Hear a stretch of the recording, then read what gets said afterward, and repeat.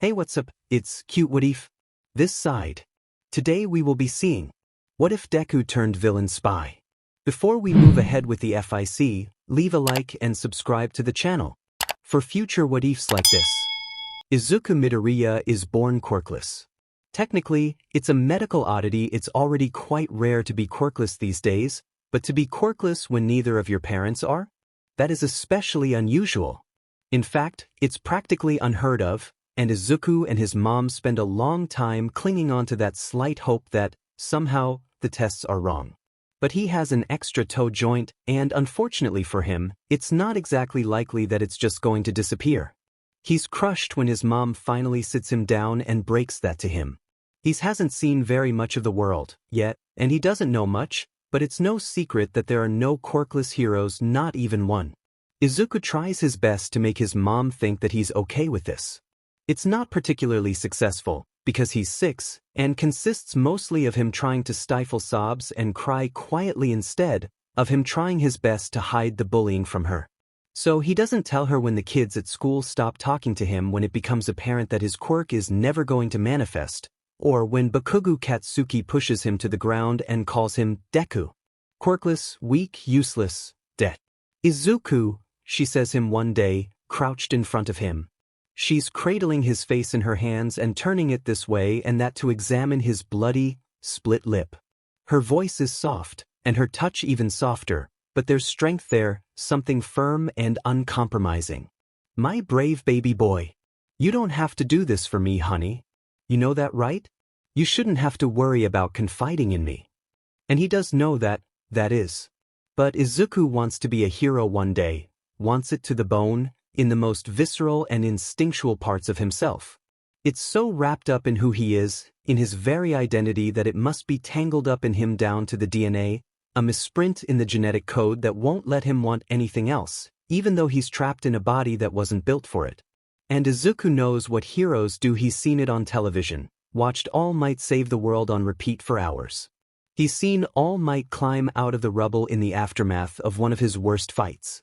The camera angle can't quite conceal the bloody injury in the hero's side, though through the grainy footage it is impossible to discern how serious the wound is. It looks painful though, yet All Might smiles still as he declines any help from the paramedics, tentatively flocking onto the scene now that the main threat has neutralized, and instead turns to aid in the rescue efforts. Izuku remembers thinking. So that is what it means to be a hero. It's not just about how many bad guys you catch, then, or even how many people you can rescue. It's not just a job where you punch your card, do your duty, and then go back home to rest at the end of the day. It's a constant responsibility. It's about doing everything you can to ease the suffering and the burdens of others, about giving everything you can, even yourself if need be. And that? Izuku knows that he is weak and useless and quirkless. But he doesn't need a quirk to do that. That he can achieve. His mom has enough on her shoulders already. It might be a sign of the straits that they're in that though he is only 6, she can't conceal the burden that she's struggling with from him, just trying to pay all the bills on her own. Izuku thinks it's probably because his father stopped sending her the money that he was supposed to a while back. These days, it's not uncommon for the parents of quirkless children to get divorced. The societal expectation for children with a quirk of some kind, even if it's just a weak one, is too high, and when that expectation is not met, it seems that usually one parent or the other ends up too disappointed to stick around for long. Izuku is not just another statistic as far as this goes, though. He doesn't even remember his father's face, actually, because the man hadn't even stuck around for long enough to learn whether or not Izuku had a quirk or not. He might know at this point, actually, but it probably wasn't a factor in his decision to walk out. That fact is a blessing in disguise, Izuku supposes. He doesn't know how he'd deal with being the reason for the loneliness he sees in his mother's eyes sometimes, when she stares at the empty seat at their dinner table. And then one day, when Izuku is 8 years old, his father comes back. Izuku is hiding behind his mother's legs, peeking out from behind her thigh with a shy curiosity. Hisashi Midoriya is a tall man. He is wearing a well-tailored business suit, and despite his height he is not particularly bulky, though through the lines of his well-pressed shirt Izuku makes out a lean physique. His father leans forward as if to examine him in return, and Izuku shudders. There's a cool, clinical observance in those eyes that makes Izuku worried that his father's quirk might be one that lets him dissect people with a glance. Izuku can't stop himself from clutching more tightly at his mother's leg, hiding behind her fully now. His mom doesn't take her eyes off of the man in their doorway, but she reaches back and runs a soothing hand up Izuku's forearm, comforting even though Izuku can feel that she's tensed and cautious in front of him. "Hisashi," his mom says, and Izuku marvels silently at how kind her voice is, considering the circumstances. It is firm and gentle, the way she speaks to Izuku when he's done something wrong and she wants to explain to him exactly what. "What are you doing here?" His father clears his throat, much more composed than Izuku ever is when his mom fixes him with that stare of hers. "Inko," he says.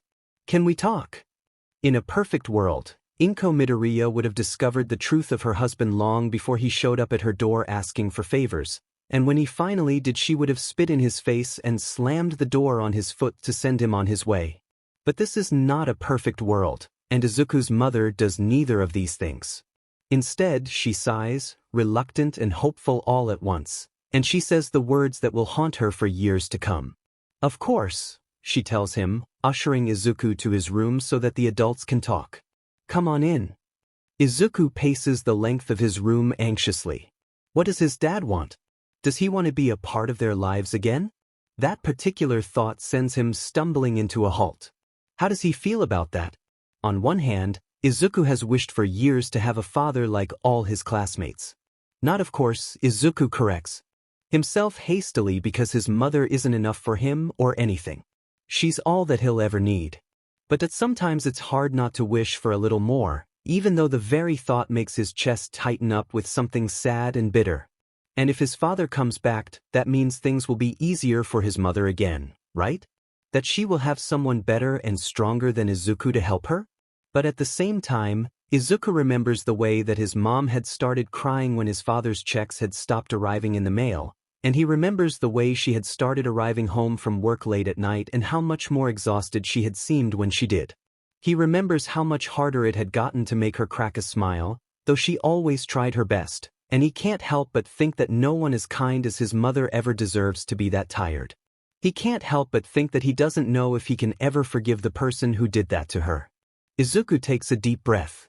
It is terribly rude to eavesdrop, Izuku knows.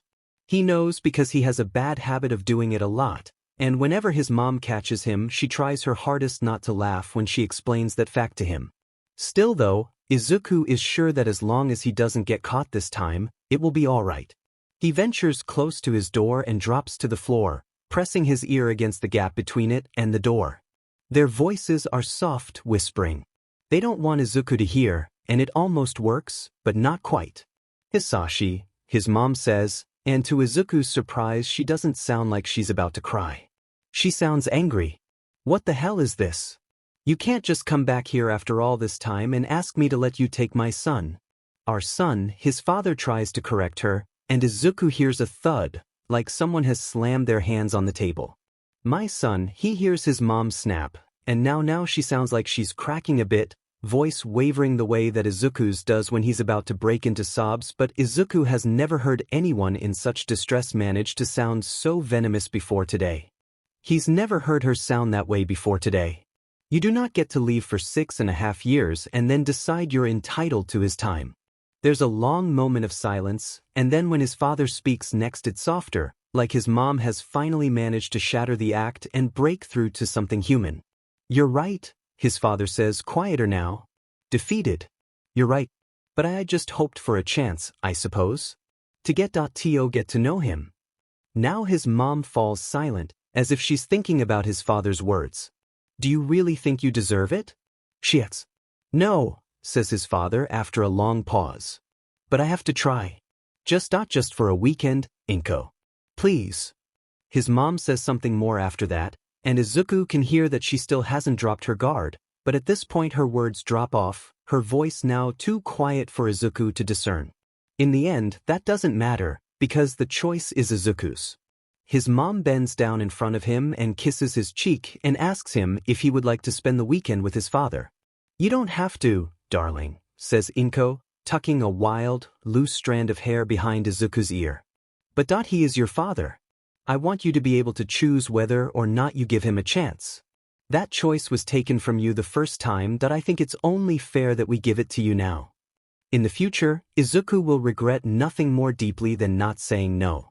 He'll cry himself to sleep and wish he'd wrapped himself in his mother's arms and buried his face in her shoulder, that he'd clung to her and never let go. But Izuku looks at his mom, kneeling down at his level, and then glances up at his father, who is standing tall above them both. He doesn't think he likes his father. But heroes forgive, right? They're kind, even to the people they don't like. So Izuku makes a mistake that he'll berate himself for years, a choice that he'll look back on with self-hatred and the empty sort of grief one feels for something they lost without even knowing, and he says, okay. Inko Midoriya has always been prone to fits of severe anxiety, and it is to this that she attributes the way that fear builds in her chest as her ex-husband drives away with her son in his car. She knows she'll be lonely. Izuku has basically been her only companion for years, aside from some of their neighbors, though she doesn't particularly wish for anyone more. After all, he's her son, so soft and gentle and kind. There's no one else she'd rather spend her time with. But it's just 2 days. She'll be alright for that long, and Izuku will be too. Hisashi is a deadbeat, to be sure, the sort who cares more about his job and his money than his own child, or at least he was the last time they were together, when he walked out on them. But even back then, she would have trusted him with Izuku for 2 days. And if he truly has grown, then perhaps there's a chance that the two of them could even fix their relationship. Inko feels a little ill at the thought. Something like nausea rises in her stomach when she thinks of Izuku wanted to spend every weekend with his father, or worse, wanting to live with the man full-time. Calm down, Inko, she mutters to herself, patting her cheeks sharply in an attempt to stop the spiral. Calm down. It's what Izuku needs here that matters. Plus, she says, finally forcing herself to turn away from the street that Hisashi's car, now well out of sight, had driven down, and closing the apartment door behind her. It's just for the weekend after all. She's wrong, of course, but it's the sort of error that is impossible to realize until it's already far too late. The start of Izuku's weekend with his father is awkward and stilted enough that even Izuku picks up on it right away. It's morning, so his father drives them both to get breakfast before they head to his place.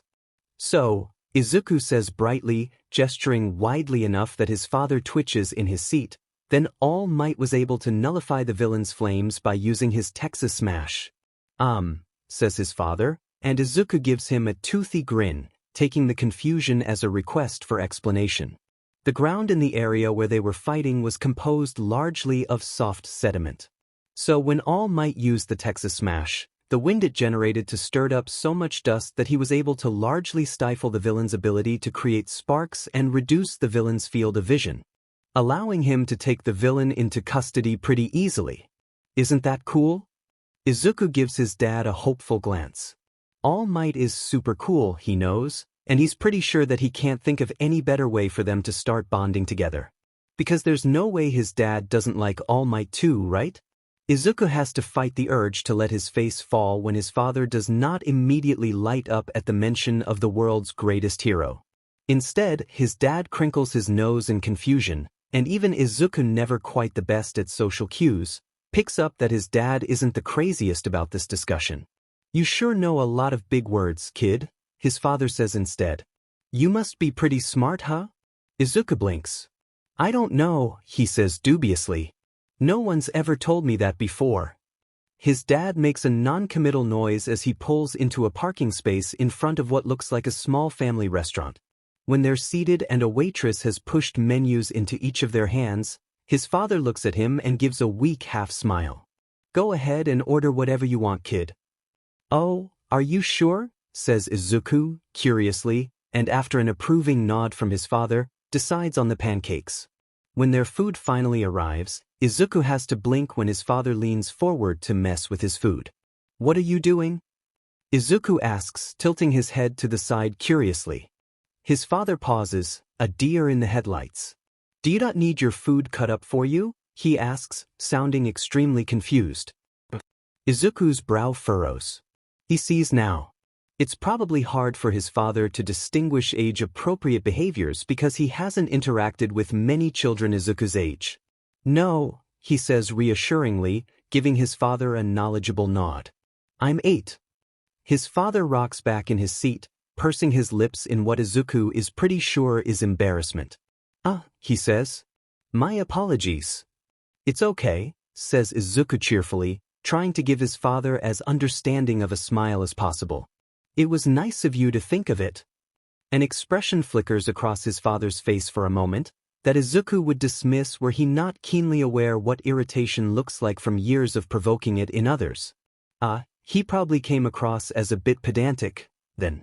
It's not something he actively tries to do, but he knows that it happens, and he's sure that it must be particularly annoying to feel talked down to by your 8-year-old son.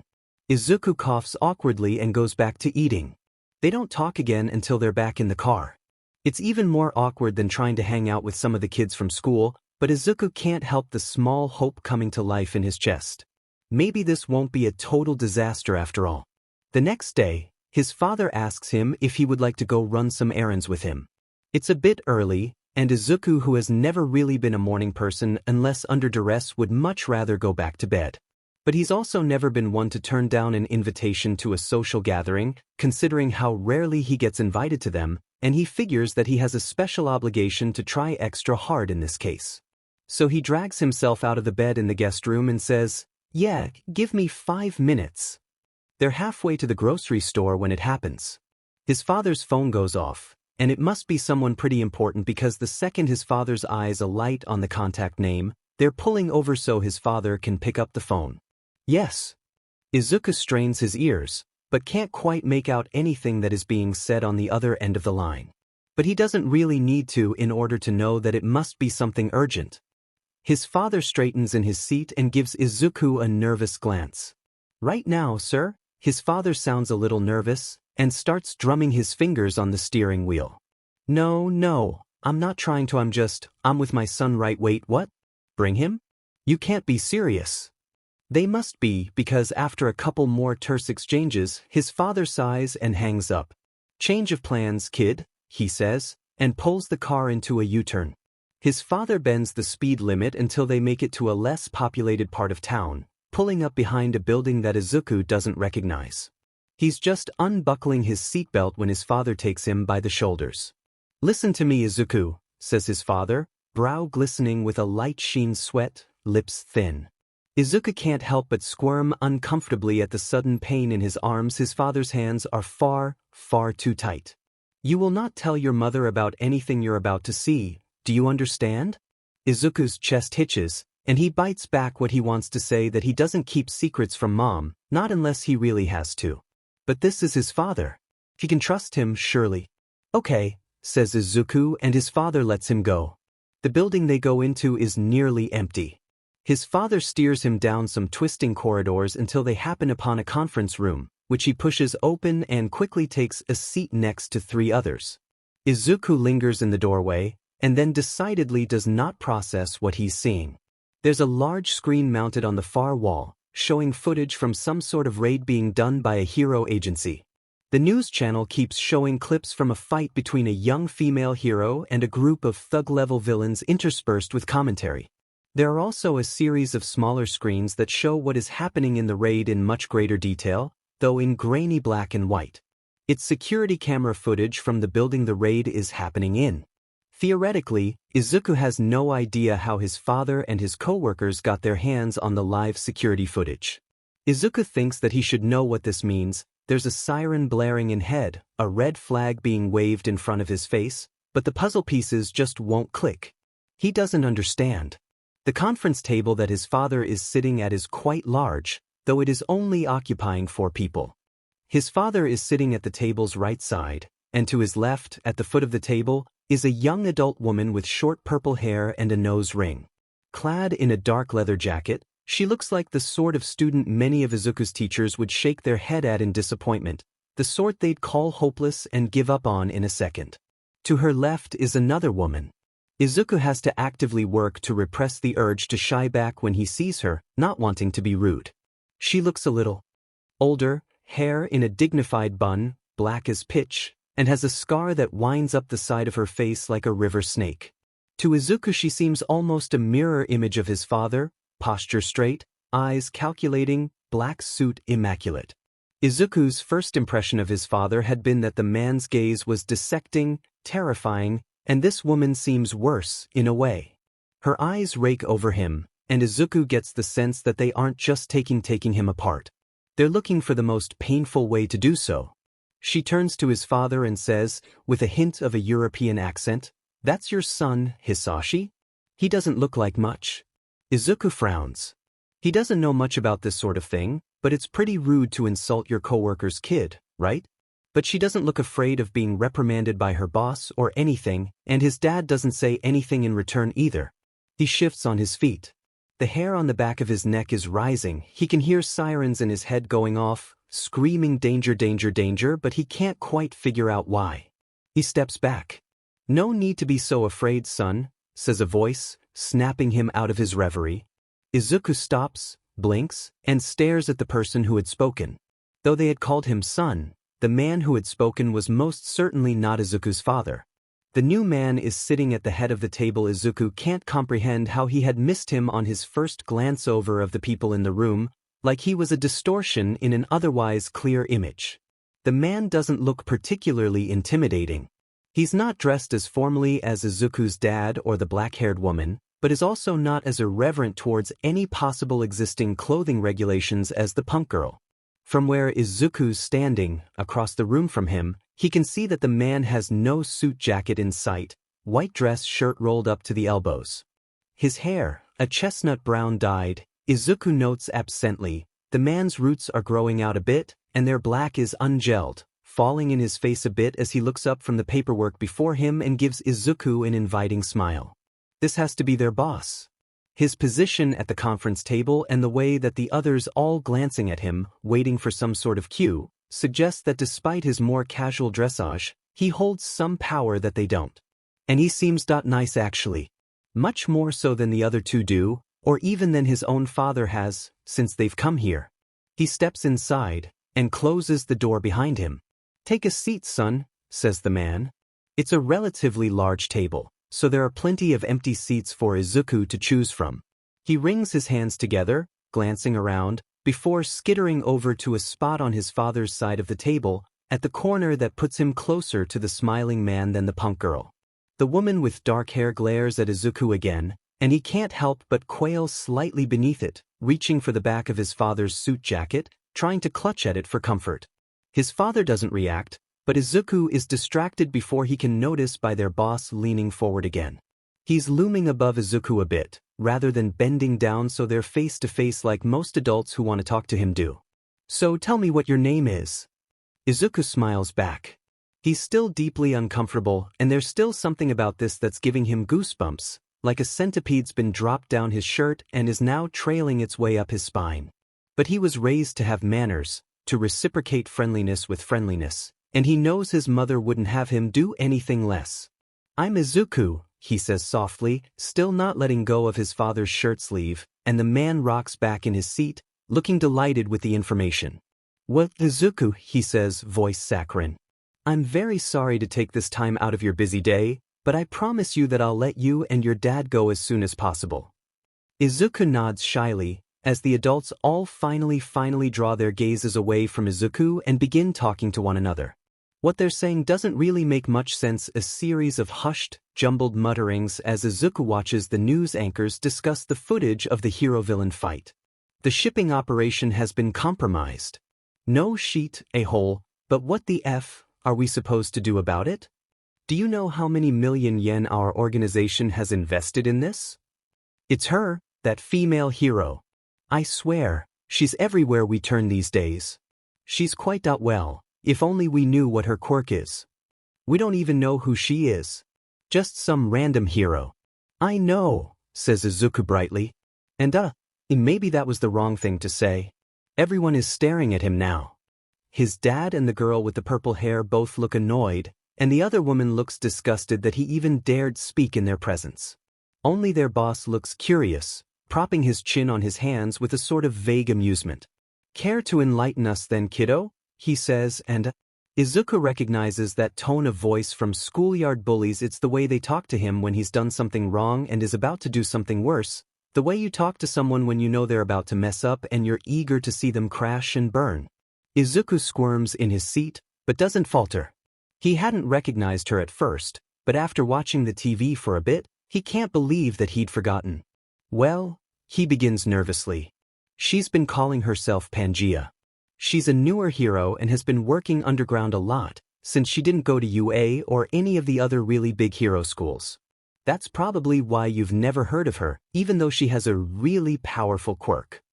Yeah, snaps the girl with purple hair. Some form of earth manipulation, obviously. Probably a variant of telekinesis. She gestures at the screen, where they're showing a clip of the young hero sending a twisting spire of rock in the direction of some foes. Nope, says Izuku. It's her feet.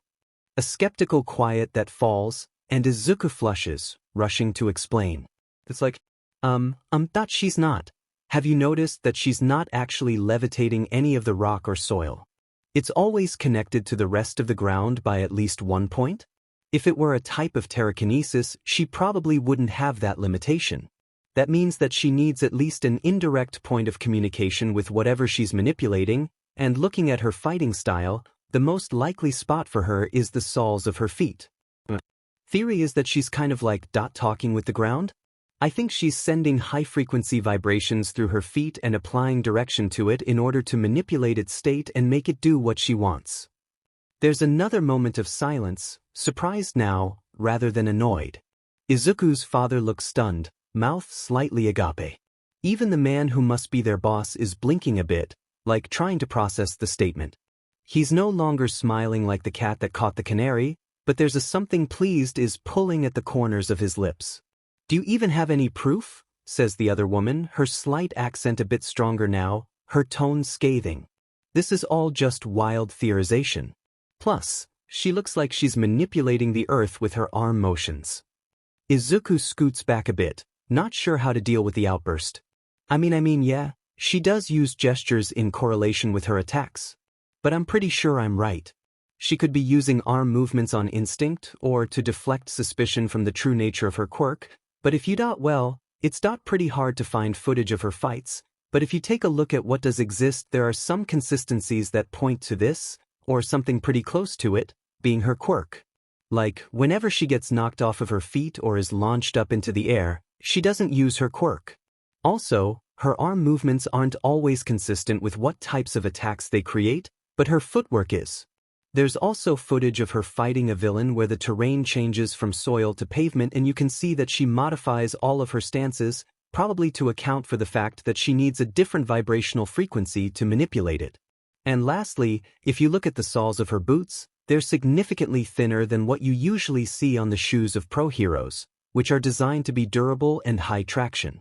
If I had to guess, I'd bet they're made out of some sort of special material too, something that allows the vibrations through so she doesn't have to fight barefoot. There's a silence. It stretches out long enough that Izuku has to resist the urge to fidget fearfully under the scrutiny. The stillness is broken by a sharp, delighted clap. Astonishing, says their boss, pushing his sleeves, which have slipped down a bit, back up. Where'd you pick up such analytical skills? Did someone teach you? Izuku smiles proudly. The man believes him. He doesn't know if anyone has ever listened to one of his theories before without becoming defensive by the end of it. No, he says. I just really like heroes. They're the best. All Might is my favorite. I'm going to a hero too when I grow up. Aren't you quirkless? Says their boss, a hint of a laugh in his voice. Izuku falters, falls back a bit. Yeah, he says. But I shouldn't let that stop me, right? I mean, a real hero would never give up.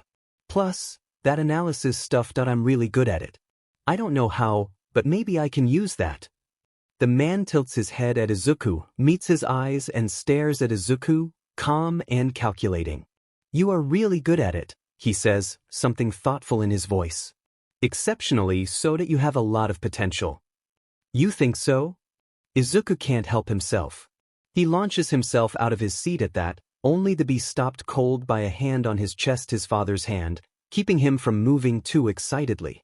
His sudden movement has made him the target of suspicious looks from the other two in the room, and Izuku stutters but moves on. You're the first person who's ever told me that. The man TSSKS. And what a shame that is. Some people just aren't capable of seeing past their biases. But not to worry, my boy. I'm not one of those people. Masami? The punk girl turns, stands at attention. Sir, she says, more respectful than Izuku would have expected from the way she's acted thus far. Will you pass this information on to the relevant parties? She pauses, gives Izuku an odd glance, furrows her brow, then nods. Of course, she says, and pulls her phone from her back pocket as she slips from the room quietly. Now the man turns to Izuku's father, leans back in his seat with a cocky grin, looking delighted, face smug with self-satisfaction, like things have worked out just according to plan. I like your son, Hisashi, he says, drawling the words out. He's smart. And funny, wanting to be a hero with no quirk. His tone has changed now, turned into something cold and uncompromising. There's a sudden chill down Izuku's spine, and he can't help but feel he's made a miscalculation. He suddenly remembers everything he's ever read about the art of misdirection, and he's overcome with the sudden misgiving, low in his stomach, that he'd been so afraid of the more obvious threats in the room that he'd forgotten that the person who can stab you with a smile is the deadliest of them all. The man rotates in his seat and fixes Izuku with the stare of a man sizing up a prize. I think he could be useful to us, he says. We're going to keep him. It takes Izuku a moment to process the words. He's so frozen that he almost doesn't hear them, and he certainly doesn't hear his father's protest, half-hearted, weak, the sort of thing you say more for show than anything else. I'm sorry, he says. I'm only here for the weekend. I promised my mom that I'd be back by. The man stands, and Izuku stumbles backwards. His legs collide with the chair behind him, and he's saved from falling back by the man's hand, catching his shoulder. His hold is tight. It stings. Izuku twists a bit. Let me go. The man shakes his head, looks quietly disappointed. Hey, kid, he says, sounding much gentler than he feels. Don't be too upset. We'll probably appreciate your help more than she ever could. There's a pain building in Izuku's left shoulder, something hot and uncomfortable. He gasps a little bit, tries to wriggle loose from the man's grip. The man gives him a smile, so wide and hysterical that its edges are practically sharp. A sudden wave of nausea has Izuku pitching forward, the pain colliding with a sudden onset of dizziness to send his world flickering around him, graying out at the edges as he fights to stay conscious. Tell me, says the man, have you ever heard of the villain they call Vicious? Izuku shudders, shakes his head and presses his hands to his mouth to stop himself from hurling everywhere. The pain increases to a fever pitch, practically a scream in his eardrums, even as he hears the outside world around him quiet. The man's hand is like a brand on his shoulder, one that he no longer has the energy to squirm away from. His vision is like static now, fuzzy and distorted. Through the fog he can just barely make out his father, resolutely looking away. Great, Izuku thinks. Of course you haven't, continues the man Vicious, and that's how I like it. People will know my name one day. They'll know all about me. But only after it's too late for me to be stopped. Only then. Not a second before. I didn't get to the top of the villain underground by being arrogant, after all. He bends forward, like Izuku, who is on his knees, twitching in pain like an insect skewered by a pin, is a particularly interesting lab specimen for him to examine. I'm not arrogant about my abilities, nor about the people I choose to employ under me. You may be quirkless and a child, he says, and the shriek in Izuku's ears reaches its crescendo. His world flickers in front of him, like a TV with a bad connection. It fades out and then back in Vicious is there, and then suddenly he's an out-of-focus image that Izuku can't quite set his eyes on. But I have a use for you, and that's good enough for me. Izuku's whole world is practically static at this point, alive and violent and noisy and entirely incomprehensible to him. It's buzzing around him, it's warping him down to the bone, splitting him open and apart, and it hurts. He blacks out. He doesn't know how long he's unconscious for, but when he wakes up, he's in a different room altogether. He sits up and rolls his shoulder. He's not in pain anymore, thank God, but the side of his body that man had been touching is buzzing slightly, all pins and needles like he'd fallen asleep on it, though the sensation is fading rapidly, growing more indistinct with every second. Izuku stumbles to his feet, rubbing the exhaustion out of his eyes and trying to take stock of his situation.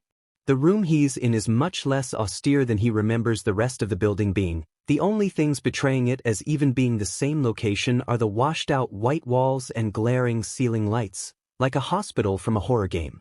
But there's a bed that he had woken up in, a bathroom, a desk, and a wardrobe. There's even a TV. It's not even that small, comparative in size to his bedroom at home. It doesn't look like a prison cell. But the door is locked, and there are no windows, so it might as well be one anyways. He tugs at the door a couple times despite this fact, rattling the handle. His breathing is coming faster now, hitched and panicked, until he finally has to force himself to give up, step back, and rub at his eyes until they feel raw. He can't cry. He can't cry. His mom always says that it's important to stay calm in times of crisis. But if he lets himself start crying now, he doesn't know if he will ever stop. There's something cracking open in his chest, a chasm deep enough that he doubts tears will be enough to fill it. Izuku forces himself back into the bed, and he huddles under the quilt.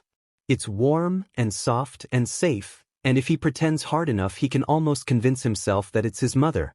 He doesn't know how long they keep him locked in there. It must be a couple of days, at least, because the door opens every once in a while for someone, usually the punk girl, Masami, to step inside and set a tray of food down on the desk. Izuku doesn't try to ask any questions, and no one offers any answers. That's okay. He doesn't want to know. He doesn't want to know. He doesn't want to know. He shivers, curls up tighter in bed, and wishes with all his heart that he will wake up. After a couple cycles of meals being delivered, Izuku finally dares venture from the bed again. He's been staring blankly at the wall for the most part, with breaks to eat and use the bathroom, and been scratching a furrow into it determinately with his left thumbnail for what must be hours at this point, trying to find some outlet for the nervous energy roiling around inside of him. But his finger is bleeding a little now, and hurts too much for him to continue. But maybe if he checks the news, maybe they know he's missing. Maybe they're looking for him and getting close. Maybe. He never gets to look. The first couple channels are daytime TV shows, which he passes over quickly. But the first news channel he sees, he stops. The remote clatters from Izuku's hands and he sways. No, he thinks, a cold sweat breaking out on his forehead as he doubles over and retches the meager contents of his stomach onto the ground in front of him. Underground hero Pangaea critically injured in battle. Is her career over? There's a grainy, enlarged photo on the screen, another hero dragging Pangaea's limp, injured form to help. Her face is slack and bloody, and though it appears that the worst of her injuries have been blurred out by the news station, Izuku can see enough to realize that her legs, they must be practically crushed. They're bent at all the wrong angles. He's going to be sick again, so he slams a trembling finger on the power button of the remote, practically collapsing where he's standing, unable to even make it back to the bed this time before he has to sit down heavily. He shakes, buries his face in his knees, curling up as tiny as possible as if that will help him escape what they've done, what he's done because, God, it had been him. I did this, I did this, I did this. He chokes on a breath. He can't. He knows now what they want with him. He wishes he didn't. At some point, the door swings open and it's Masami, but she's not there to bring him food this time. She stands there, cold and expectant. You're wanted, she tells him, and when he just looks at her, blank and confused, she scowls and taps at her wrist. Hurry up, and says, now. There's an uncompromising set to her face. Izuku notes vaguely that she must not be a very good actress. It would have been easy, with her youthful appearance and presentation, to trick Izuku into latching onto her, to trick him into viewing her as an ally rather than an enemy. It's likely why they've been sending her with his meals rather than any of the others. And maybe it would have worked, or maybe it wouldn't have, but it's a moot point now because Izuku has felt less hatred in a dozen schoolyard quarrels with Bakugo than he does from a single one of Masami's gazes. It's okay though. Izuku knows what he has to do. Stands up and follows her. She takes him downstairs, into a basement of sorts. It's considerably less well kept than the rest of the building. The tile floor has been foregone for torn, damaged concrete, and the sickly yellow fluorescent lights are now dimmer, more orange, not quite banishing all the shadows in the corners of the room. Izuku sidesteps a dark brown stain on the ground in his path. There are a few more like it around the room, some are splattered on the walls, and even a couple on the ceiling. He does not let himself think about what they probably are. There's a chair pulled up in the center of the room, under one of the lights. Vicious is sitting in it. Izuku's father is standing behind him, and decidedly averts his eyes when Izuku comes to a halt in front of them. "Sir," says Masami, gesturing to Izuku. Vicious nods, and Izuku hears her footsteps fade behind him, and the door to the basement close behind her as she makes her exit. Izuku stares at Vicious. The man still looks terrifyingly affable. He's dressed much the same as he was when Izuku saw him last, though now his hair is pulled back in a lazy half ponytail, like he needed it out of his face before engaging in work. Vicious smiles, all teeth. "Izuku," he says. "I'm so sorry we kept you waiting. I'm afraid we had to take care of some matters before I could arrange this meeting with you. I hope your accommodations haven't been too unpleasant, though. I wanted you to be comfortable." His gaze falls on Izuku, expectant. "Yeah, except you locked me in and won't let me leave," Izuku thinks viciously. "Yes," is what he says though, voice dry and cracking, because he's doubtful that he actually has any other choice. Vicious looks satisfied, leaning back in his chair. "Good, I'm glad to hear it," he says. "Now, I'm going to cut to the chase here. Do you know what I want from you?" He does.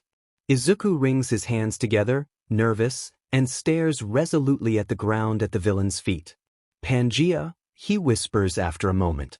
"You want me to do what I did to her. To other heroes." "Clever," says Vicious, "as I expected." "Yes, that's exactly what we want." It's a moment of sudden boldness that has Izuku suddenly meeting Vicious' gaze. "Why me, though?" he says, voice suddenly hotter than even he expected. Vicious looks surprised and a little annoyed, and Izuku flinches, immediately backpedaling, both physically and verbally. I just mean. There's lots of people who can do that. I'm not the only one. Why would you want to use me? I'm just a kid." "Ah," says Vicious, face relaxing. "But that's exactly why, young Izuku. You're right. I have met some adults who can do what you do. But never someone your age. I told you when we first met that I try not to be arrogant about the people I hire.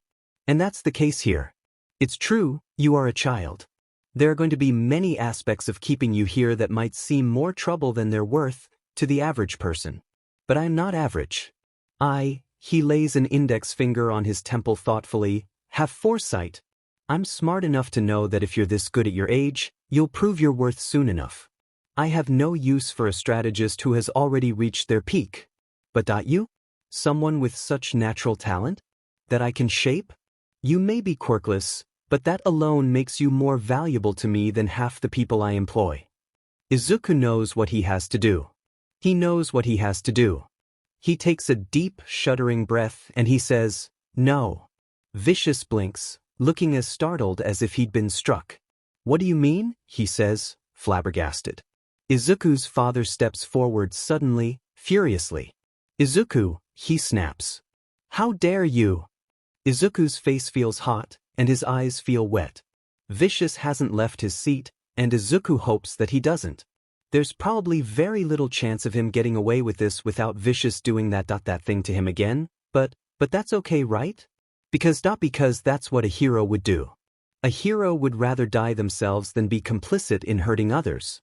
And Izuku might be quirkless, might not be able to protect people from rampaging supervillains or lift collapsed buildings off of them with his bare hands, but this he can do. "No," he says again, looking at his dad now, angry. I can't make you let me go home. But I don't want to hurt anyone. I won't." "Izuku," snaps his dad again, taking a sharp step forward. Izuku can't help himself, gives his father the most furious look he can muster. "You're a coward," he says. It comes out a more sad than angry though, and he's sniffling now, loud and distraught. There are silent tears streaming down his face now, even though he promised himself he wouldn't cry. "It doesn't count until I start sobbing," he tells himself, shoulders hitching. "How could you do this? What's wrong with him?" he hears Vicious ask his father. The villain still sounds legitimately bewildered, like he can't comprehend why Izuku doesn't understand what is just good business sense. Is it the mom thing? Should we kill her? Would that help? Vicious says it so casually, so mildly, that it takes Izuku a moment to process the words. What? He chokes, and the fear of it paralyzes him. Not mom. Not her. No. Vicious looks at Izuku, frozen in place, and lights up like he's had the idea of the century. Ah, Izuku my boy, he says, sounding delighted. I have a plan that will keep us both happy then.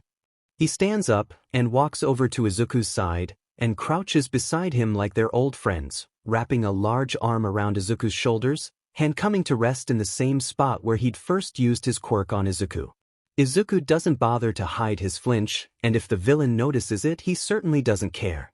Here it is, he says. You cooperate with us, then, and I will not only let your mother live, I will guarantee you her safety. She'll be fine. Yeah, she might miss you a bit, but she'll be alive and happy. Izuku shifts away slightly, uncomfortable, but Vicious' grip doesn't let him get very far. But, he says softly, trailing off. Would Vicious do it? Kill his mom? Now, if you're uncooperative, things are going to turn out a little different for Mrs. Inko Midoriya, says Vicious, and there's something about the way he speaks, like human lives are a currency of which he has more than he could ever possibly spend, that convinces Izuku that Vicious may be cruel, but he is not a liar. Would he be when his most effective weapon is the truth? Don't start sobbing, he tells himself, as silent tears trickle down his cheeks. The clench of his heart in his chest is growing tighter by the moment. What is he supposed to do? A hero wouldn't cooperate with a villain. But a hero wouldn't sacrifice their own mother to the bad guys either, and even if they would, that's a line that Izuku, for all his dreams of heroism, doesn't think he could ever cross. He thinks about the news, thinks about Pangaea, legs twisted under her in a million different directions, thinks about blood and violence and pain, the memory of it still thrumming vaguely under his skin. He knows what he has to do. Vicious still has an arm draped over the back of Izuku's neck, and the weight of it hangs heavy. It's a noose around his throat, about to pull tight. It's a python, squeezing him in a deadly embrace as his ribcage cracks beneath. It's the blade of a guillotine in free fall above him, and Izuku wishes his head would just hit the floor already. He's shaking. But he thinks about his mother, and it's a choice that makes itself. He'd consign himself to fates worse than this 1,000 times over for her. Izuku trembles. He is in a den of monsters, in the grip of one who has struck him where he's weakest and is now poised for the kill, teeth bared, ready to tear him apart as soon as he breaks, as soon as he stops fighting. And it's not a choice. Izuku has no choice. Maybe he never did. A tear drips off his chin and onto the ground. He nods, a silent, frightened thing. Okay, he says, and it's what the wolves have been waiting for. The teeth sink in. Izuku eyes the jump before him.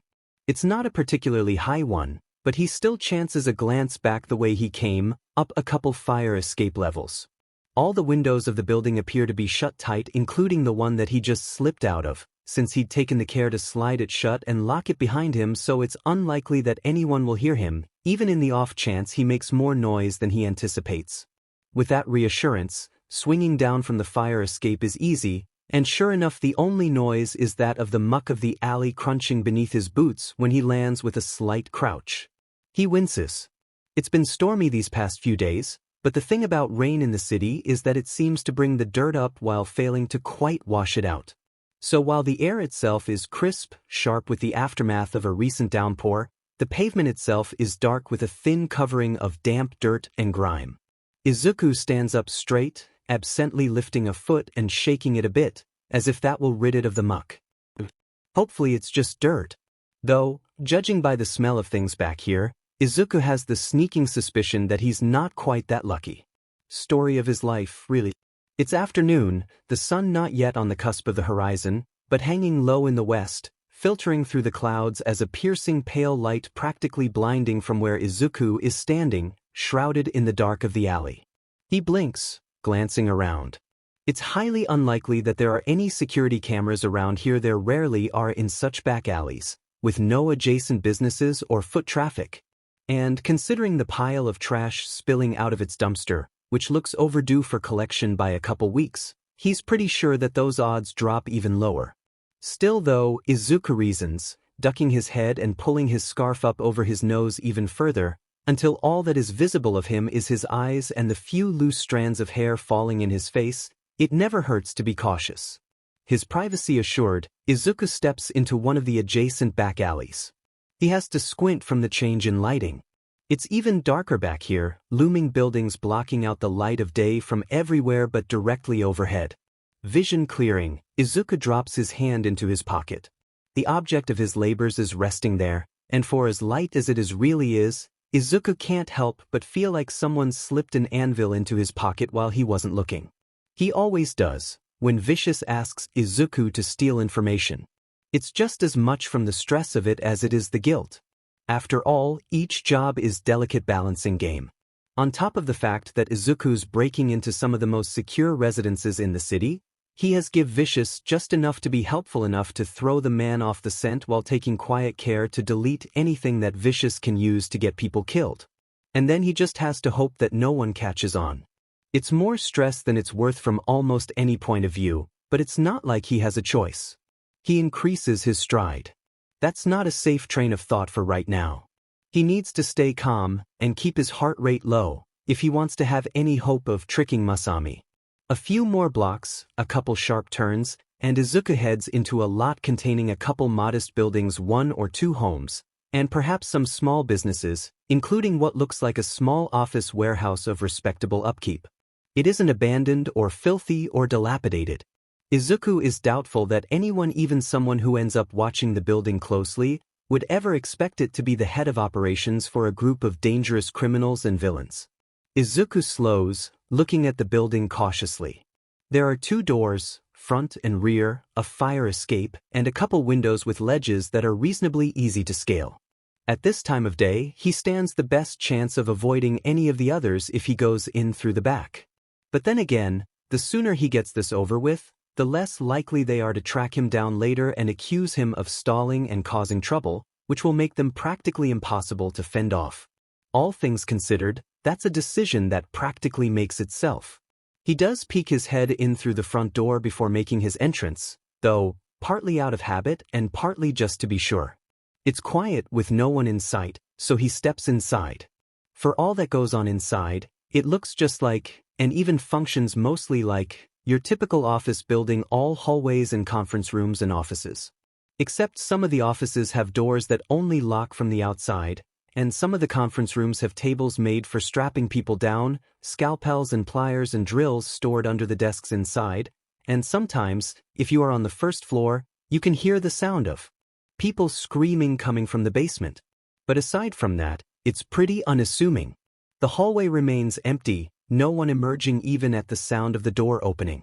Izuku releases a small breath, one that he hadn't even realized he'd been holding, and steps inside as quietly as he can, shutting the door and sliding the lock back into place with a soft click. Still, silence. Izuku tilts his head to the side, dropping his hood and listening. The building's creaking a bit, the way they do when they're getting a little old, but he can't hear anyone walking around. That doesn't necessarily mean much. None of the others move particularly loudly, and they've snuck up on Izuku before, even when he had been listening for them. He runs a hand through his hair, pushing it back and out of his face. Even despite himself, he can't help but wonder if perhaps no one is here. In which case, Izuku glances around nervously, gaze flitting from door to door, and makes for the stairs. His room is on the 2nd level, and while he is very careful, practically obsessive with keeping track of the information that he passes along to Vicious, human memory is fallible. He's already read all the files that he's supposed to turn over to the others, tweaked them marginally, and committed to memory not just what he's changed but what he's giving them. But if he can make a copy of these files for himself, well, he's not an idiot. Knowing what Vicious and the others know is vital, not just for Izuku's survival, but also running interference if he needs to. He doesn't often. He can't. If he does with every, or even with most, of their missions, he'll get caught. He can get away with it if one of their jobs goes sour every once in a while. But even one time too many, and well. Izuku's learned by now that he has to pick his battles very carefully if he ever wants to actually win any of them. Izuku's just made it up the first few steps when, like a bolt from the blue, something pulls him from his path with a violent, unexpected jolt. It's a hand, catching his wrist, pulling him away from the railing just as he is reaching for it. The hand's owner tugs him back with enough force that he can't catch himself, falling down the steps he'd been able to make it up, and wrenching his shoulder in his socket as he pulls himself back up to his feet, holding out his free arm to steady himself. He tries to catch his breath, tries to force it to even out. He hasn't even actually hit the ground. The hold on him is strong enough that it alone had kept him from falling all the way, even when he himself hadn't been able to find his footing. But he can't quite get a full breath of air in. It's almost like he hit the ground anyways. He thinks, panting a bit. It could be worse. At least he wasn't caught actually trying to go into his room before reporting in. Now, that might have gotten him into trouble. Not that this situation is exactly ideal.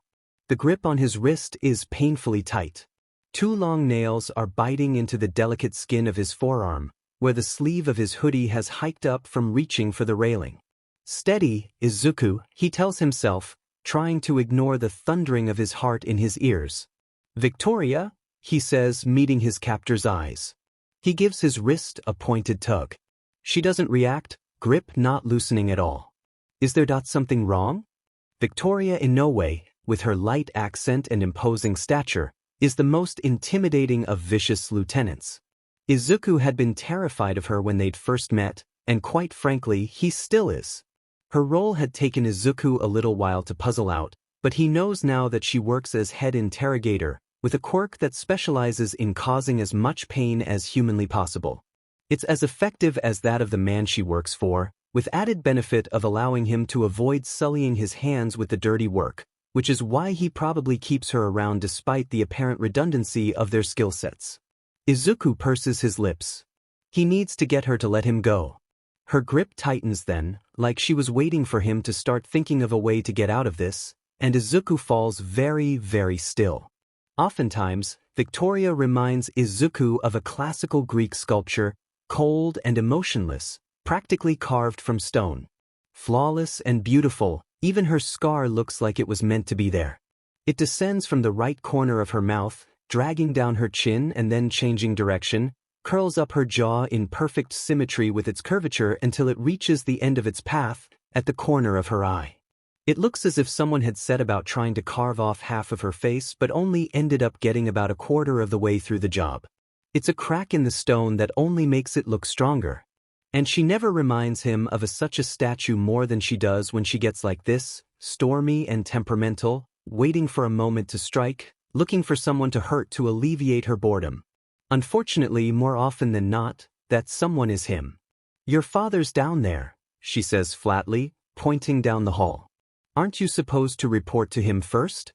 Her eyes stare through him rather than at him, like she's trying to nail him to the wall with the pointed end of her gaze, like she knows exactly what he's up to.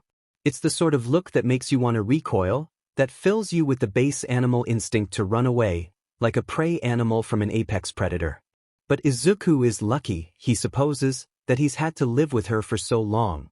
That he knows from experience not to flinch away when she gets that expression, not when a frown of irritation is starting to tug at the corners of her lips.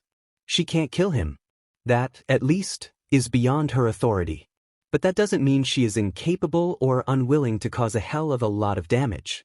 Actually, as long as it can be hidden, as long as it will heal, as long as Izuku can still do what they need of him, Izuku is pretty sure that Vicious doesn't particularly care what the others do.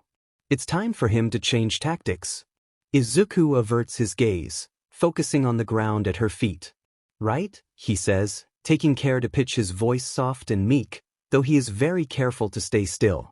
If she takes note of his sudden change in demeanor, she doesn't seem bugged, but more likely than not, she simply hasn't picked up on it. Victoria is terrifying and cruel and cold, and not nearly as smart as she thinks she is. In battle against heroes, she's an excellent fighter. In organizing attacks against civilians and the public, she's an expert in minimizing risk to herself while maximizing fear and pain she inflicts. And in an interrogation room, she can make people sing, can pull the information she wants from their lips like music. While she remains under the radar for the most part, Izuku knows that she's the sort of villain that heroes have the most reason to fear, the sort that doesn't get too sidetracked trying to wreak meaningless havoc. She kills who she needs to, and typically she takes great pleasure in it. But she doesn't get distracted. She keeps her eyes on the prize, and she's never gotten caught, and she knows exactly how good she is at what she does. And once you know how she ticks, that's what makes her embarrassingly easy to manipulate. Izuku forces himself to let his arm go lax in her grip, the semblance of something defeated and weak. His heart is still beating hard and fast in his chest, and it's all too easy to let himself crack a bit, to let a little of that fear that he can feel, resting deep and heavy and muted in his chest, turn his voice into something tremulous and vulnerable. "Sorry," he says, audibly wavering. "I didn't know he was here." There are tears building in his eyes, real ones, actually, because Christ, she isn't letting go and his wrist effing hurts, and if this doesn't work he is royally screwed and he can stop them, if he wants. But instead he lets a couple through, then blinks a couple times like he's trying his best to hold them back, and he can tell she's seen it. There's a long moment of silence, in which Izuku has to resist the urge to tense up and wrench himself from her grip. He's fast and quick, he's learned to be, has had to in order to do the jobs that they ask of him, but he's definitely not faster than her quirk, and he certainly isn't interested in seeing what the inside of his arm looks like. Her grip tightens marginally, and while he's careful to keep his eyes locked onto the ground, he thinks, briefly, that he sees something like frustration flash across her face in his peripheral vision. And then finally, at long last, she drops his wrist. Izuku has to resist the urge to snatch it back and cradle it to his chest, like a dog with a broken leg. Cautiously, he brings his gaze up to meet hers once more. He doesn't understand, really, how someone can have so little in their eyes. Victoria's eyes are a paler brown, the type that catch the light and hold it, sharp and vibrant, and they'd be beautiful if they weren't so empty. His wrist pulses as it hangs limply at his side. Something terrible and angry uncoils itself inside of him, like a viper. This happens to him sometimes, a sudden abject disgust with it all. With her, that she views him as a tool she can use and abuse. With the fact that she's right, that he can partake in as many petty acts of defiance and that he can try to subvert them in secret as much as he pleases, but in the end it doesn't really mean anything. In the end, they keep him around, keep him alive because he helps them, however marginally. Because he's useful to them and to the crimes they want to commit. Good. He hates her and them almost as much as he's afraid of them, and possibly more than he hates. Izuku takes a breath, harsh and sharp. It rattles like a snake under the skin, and he hopes that she'll take it for fear. "Sorry," he says again, forcing himself to keep his voice as low as possible. Apparently irritable silence is going to be the default state of things for her in this conversation, because, once again, Victoria doesn't respond directly. Instead she tilts her head to the side, and brings a hand to the side of his face. Izuku freezes in place. "Don't flinch," he tells himself. And then, in a sharp and decidedly ungentle movement, she takes hold of Izuku's scarf, which is still up, concealing his mouth and nose, and tears it downwards, exposing his face to the open air. She said. She probably had been originally, had probably just been looking for someone to take her temper out on, been looking for an excuse to tear someone apart, and is now disappointed that Izuku had played along rather than fighting back. God knows why she had thought he would. He's known better than that for years. Victoria scoffs, a noise of disgust from deep in the back of her throat. "Then go," she says sharply. "Stop wasting time. And don't wear that DMN thing inside. It's rude." "You're rude," some childish voice inside of him sings. She turns away. It's a clear dismissal, and Izuku, no longer frozen under her gaze, rubs his aching wrist with his uninjured hand and takes it before she changes her mind. Izuku makes his way down the hall until he reaches a door with the lights on behind it. A quick glance over his shoulder reveals empty space. Victoria hasn't followed him to try and make sure he did as was told, then. Thank God. He leans his back against the wall, slumping against it in relief, closes his eyes, and forces himself to take some breaths, deep and slow. His wrist still hurts a bit, and he runs his thumb over it, wincing slightly when he touches the spot that her nails had been digging into. It's bleeding a bit, but it doesn't hurt too badly, so he drops arms back to his sides and focuses on trying to recenter himself. It's beyond vital that he's calm and relaxed for what's coming next. Of course, that's a necessity that's decidedly not helpful at getting him into that space mentally. After all, focusing on trying to get your heart rate to slow down is an inherently counterintuitive process, especially when you have no other alternative. Luckily, as jittery as Izuku is at the moment, he's had a lot of experience. A couple more deep breaths. I did not read it. I did not read it. I did not read it. I memorized it. Izuku knocks the back of his head against the wall. Now or never, he tells himself, and knocks on the door before he lets himself start overthinking. Enter, says a voice from within, and Izuku opens the door. He cracks it open only a foot or so at first, poking his head in to survey who's there before finally stepping inside. Hisashi turns from what he's working on to glance at Izuku. Masami is standing across from him, leaning forwards to examine what he's working on, but gives Izuku a cursory once-over as well, lips curling darkly before she looks away again. Here, says Izuku, fishing the flash drive out of his pocket. This is what he asked for, says Hisashi, and extends a hand. Izuku drops the device into his outstretched palm. And you didn't look at it? Izuku can barely stop himself from openly sighing in relief. Look is a much more interpretive term than read is.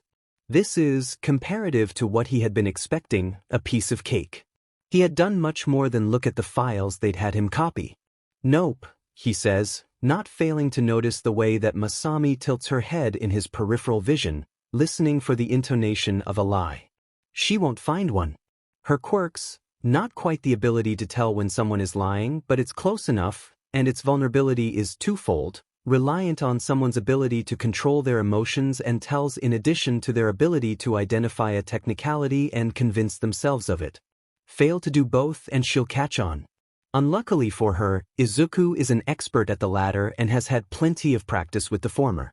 Well done, says Hisashi, when Masami makes no accusation of dishonesty, and something uncoils in Izuku's chest as he bows shortly and turns to leave. Wait, says Masami, and never mind then, Izuku turns back, heart racing in his chest. Yes, he says. Don't go anywhere tonight, she tells him shortly. The boss wants to talk to you. Izuku's heart, thundering 100 times a minute, skips a beat, and then stops in his chest. Ah, he says simply, unsure how else to respond. His mind has come to halt too, quite honestly. When nothing more seems forthcoming from her, he steps back and fumbles blindly for the doorknob. He picks up his pace, heading for the staircase one towards the rear of the building rather than the one on which he'd encountered Victoria. He wants to run to his room now, but some background part of his brain that apparently managed to avoid short-circuiting like the rest of it, reminds him that if the others aren't already tipped off, him making a frantic dash for his room after finding out that Vicious wants to speak with him will certainly do the job. It seems to take a century, but Izuku finally makes it back to his room and steps inside. He turns the lock on the door, movements frantic and jerky. The others have the key, of course, but the time it takes them to unlock the door typically buys him enough time to get what needs to be hidden out of sight. Okay, Izuku, calm down. The truth is, he has no real reason to think that Vicious knows about anything that he's done. It's not uncommon for Vicious to ask to meet with him personally, to try and ask for advice or give him some task to carry out. But at the same time, for him to ask again so soon is pretty rare. First, Izuku checks the vent in the corner of his room. Only 2 of the screws come out, so he kind of has to fight the thin, flexible metal to peek inside, and it's even more of a struggle to get his hand inside to pull his notes out when he needs them. When he removes the first screw, a slip of paper almost comically small flutters down onto the floor of the vent. Good, so this one is clear. He puts the slip back in place and then, with another nervous glance at his door, slips his shoes off and clambers onto the frame of his bed, stepping onto the high-set headrail and balancing perilously as he slowly and carefully dislodges one of the ceiling panels. He peers inside. His laptop is unmoved, thank God, and the dust around it entirely undisturbed, which means that it and the files he stored inside it are, as of now, unnoticed. Even though the one that he keeps there is one that they would certainly eviscerate him for having, Izuku fortunately hadn't had to steal it. Instead, he had been able to pick up the money doing odd jobs and favors around town whenever the others had nothing they wanted of him. They had stopped really caring what he did with his free time once they realized that he understood exactly how badly going to the cops would go for him. So though he has to be surreptitious about it, he is able to pick up the occasional job outside of things, which means that extra food, other necessities, and even the rare indulgence can be purchased rather than stolen, though he has the niggling suspicion that the others might even encourage his activities if he got what he wanted through thievery instead. The thought makes him shudder. It's a strange thing for him to be fixated on in his situation, he supposes. Izuku understands the irrationality of it, has learned to hate it, because every time he lets that part of himself slip through, he gets punished for it. But he can't help the guilt that makes his hands cramp up when he thinks about it, or the voice in his head that chimes heroes don't steal, which is true, but feels extra stupid just because, well, for him, that's a ship that sailed a long time ago. Heroes don't steal, that's true. Heroes also don't aid and abet villains, or live with them and help them and do jobs for them when they ask for it. He can be so foolish sometimes, honestly. Izuku slides the ceiling panel back into place, careful not to disturb any of the dust himself when he does so, and finally lets himself step down from the headboard, calves aching with the effort of keeping his balance.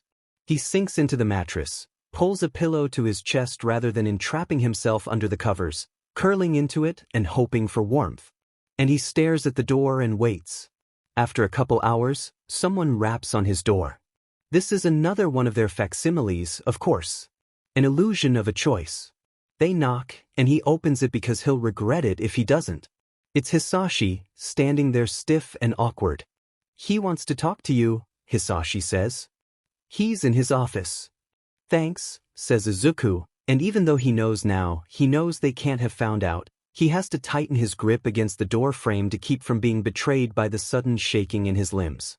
He tries to cover it, then, with a veneer of irritation. I'll get going if you can just, he gestures sharply to the side, get out of my way? Speaking to any of the others, Victoria in particular, in such a way, is a risky endeavor. Depending on their mood, he might either receive a laugh and a pat on the back, or a split lip, and it's practically impossible to tell which until it's too late. Hisashi is different though. He's never so much as laid a hand on Izuku. Not directly. Not even when provoked by one of the others, or by Izuku himself. It's some sort of twisted way of expressing guilt, Izuku supposes, or his idea of special treatment, since Izuku's his son. Not that that means anything, Izuku supposes, as he sidesteps his father and walks obediently down the stairs. Once he gets down there, the door to Vicious' office is open. Sir? Izuku says, lingering in the doorway. He's wringing his wrists behind his back, digging his nails into skin anxiously. He has no reason to be afraid. He has no reason to be afraid. What? None beyond the usual. Ah, young Izuku, says Vicious. He's visible from where Izuku is standing, sitting behind his desk in his spacious office. Come in. The years have been remarkably kind to Vicious, more so than any of the others.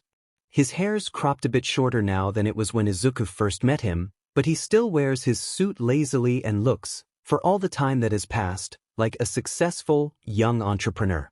He smiles at Izuku, dazzling and dangerous.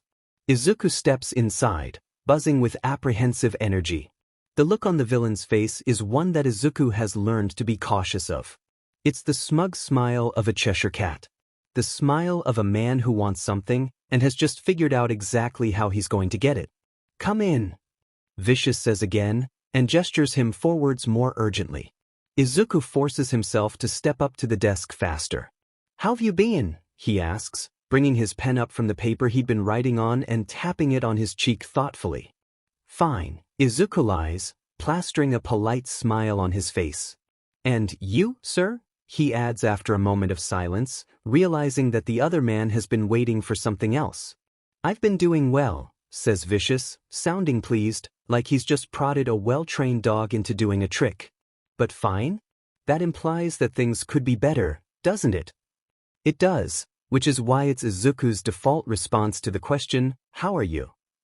Izuku doesn't really have any idea where Vicious is going with this, but it takes all of his focus to restrain a flinch of surprise when Vicious stands up suddenly from his desk. He lifts his pen away from his face and twirls it a couple times before he jabs it in Izuku's direction pointedly. He wields it the way he wields his scalpels. That is to say, on whimsy but always with deadly purpose. "Well," he says, "I have good news for you. Because I am about to make your day a lot better." Judging by his enthusiasm, Izuku is quite sure that what Vicious really means when he says "your physmite." Historically, Izuku knows, this is pretty much a guarantee that he is F'd. "Oh," he says through gritted teeth, and hopes that he sounds more curious than pained. "Well, I have a job for you," Vicious says. "And you're going to love it. But before we progress any further, did you get the information we needed about that investigation by the, He gestures vaguely at the air, "the detective?" "Yes, sir," says Izuku, looking straight at the ground. "I turned it in to my father earlier this afternoon." He has no idea what this detective Tsukachi might know that is so interesting to Vicious. There were a couple files with pertinent information on some heroes that could have been potentially disastrous if leaked, now deleted, thanks to yours truly, but those alone wouldn't have been enough to warrant all this trouble. Whatever it is that Vicious wants, Izuku is pretty sure that it isn't on that flash drive. He hopes, suddenly, distantly, that Vicious will have the sense of mind to remember to not blame him for that fact. Izuku clenches his fists, nervous. This can't be over soon enough, as far as he's concerned. He blinks when suddenly, a shadow falls in front of him. Vicious is standing close, uncomfortably so. While he's not cheek to cheek with Izuku or anything, the fact that Izuku is within range of the man's grasp at all is alarming, leaving him suddenly aware of the beat of his heart in his throat. "I knew you could do it. I'm so proud of you," Vicious says, incredibly enthusiastic. He slaps Izuku's back, and Izuku stumbles. "You've served me remarkably well over the years, much better than many of my other employees, even those with quirks. You failed me once, I suppose, but I know you feel bad about that now." Vicious casts a pointed glance at Izuku's jaw. It's probably barely even visible, with the way Izuku's scarf pools around his neck and how he's looking down at the ground right now, but he knows Vicious is eyeing the light scar there. It hooks around Izuku's jaw a little bit, just barely visible on his face from the front. So long as Izuku wears his scarf, it looks like he had a nasty accident with a stapler as a toddler. Still though, Izuku has to resist the urge to bury the rest of his face in his scarf self-consciously. One failure is, Vicious continues mildly, finally breaking the tension, like he hasn't already parroted this at Izuku a million times, "a much better track record than most of the people who work for me, so it's quite impressive, especially for someone so young. Which is why I'm going to reward you by trusting you with this." "Yes," says Izuku, shifting on his feet with caution.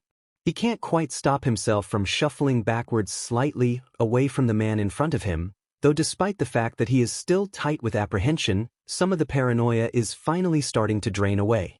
Vicious surprises are rarely pleasant, but since it now seems unlikely that Vicious is aware of the subtle sabotage Izuku carries out under his nose, it's not likely to be anything that's going to cause Izuku any direct suffering.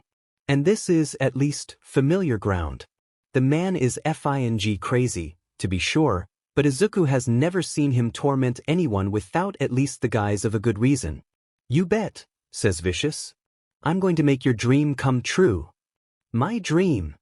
Izuku feels his face twitch in confusion before he can school it back into something more neutral. What on earth is Vicious talking about?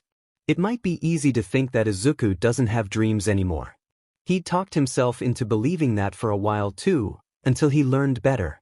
He has dreams, they just the same as they once did because these days, he's had to reprioritize a bit. These days he dreams of going home and hugging his mother. He dreams of being able to make up for the things they've made him do, and of being able to get a full night's sleep. He dreams of peace and quiet and living in a world where he can forget that all of this ever happened. He doesn't really dream of being a hero anymore, at least not in the traditional. It's not that he doesn't want it because God, he does, but he can just imagine his application to hero school. Hi, I'm Midoriya Izuku. I'm 14, 5 feet 5 inches, quirkless, and a former villain. Thanks, I'll show myself out. Please don't arrest me. Yeah. These days, he'd settle for just being able to do some good. It's unlikely that any of those things is what Vicious has in mind, though. Izuku furrows his brow, trying to figure out what kind of stunt the villain is trying to pull. You, says Vicious brightly, like he can hear what Izuku is thinking and just wants to F with him. Izuku's brain stutters to a halt because, what? All Might's accepting a teaching position there this upcoming year. It's a logical step for an older hero, true. But I'm hearing whispers that it might be something more.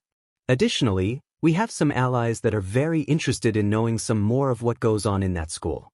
So, we're sending in a spy. Vicious pauses and gives Izuku a smile. It glints like a dagger's edge, already biting into his throat. And that spy, my boy, is you. Izuku has been sucker punched before. Not even just since coming here. Schoolyard bullies used to do it on the playground too, a fist to the stomach when he had been least expecting it. Izuku remembers it hurting just as much then as it does these days, when Vicious or Victoria or Masami, sometimes, decides to knock the air out of him. Now that he thinks about it, an attack like that is probably less about how hard or fast or where you get hit than it is about the fact that you don't see it coming. It's the kind of attack that leaves you lying on the ground, wheezing and vulnerable. The kind that leaves you retching and stunned. He feels a bit like that now. Like he's an animal knocked on its back, underbelly exposed but too dim and disoriented to get back to its feet. All that's really processing is something vaguely to the effect of, "Sheet, this is going to go badly." Great, thinks Izuku distantly through his shocked haze. Fing. Great. You want me to what? Izuku's voice is high and loud, more aggressive than he usually lets himself sound around Vicious, but he's so stunned to keep his disbelief from slipping through. I want you to attend UA, says Vicious patiently, and you're going to spy on them for us. There's no way that Vicious can be serious, Izuku thinks. After all, even from a technical standpoint, it's practically impossible. The application process for UA requires a rigorous background check. Vicious has been sending him to school these past 7 years. For the most part, the man, unpredictable and unreasonable as he is, believes in the value of education. But all of that has been under a fake name and identity that would never hold up under any real scrutiny. They won't get away with it at a school like UA, notoriously selective and by virtue of necessity, incredibly secure. Izuku would be caught in the blink of an eye. But sir, says Izuku. His throat suddenly feels very dry, and he licks his lips nervously. I'm quirkless. That you are, says Vicious agreeably. And there's never been a quirkless student at UA before. Not in the hero course, at least. But you won't be attending UA as a quirkless student. What the F dash? Izuku could probably think of what that means if he wasn't so tired, but he's had a hard day, and he feels a headache coming on just from trying. Sir, he says, a little hopelessly, entirely lost. Vicious gives him a pointed glance, a clear indication to zip it. Izuku clamps his mouth shut, pursing his lip.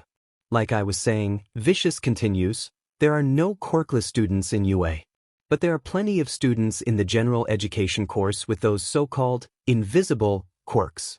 In the records we're creating for your application, your quirk is identified as one that allows you to perfectly classify the abilities of your opponent, as well as all of their relevant weaknesses and strengths. An analysis quirk, if you want to be reductive about it. But, sir, I can't actually do that. You can get pretty close, though. I mean, are you telling me you don't know the ins and outs of the quirks of every single pro hero at UA? Says Vicious brightly. And okay, the man might have a point there, but still. Listen, we're going to have you apply to the general education course specifically to keep your quirk from coming under too much scrutiny. You'll still need to show it off once or twice, but compared to the hero course, there's very little necessity for quirk usage in the general course. As long as you don't let yourself get pestered into answering anything you're unsure about, there's no reason why you would get caught. Izuku opens his mouth. He can't do this, surely Vicious must see that. There's so many moving parts. Hell, most of the time he's barely able to hold it together as it is, much less under the watch of pro heroes. But one look at the glint in Vicious' eye, and the words die on Izuku's lips, wilting like rose petals, and he chokes on them instead. This isn't optional, then. Not even a little bit. His throat is tight, and his eyes are burning, and he has to force himself to take a breath. He recognizes the symptoms, and this isn't the time to cry. Vicious sees this as a favor, apparently, and if Izuku starts openly weeping in front of him, he'll take it as an insult.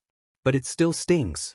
If it's been a long time since he let himself fully dream of being a hero, it's been even longer since he's let himself fantasize about getting to walk the halls of UA as a student there. And here he is, getting it offered to him on a silver platter. And it's so stupid. It's like everything else Vicious gives him. It's a trick. It's poison sweets. It's a caramel apple hiding razor blades, ready to slice his tongue to shreds the flavor of burnt sugar and blood. It's something Izuku wants. This is something he had wanted for so long and so hard that now that they're dangling it in front of him, the desire for it hits him like piledriver to the chest, leaving him confused as to how he'd ever forgotten. He's a man in the desert, looking at a lake that he won't live long enough to reach. He's a sinner waiting for absolution for grace and salvation that was never meant for him. Because they're offering it to him, but it's all twisted up and wrong, the best thing in the world made into something awful and terrible. And Izuku can take it. He has no choice, actually. And when he does, Izuku doesn't know if he's going to be able to resist the temptation to trick himself into believing that it's real, at least for a little while. This is fallacy, Izuku knows. All of it. It's foolishness. It will come back and it will hurt him in the end. He's going to reach out, try to hold on to this one thing for just a little while, just while he can, and it will snap down on his hand like a bear trap and it will ruin him. But for all this, he still wants. Vicious has circled back around to his desk now. He slips into his office chair and gestures to the empty seat across from him. "Please," he says. "We have some more details to discuss." Izuku takes a couple steps forward and sits down stiffly. "Okay," he says, because there's no other option. "Good." Vicious leans forward and pulls a file out from under his desk, sliding it towards Izuku. "These are your records. You'll have to familiarize yourself with some of their details. Falsified records, of course. Much better ones than they've been using for him these past years. They have sent Izuku to school here and there, over the years, once they'd been sure he wouldn't run his mouth to people that he shouldn't. But even so, it was hard for him to go to school in one place for more than 1 or 2 years without people getting suspicious of the long absences and the other oddities in his schedule. So, there were gaps where he was technically homeschooled, which actually meant that he was self-teaching. That's not to say that Izuku is behind. No, Vicious would never have stood for any failing in the one thing that he keeps Izuku around for. But it does mean that even though he has never seen them, Izuku feels fairly sure that his real school records are a total mess. Izuku flips the file open. The credentials inside both the grades and the schools from which he'd supposedly earned them are top tier, as are his test scores. Izuku swallows. Vicious really must be serious about this, then. UA almost certainly verifies these facts, which means that somehow, for every fake test score, or grade, or record of having attended a school, they actually had to slip into the relevant system and plant that information. Vicious has almost certainly called in favors for this. Izuku shuts the file. "I'm using my real name," he says. Maybe he shouldn't be surprised. Technically, Midoriya Izuku isn't a name that's going to raise any red flags. He's not even considered missing, really. As far as he's aware, it's not so much that Vicious and the others kidnapped him as it is that they erased any sign of the fact that his mother had ever had custody of him. "Fabricating an entirely new identity isn't exactly easy," says Vicious.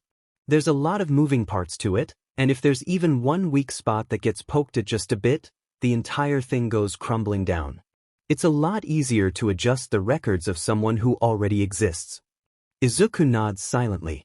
This is a lot to process.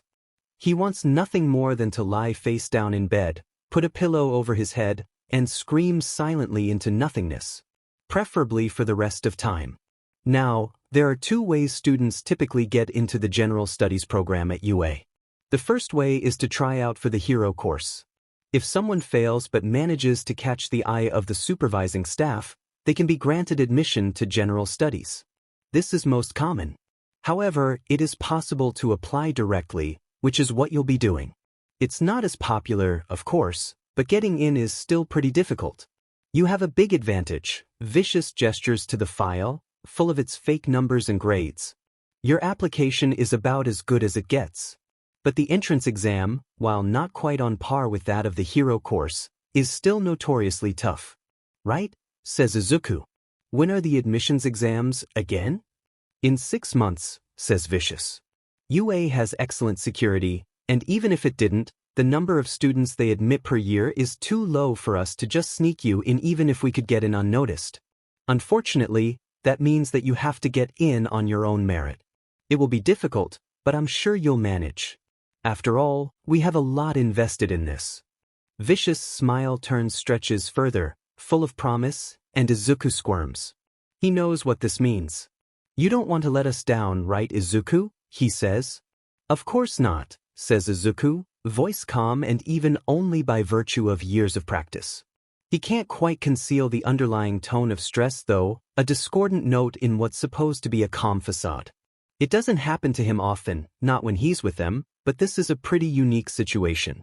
After all, it's not often that he, or anyone else for that matter, is told to get into the school with the lowest admission rate in the world, operating under the implication that failing to get in will actually, Izuku doesn't know if they'll kill him if he fails.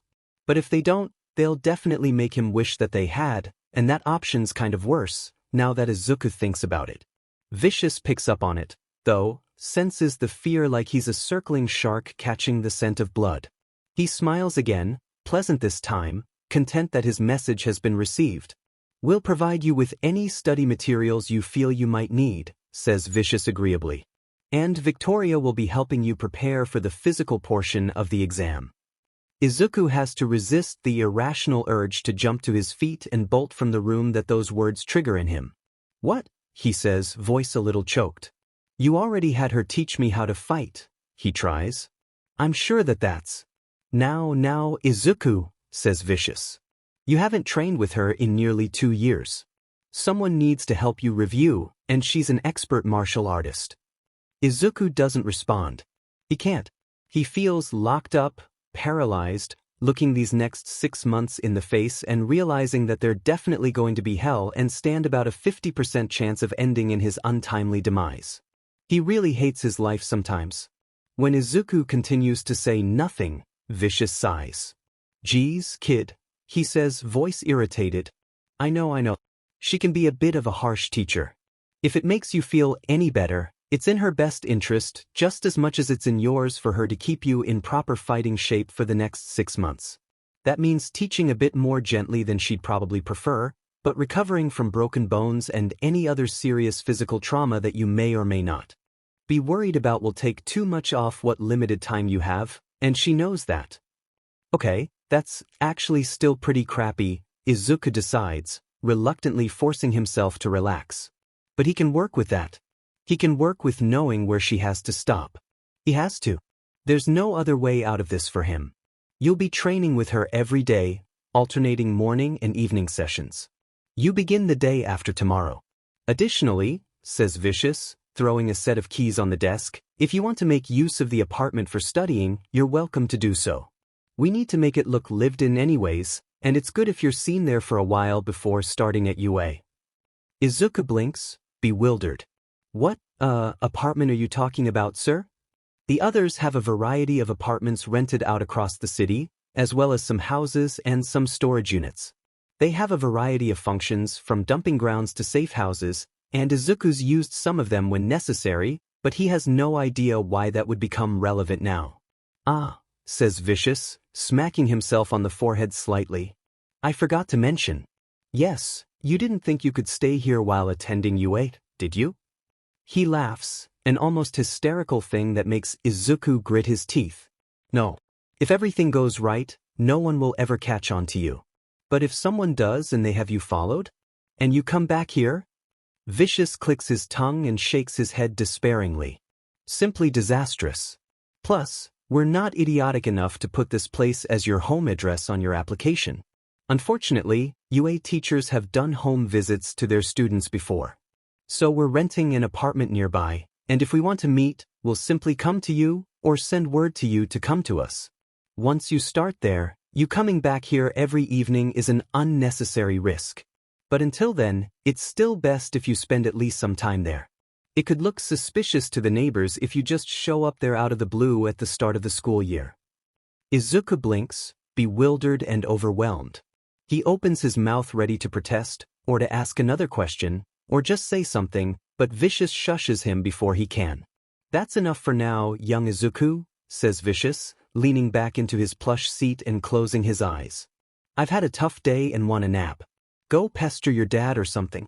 Tell him I told you to tell him to give you money to go buy some, potted plants or whatever.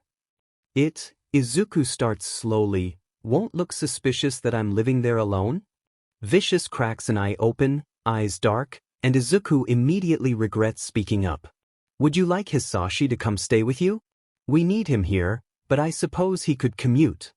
The look on Izuku's face must say it all, because Vicious chuckles, low and amused. Hisashi will drop by every once in a while, he says, just so no one calls child services on you or anything. But we want to minimize the chances of you being seen with any of us, because the less link there is between the you and us, the more secure this is. If anyone asks and he's not there, you can just say he's away on business.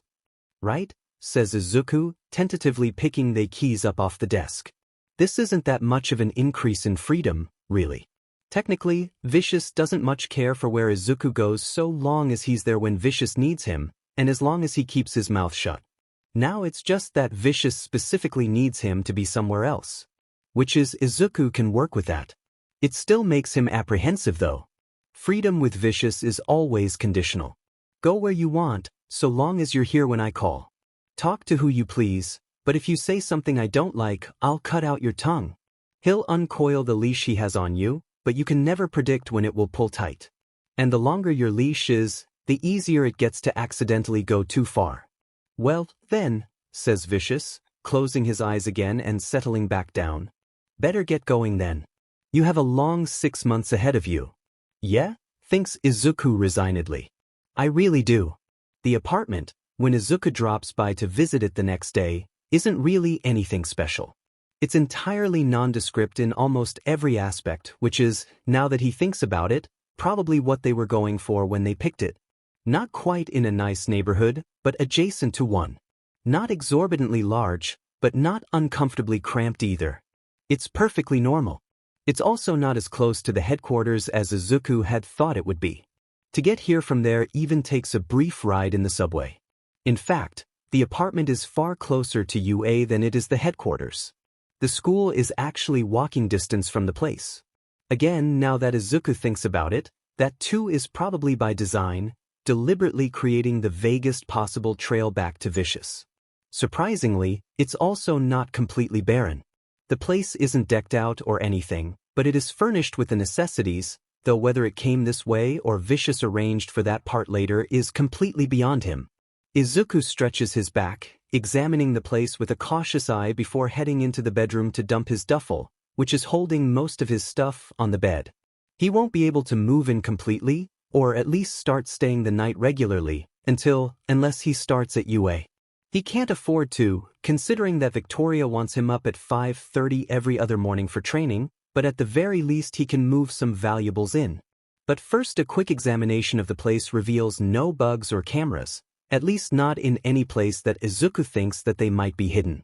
While, admittedly, Vicious has never sunk so low before, but the man outdoes himself every day. There's not much that Izuku would put past him. The notion is a bit nerve-wracking. Nothing here feels exactly safe, like it's more Vicious territory than Izuku's, which is actually true, so maybe that's not an irrational fear.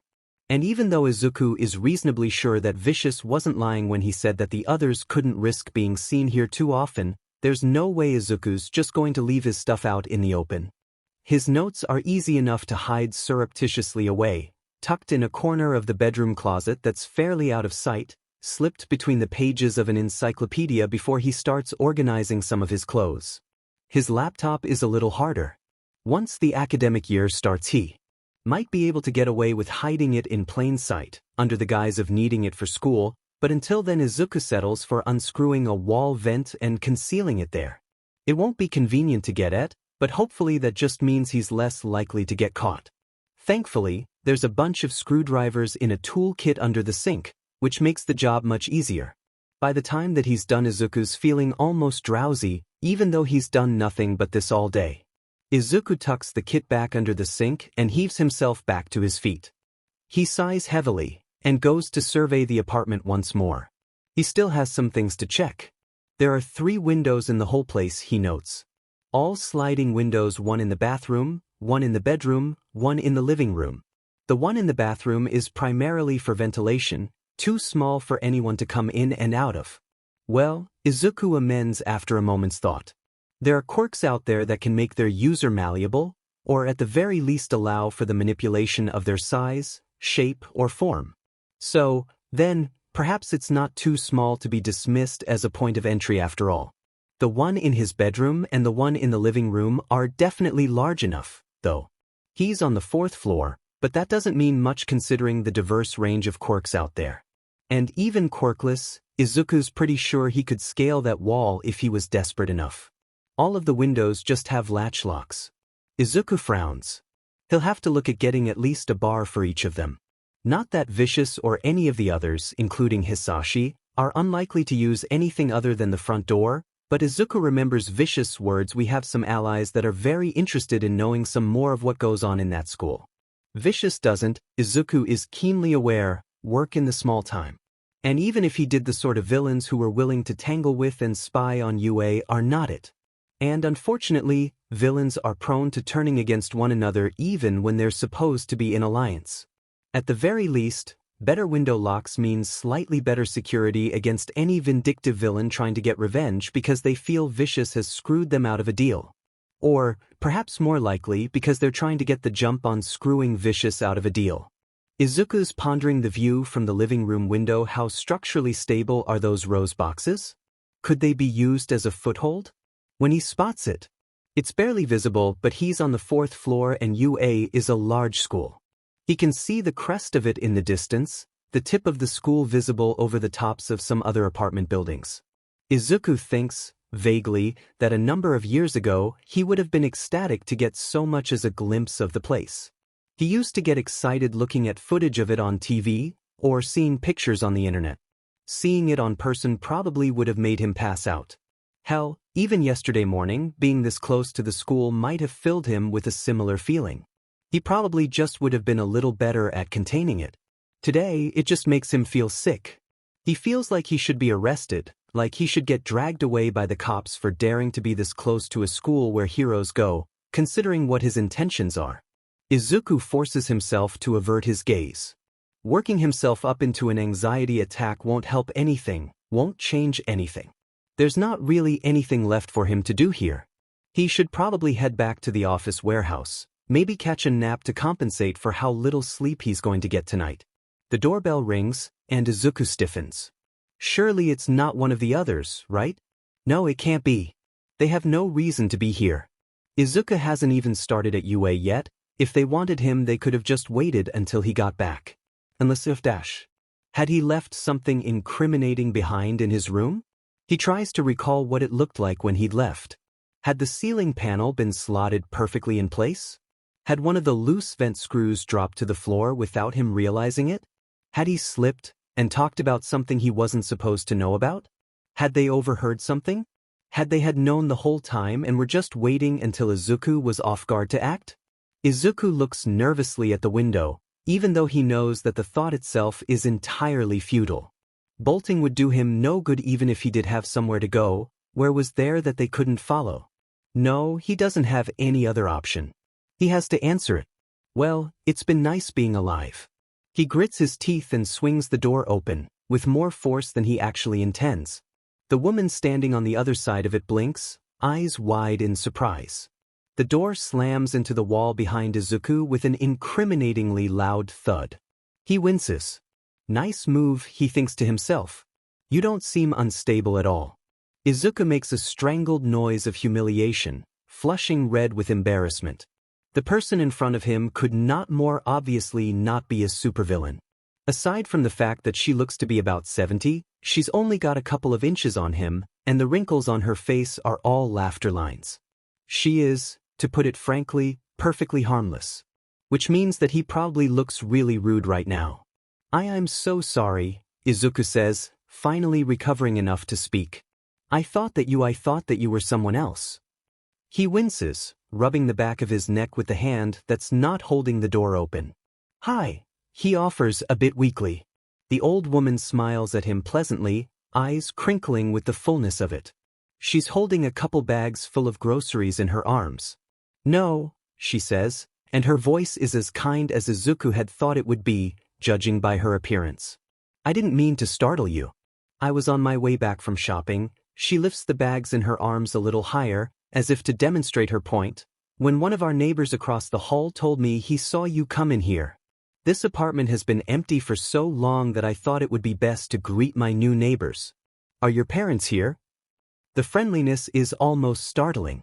It's always an adjustment, interacting with normal civilians after interacting with Vicious and his lieutenants for any length of time. Guarded hostility and silent SBMs don't work nearly as well with normal people, which is all well and good because, honestly, it's a facade that goes so against the grain of Izuku's real personality that keeping it up for any extended of PRD of time is really draining. But it's also not quite like a switch. It might be an act, but it's an act that keeps him alive, which makes it incredibly hard to turn off. So, this old woman has taken time out of her day to greet Izuku, and it would be unforgivable for him to shut his door in her face. Vicious and the others might be able to force him into a life of crime, but he'll be dead if he lets them take away his manners. It's just my father, actually, Izuku says, offering her the best smile he can. It's not quite a full-faced one, like hers, but he thinks that he manages to get pretty close. And I'm afraid he isn't. He's, lying already, Izuku? Says a voice in his head, and his voice cracks. Lying to people who would kill him otherwise is one thing, but Izuku can't help the twinge of guilt that pangs through him at the thought of just lying to random civilians on the regular. It's a useless distinction to make, he tries to remind himself. He hasn't told a single lie that wasn't necessary to keep himself and his mother alive. But Izuku knows himself for as clever as Vicious as he is. Izuku knows the truth. He's an irrational, frightened creature, and the reality of the situation doesn't matter to him. He understands what he has to do but doesn't understand why crossing certain lines set his mind screaming. But he has no choice, so he grits his teeth, hoping his smile doesn't suddenly look as fake as it feels, and says, voice slightly off-pitch, he's, away on business. His firm works internationally, so he has to travel a lot. The woman makes an understanding noise. Oh no, she says, sounding concerned, so you're on your own a lot? Well, he'll be around, says Izuku with a shrug. He has to force it to look casual, because she's looking him up and down like she's trying to catalog whether or not he's old enough to be left alone. But not all the time.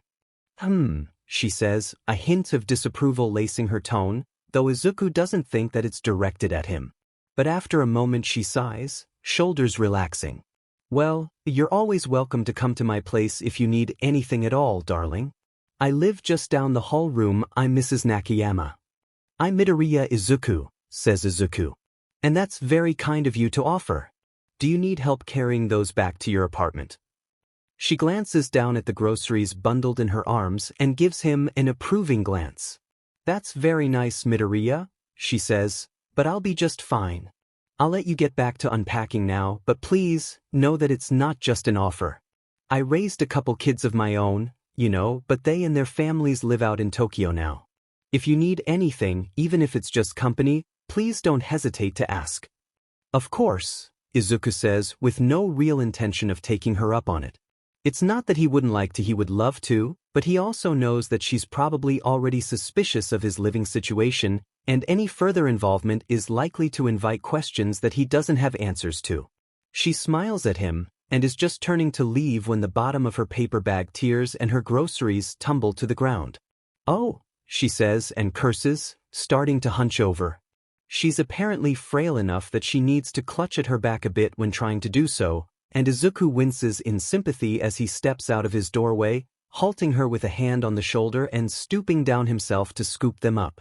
The vegetables and her milk seem to be fine, but he winces sympathetically at the liquid noise the carton of eggs makes when he picks it up. "I don't think these made it," he says, cradling the rest of the groceries with his left arm and holding the carton up with his right. Mrs. Nakayama opens the carton and examines the broken eggs with dismay before closing the package again. "I think you're right," she says with a bit of a laugh, reaching out to take the rest of the groceries from his arms.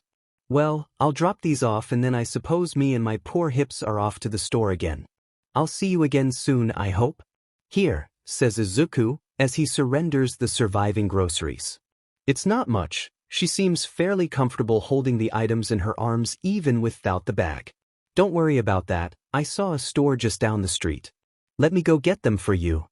"Nonsense," she says, patting his cheek awkwardly with her full arms.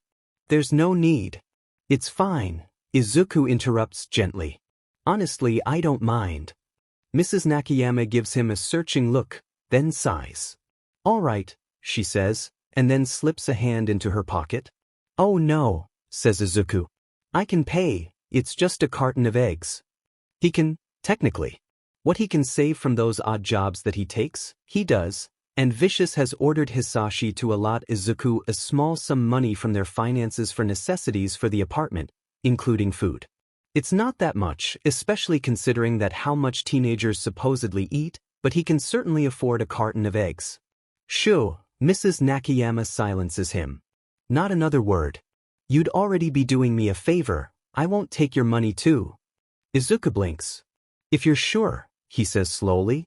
"I am," she says firmly, tucking a couple bills into his hands. "Go ahead and pick something up for yourself too. You look like you need something to eat." He smiles at her politely and waits to make sure she makes it back into her apartment without any further incident before turning to go to the store. The store really is just down the street, Izuku catalogs mentally. Very convenient. Izuku doesn't really know if he should risk going there regularly, though. He surveys the store as he steps inside. It's small but reasonably nice, and despite its size he doubts it's lacking on any of the necessities. Right now, it's basically empty, which is reassuring, but Izuku ducks his head low, burying it in his scarf slightly, and glances out the door, where the school is visible. He wouldn't be surprised if this were or at least one of the grocery stores frequented by UA students, and even more likely staff, who are unlikely to be interested in commuting very far to their daily jobs. There can't be that many grocery stores around here, and this, like the apartment, is walking distance from the school.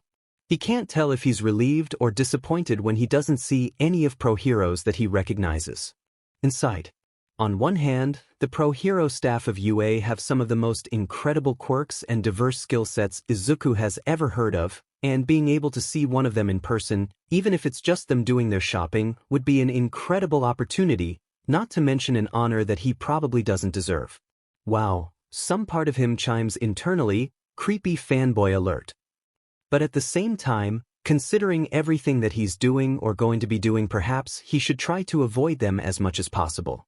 He pays for the eggs. Mrs. Nakayama's offer was very kind, but he feels profoundly uncomfortable using someone else's money to buy something for himself, especially not as payment for what basically amounts to basic human decency, and is knocking on her door within 15 minutes. "Here," he says, handing the eggs and the remaining cash over to her, a little nervously. "I tried to get the same brand, but I didn't look that closely at the carton you were holding." She tsks. "Not to worry," she says, and then spots his empty arms, eyes narrowing. "I thought I told you to get yourself something to eat." Izuku laughs a little bit, awkward. "It's okay really," he says. "I wasn't that hungry." She gives him a suspicious look. "Do you have anywhere to be?" she asks after an exceedingly long pause. No, not for a bit," he says. The day is still reasonably young, and as far as he knows, Vicious wants nothing of him for the time being. "Come on then," Mrs. Nakayama says, ushering him inside. Izuku should probably put up more resistance than he does. But his attempts at dragging his feet and his stuttered, "Oh, no, I couldn't," don't stop him from caving in when the old woman tugs at the sleeve of his sweatshirt with barely any force at all, really, and shuts the door behind him. Take a seat, she says, gesturing around as she bustles her way over to the kitchen. I was thinking of green curry for lunch today. Would that be all right for you? Any allergies I should be aware of? Oh, says Izuku, glancing nervously around. No allergies.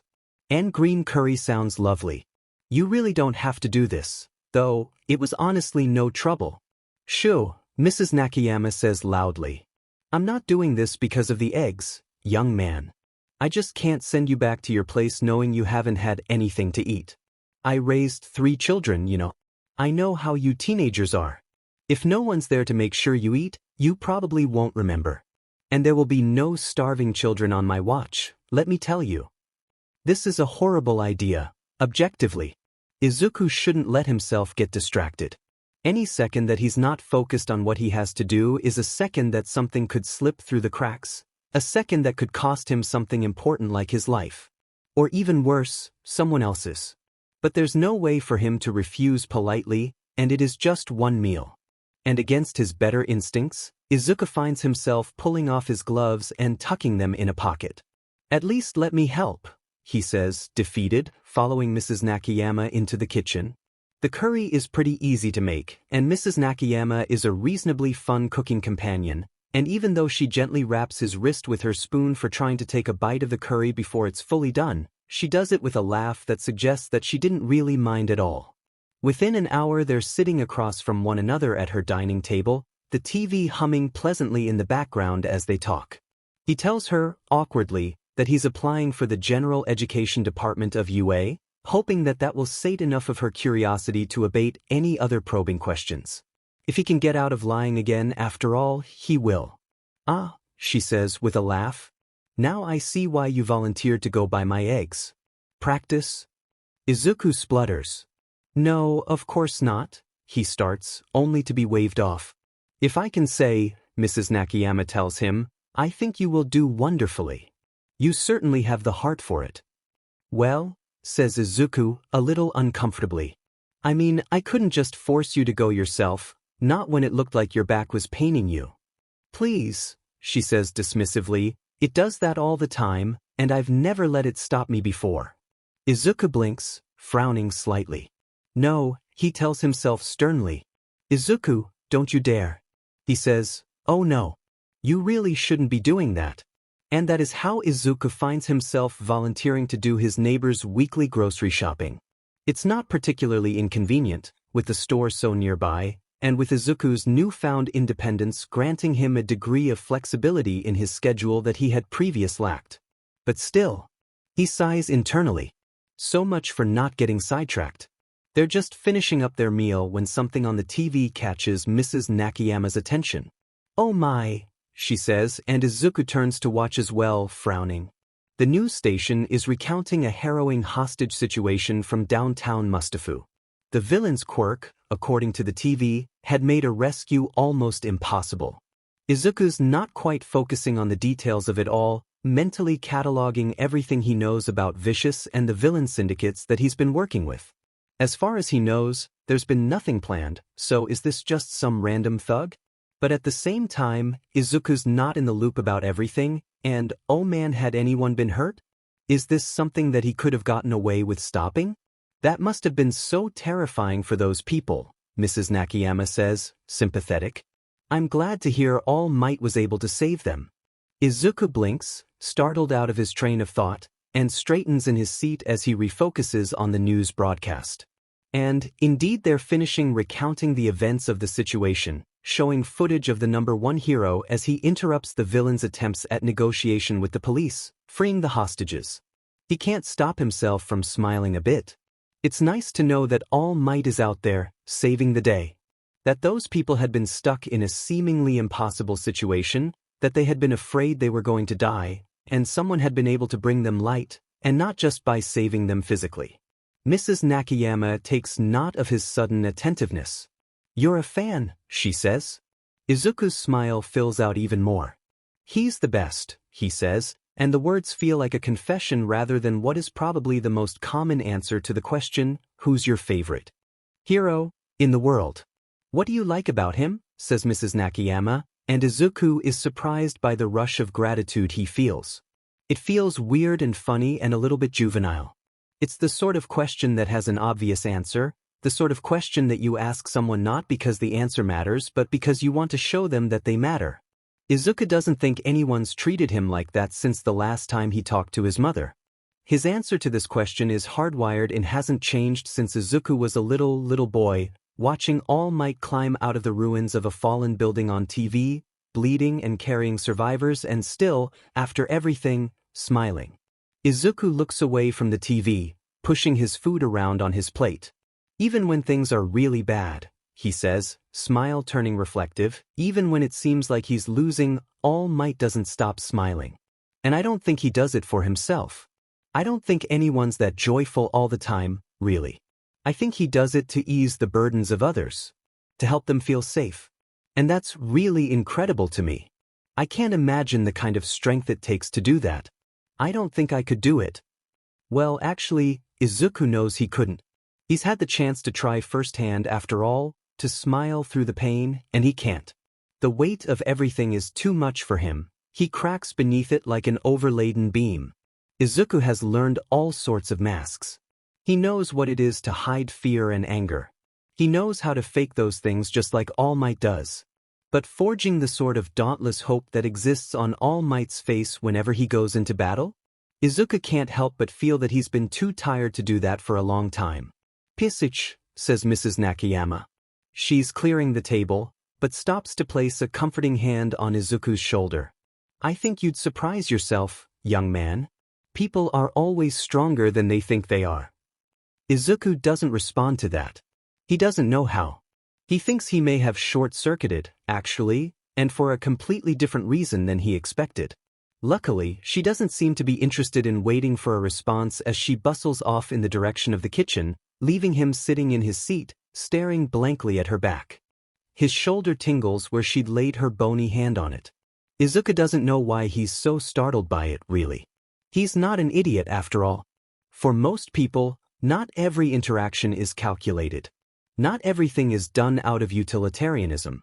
He shouldn't be surprised that his neighbor is interacting with him like he is a typical teenager rather than the way that the others do, like he is a tool, handled only until he has achieved his purpose and then dropped to the floor. Izuku's mom had been like Mrs. Nakayama. He remembers, even after all these years, the free abandonment with which she had dispensed hugs and kisses and gentle contact. But his mom is special. It's been a long time since he's interacted with anyone who was like that at all. He tries to shake of his reaction, the urge to lean into the ghost of a touch and refocus, but he can feel the point of contact buzzing in the background nonetheless, hot and prickly like the way he feels after a jolt from vicious quirk, and Izuku frowns, unable to reconcile the pleasant warmth of a hand on the shoulder with the crippling nausea of a touch from vicious or the splitting, tearing agony of Victoria's fingertips. Midoriya.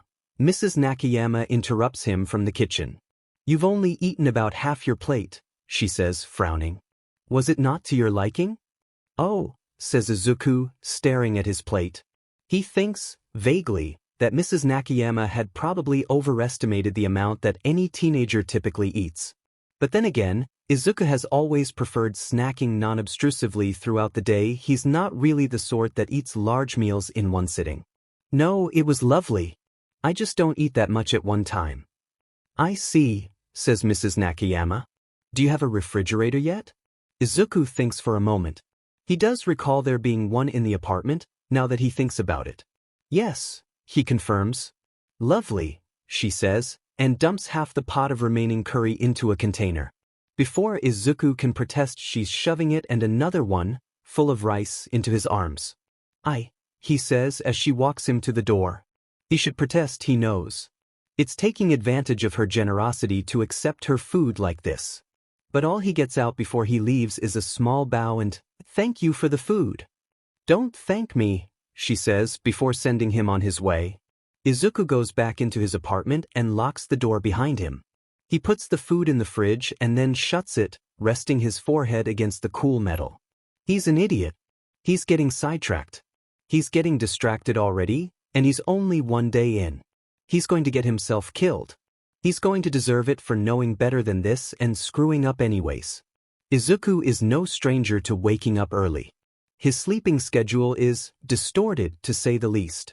Much of what he does demands he be up in the early hours of the morning, long before the sun itself is up. Sometimes that means setting his alarm for 2 in the morning and catching a couple hours while he can. But usually he can't afford to be sleep-bleary, so what it really means is not going to sleep at all and powering through with coffee strong enough to make your tongue curl. Considering that 5:30 in the morning is not bad at all. His body aches slightly, like his muscles would like to crawl their way out of his body and back into bed, and his back and knee pang with the early morning cold, but he's dealt with worse. When he gets down to the basement, it's apparent that Victoria has converted it for training. There are mats laying out, weights in the corner, and Victoria herself, wearing workout clothes. She looks less intimidating out of her business attire, even her scar less prominent in the dim light. Of course, considering she could still kill him with a well-placed strike from her quirk hell, with a well-placed strike without her quirk, that fact isn't exactly enough to get him to let his guard down. She gives him a look when he enters, and Izuku internally thanks his lucky stars that he's on time and hasn't given her an excuse to get angry right off the bat. "Stretch out," she commands, and he complies, taking care to focus on his legs and his back. Even though they're inside, Izuku can still feel the chill, raising goosebumps on his skin. It's not awful, a little bit of cold is easy to deal with in the long run. But it makes him suddenly, keenly aware of how bare and exposed he is without his usual sweatshirt or hoodie and scarf. For all that it's just cloth, for all that it can be torn through by any villain with the slightest bit of determination, its absence suddenly makes Izuku feel distinctly unarmored. When he's done stretching, Victoria sighs, cracks her knuckles. 20 laps. She says, gesturing to the room. 80 push-ups. 80 sit-ups. 30 minutes max. Izuku's stomach clenches. This is going to SCK. It's not that he's unfit. Victoria has trained him before on vicious command, had whipped his preteen self into shape with so firm a hand that it had probably proved counterproductive at times. And it's certainly not like he's slacked off since then either. His muscle memory still exists, and he knows that he's significantly more in shape than most other kids his age. But he also hasn't been training every day, and sure enough, he slipped. He finishes before the 30 minutes are up, but only just barely. At 29 minutes and 47 seconds, he collapses flat on his back on the mat, covered with a sheen of sweat and breathing heavily. Victoria wanders over from where she was observing at the other end of the room. She stands over him, face carefully blank, and draws her foot back. Izuku tenses, but she only gives him a firm prod in the side with the toe of her boot. The corner of her mouth tugs upwards at the sight of his restrained flinch though. Vicious hadn't been lying when he said he'd warned her that they were on a time crunch. She turns away, walking until she's a couple paces away from him. "Get up," she says, and Izuku resists the urge to groan as he drags himself to his feet. "You've fallen out of shape," she says, annoyed. "Were you wasting my time the first time I trained you?" Izuku, still breathing too hard, shakes his head in denial. "No," he says a little too loud. "No, I'm sorry." She laughs, and Izuku wilts a bit. It's not an angry laugh, he realizes. She's just trying to provoke reactions out of him, trying to get her sadistic kicks some other way now that she's been denied her preferred method. "Fine then," she says. "Let's review some basic combat then, if you even remember any of it." Izuku doesn't really know if he has any distinct memories of his training. Looking back on it, it feels largely like a haze of nasty bruises and the occasional broken bone. Then again, pain is an effective method of creating and managing habits, so maybe his muscle memory is better than he thinks. Victoria moves first, stepping in close, fluid and languid like a snake. Izuku takes a step back, deflecting her first strike and then catching her second. He uses the momentary opening to step inside her guard and attempt a palm heel strike to her solar plexus. She sidesteps easily, twisting out of his grip until suddenly she's holding his arm, and then before Izuku can fully process, she has him caught in a chokehold too strong for him to break. It's too tight for comfort. Izuku wheezes. He has a wrist caught between her arms and his throat, the only thing preventing their position from being completely suffocating. She's leveraging her height against him, pulling him up onto his toes. He squirms for a bit, but there's no give, and after a long moment she sighs. "Do not," Victoria says irritably, squeezing him even tighter as if to emphasize her point, "deliberately get in close unless you know what you're doing." And then she lets him go, shoving him sharply away from her and then resuming a fighting stance.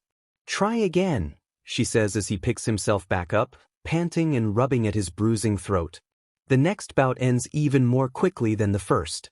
She catches his kick and uses it to pull his feet off the ground, knocking him flat on his back.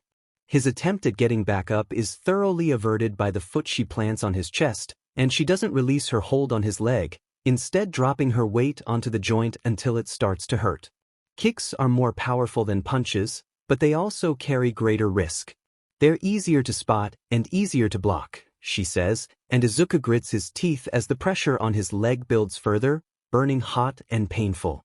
And if someone gets a hold of your leg, it takes much less effort than you might think to snap someone's leg at the knee. She drops his leg and Izuku scrambles back into his feet, knee pulsing. "Again," Victoria says, and Izuku pauses. There are mats laid over the ground, over bloodstains and other mysterious brown splotches. Izuku eyes one that's just visible in the corner of the room, at the edge of the mat. "That's going to be you if you don't figure this out," he thinks to himself. This isn't working. Proper fighting styles are all well and good when your teacher wants to help you, but Victoria isn't the sort of instructor that likes to hold back. As far as Izuku can tell, her preferred method of teaching relies primarily on beating her student into the ground until they learn from experience. She's merciless, willing to seize upon the first sign of weakness that she sees. But maybe he can use that. He takes a deep breath and readies himself. Izuku lets Victoria initiate this time. She's striking, fast and with intent, and he just tries to avoid. She's pushing him back quickly, and finally, he lets himself reveal an opening, lets his guard drop just enough. Victoria doesn't think twice, using the opportunity to pull him in close. She's going for another chokehold, but this time Izuku pivots as she drags him in close, using the momentum of her attack to slam his elbow into her face with his force and hers combined.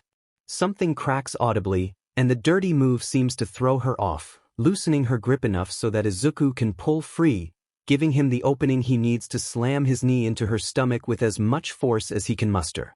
He'll never admit the satisfaction he feels when he hears her grunt of surprise at his follow-up attack. It doesn't last long. Izuku doesn't even see her move, doesn't even register what is happening until his world inverts itself and his back slams into the mat hard enough that he loses the ability to breathe and stars dance across his vision. Her hold on his arm is tight from where she used it to throw him over her shoulder. Izuku cannot, for the life of him, figure out when exactly she'd switched into a joint lock like the one she'd used on his knee, but he certainly feels it. She puts her boot on his throat. There's no weight there, but the promise of it is there, constricting in and of itself. The message is clear. There's no countermove he can pull here that he could manage before she crushed his windpipe with her shoe. Victoria wipes a trickle of blood away from her nose. "That was," she says, scowling and annoyed, "better." But, and now she drops a little weight onto his neck, still not enough to suffocate but enough that Izuku is keenly aware of the movement of his throat beneath the sole of her boot, alive and breathing and so easily broken. Not good enough. "Oh, and by the way." She moves the boot away from his neck and then holds it over his stomach, just below the ribcage, and stomps down with more than a little bit of prejudice. Izuku gasps, curling in on himself instinctively at that, air knocked out of him entirely. "Oh man, that's going to bruise." She steps back then, dusting her hands off on her pants as she watches Izuku CK in shuddering breaths in front of her, clutching at his stomach with one hand.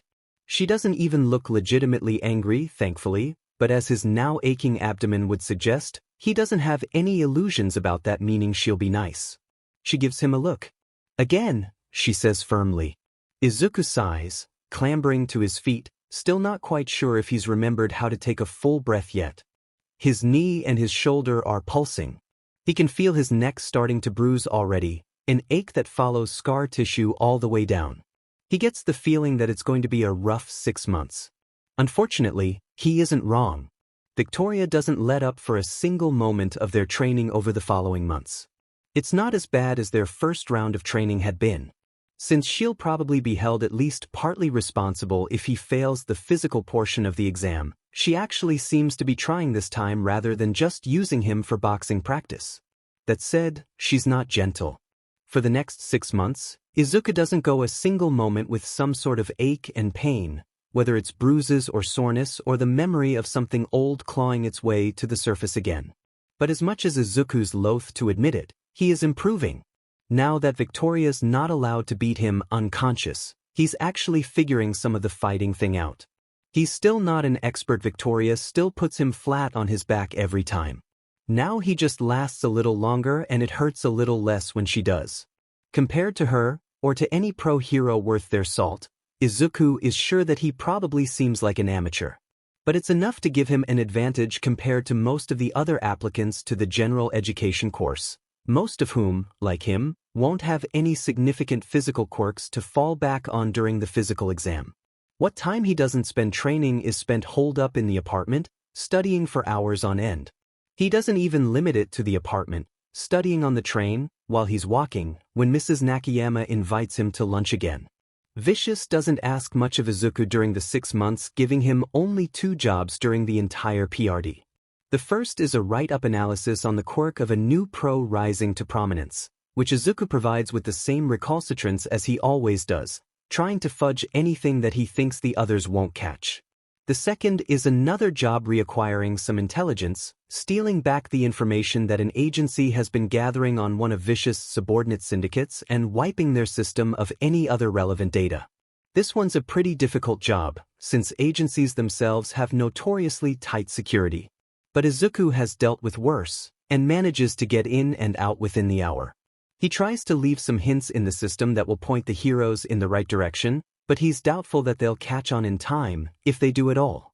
His chest tightens with something that feels like regret when he thinks that.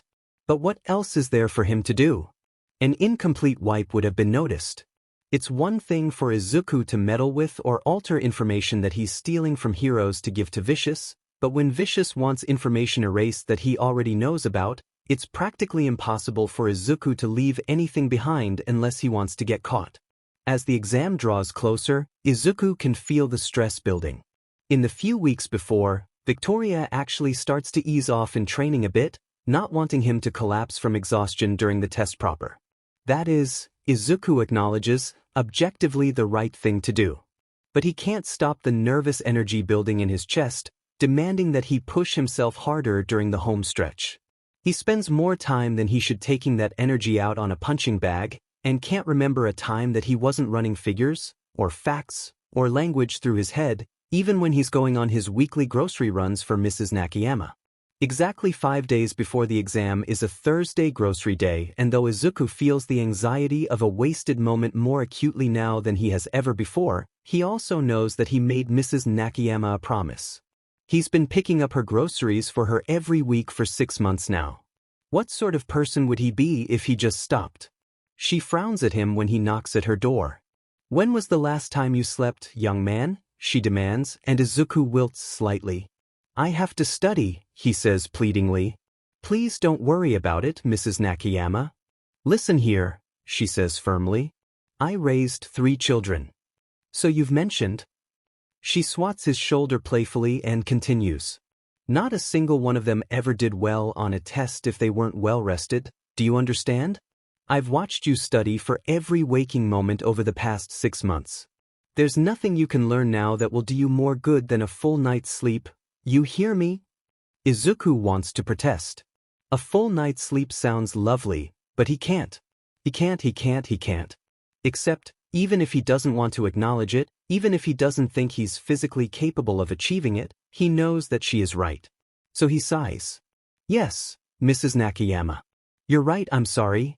"Good," she says firmly. "Now go." Still, his promise to her doesn't mean he can't study during the day.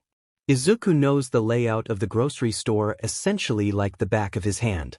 Now, so it's easy enough for him to navigate with his nose in a study guide, looking up only to check the grocery list and to verify that he's grabbing the right items before he drops them in the basket hanging in the crook of his elbow.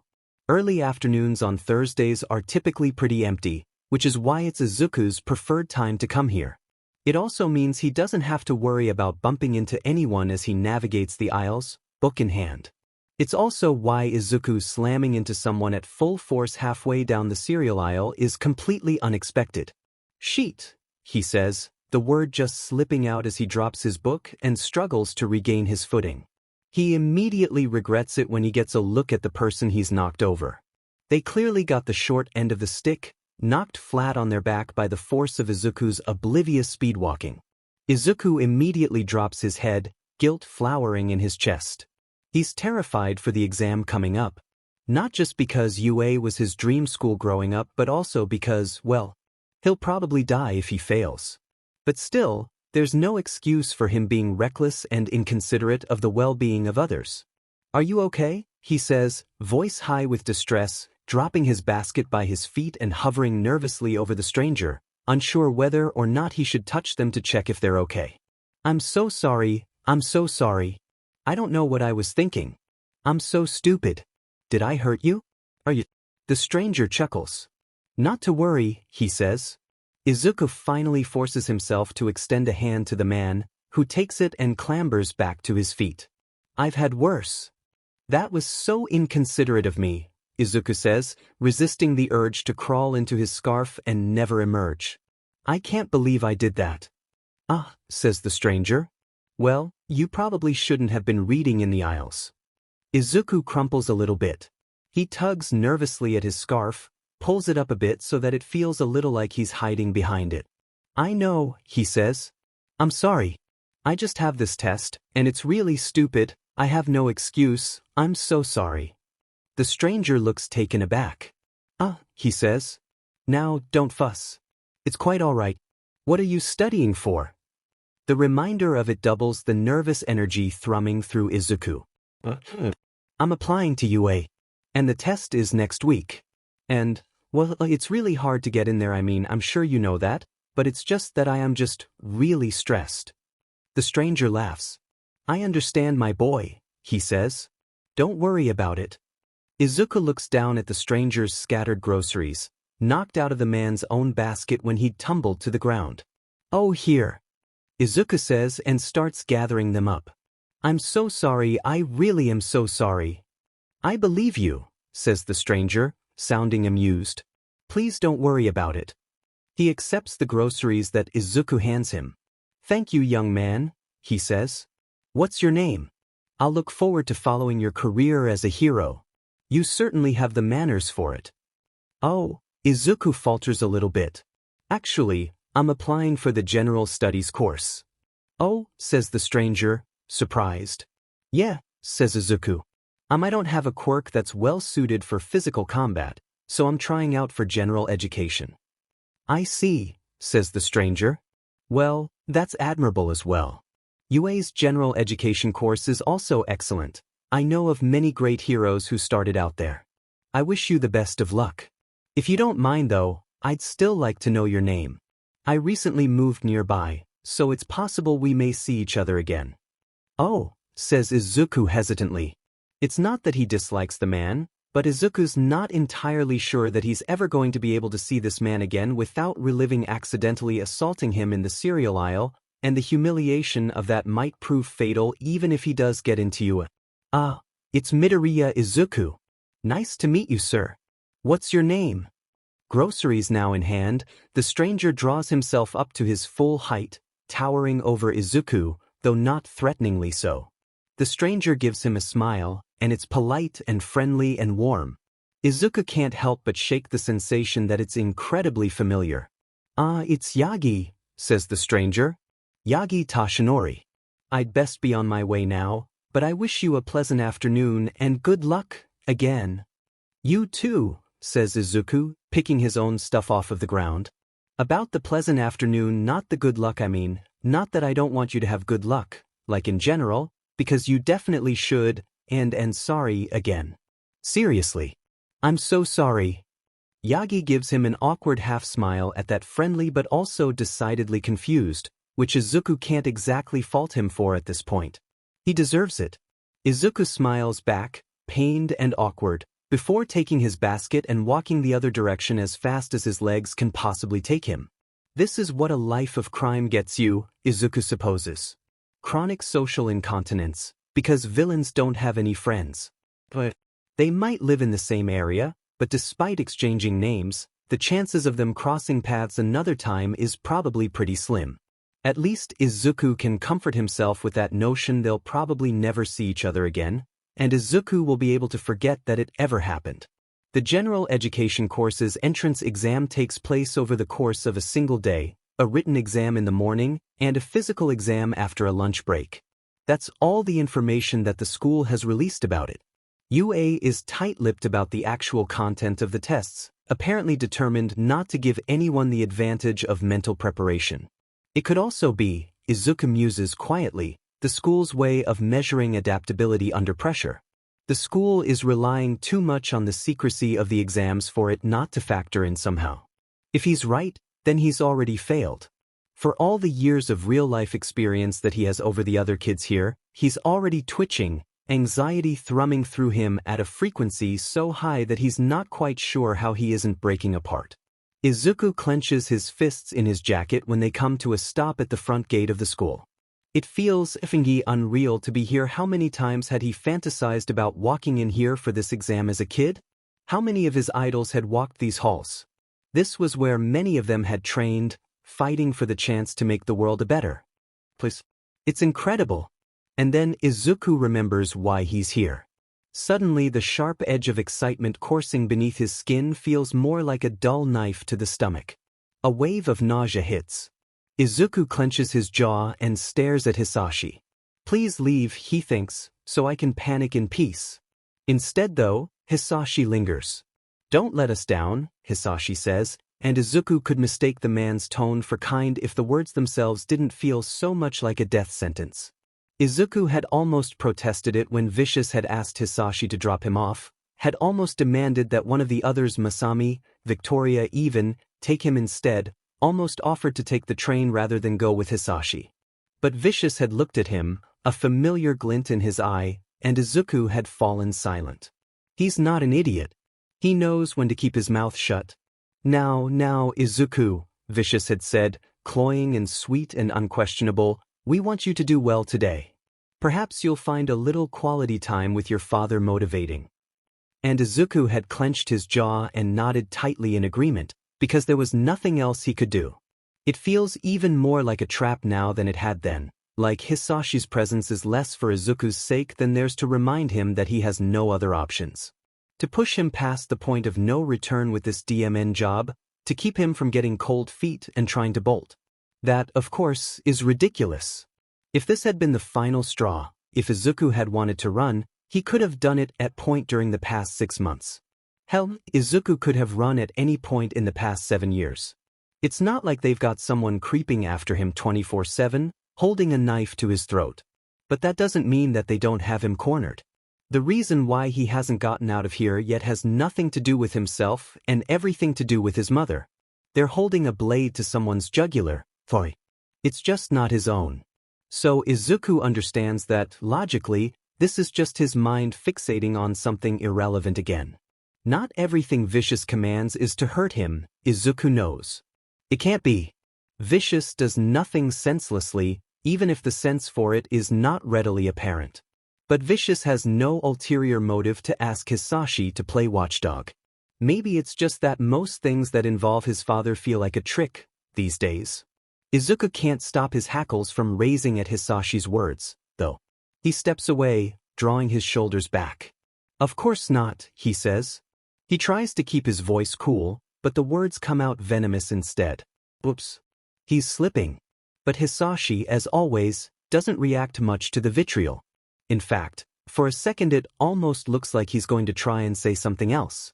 Izuku watches the deliberation cautiously, curious, even though he knows that his own temper is clouding his perception. But in the end Hisashi catches himself and simply gives Izuku a short nod, reserved once more.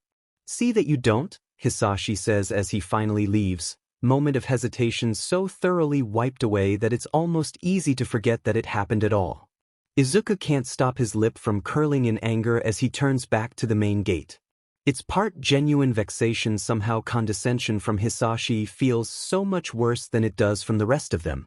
Izuku is quick to silence the voice that acknowledges, logically, it must be their biological relationship that's causing him to feel so strongly about this, because it can't be.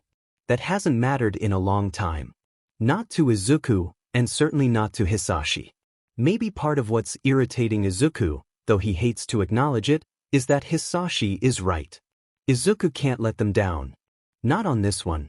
He's been able to live with himself for the past 7 years because, even though it had taken some trial and error, he had figured out how to control this. He couldn't stop Vicious and the others, but he could limit them, at least to whatever extent they allowed him to participate. They might not have known it, of course, but he had been failing them. He'd been measured about it, of course. He'd been smart about it. But he had been doing it nonetheless. But there's no control to be found here.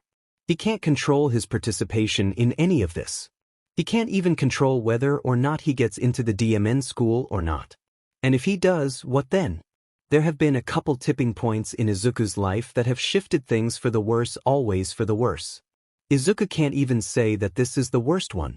It's not. The worst one had happened when he was 8 years old and he'd sabotaged his entire life with one awful, awful mistake. But this is up there. He doesn't know if there's any way for him to go undercover at UA without being forced to divulge information that's almost certainly going to get people hurt. Information that isn't just about countering heroes' strategies and powers or coordinating criminal syndicates to fulfill vicious plans, but information that is a matter of life or death. That's yet another point of no return that Izuku doesn't think he can bring himself to cross. Izuku shudders.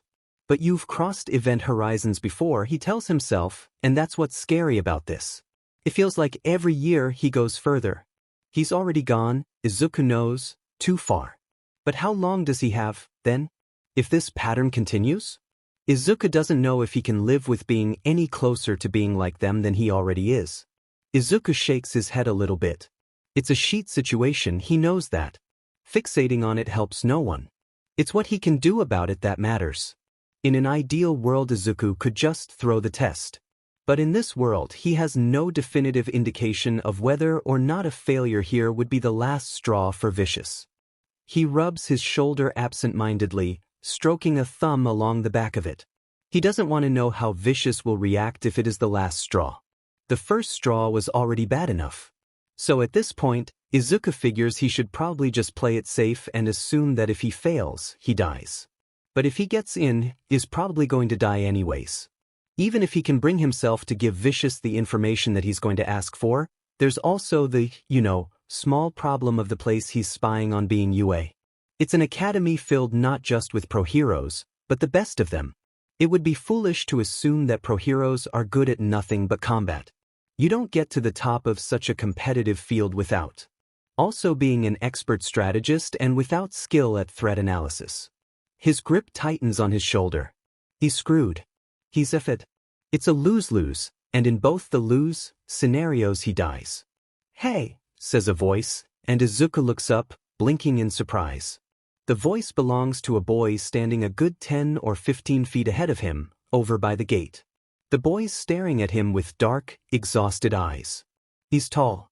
Even at this distance, Izuku can tell that the other boy has several centimeters on him. The boy continues, "Careful," he says, "your face is going to freeze like that."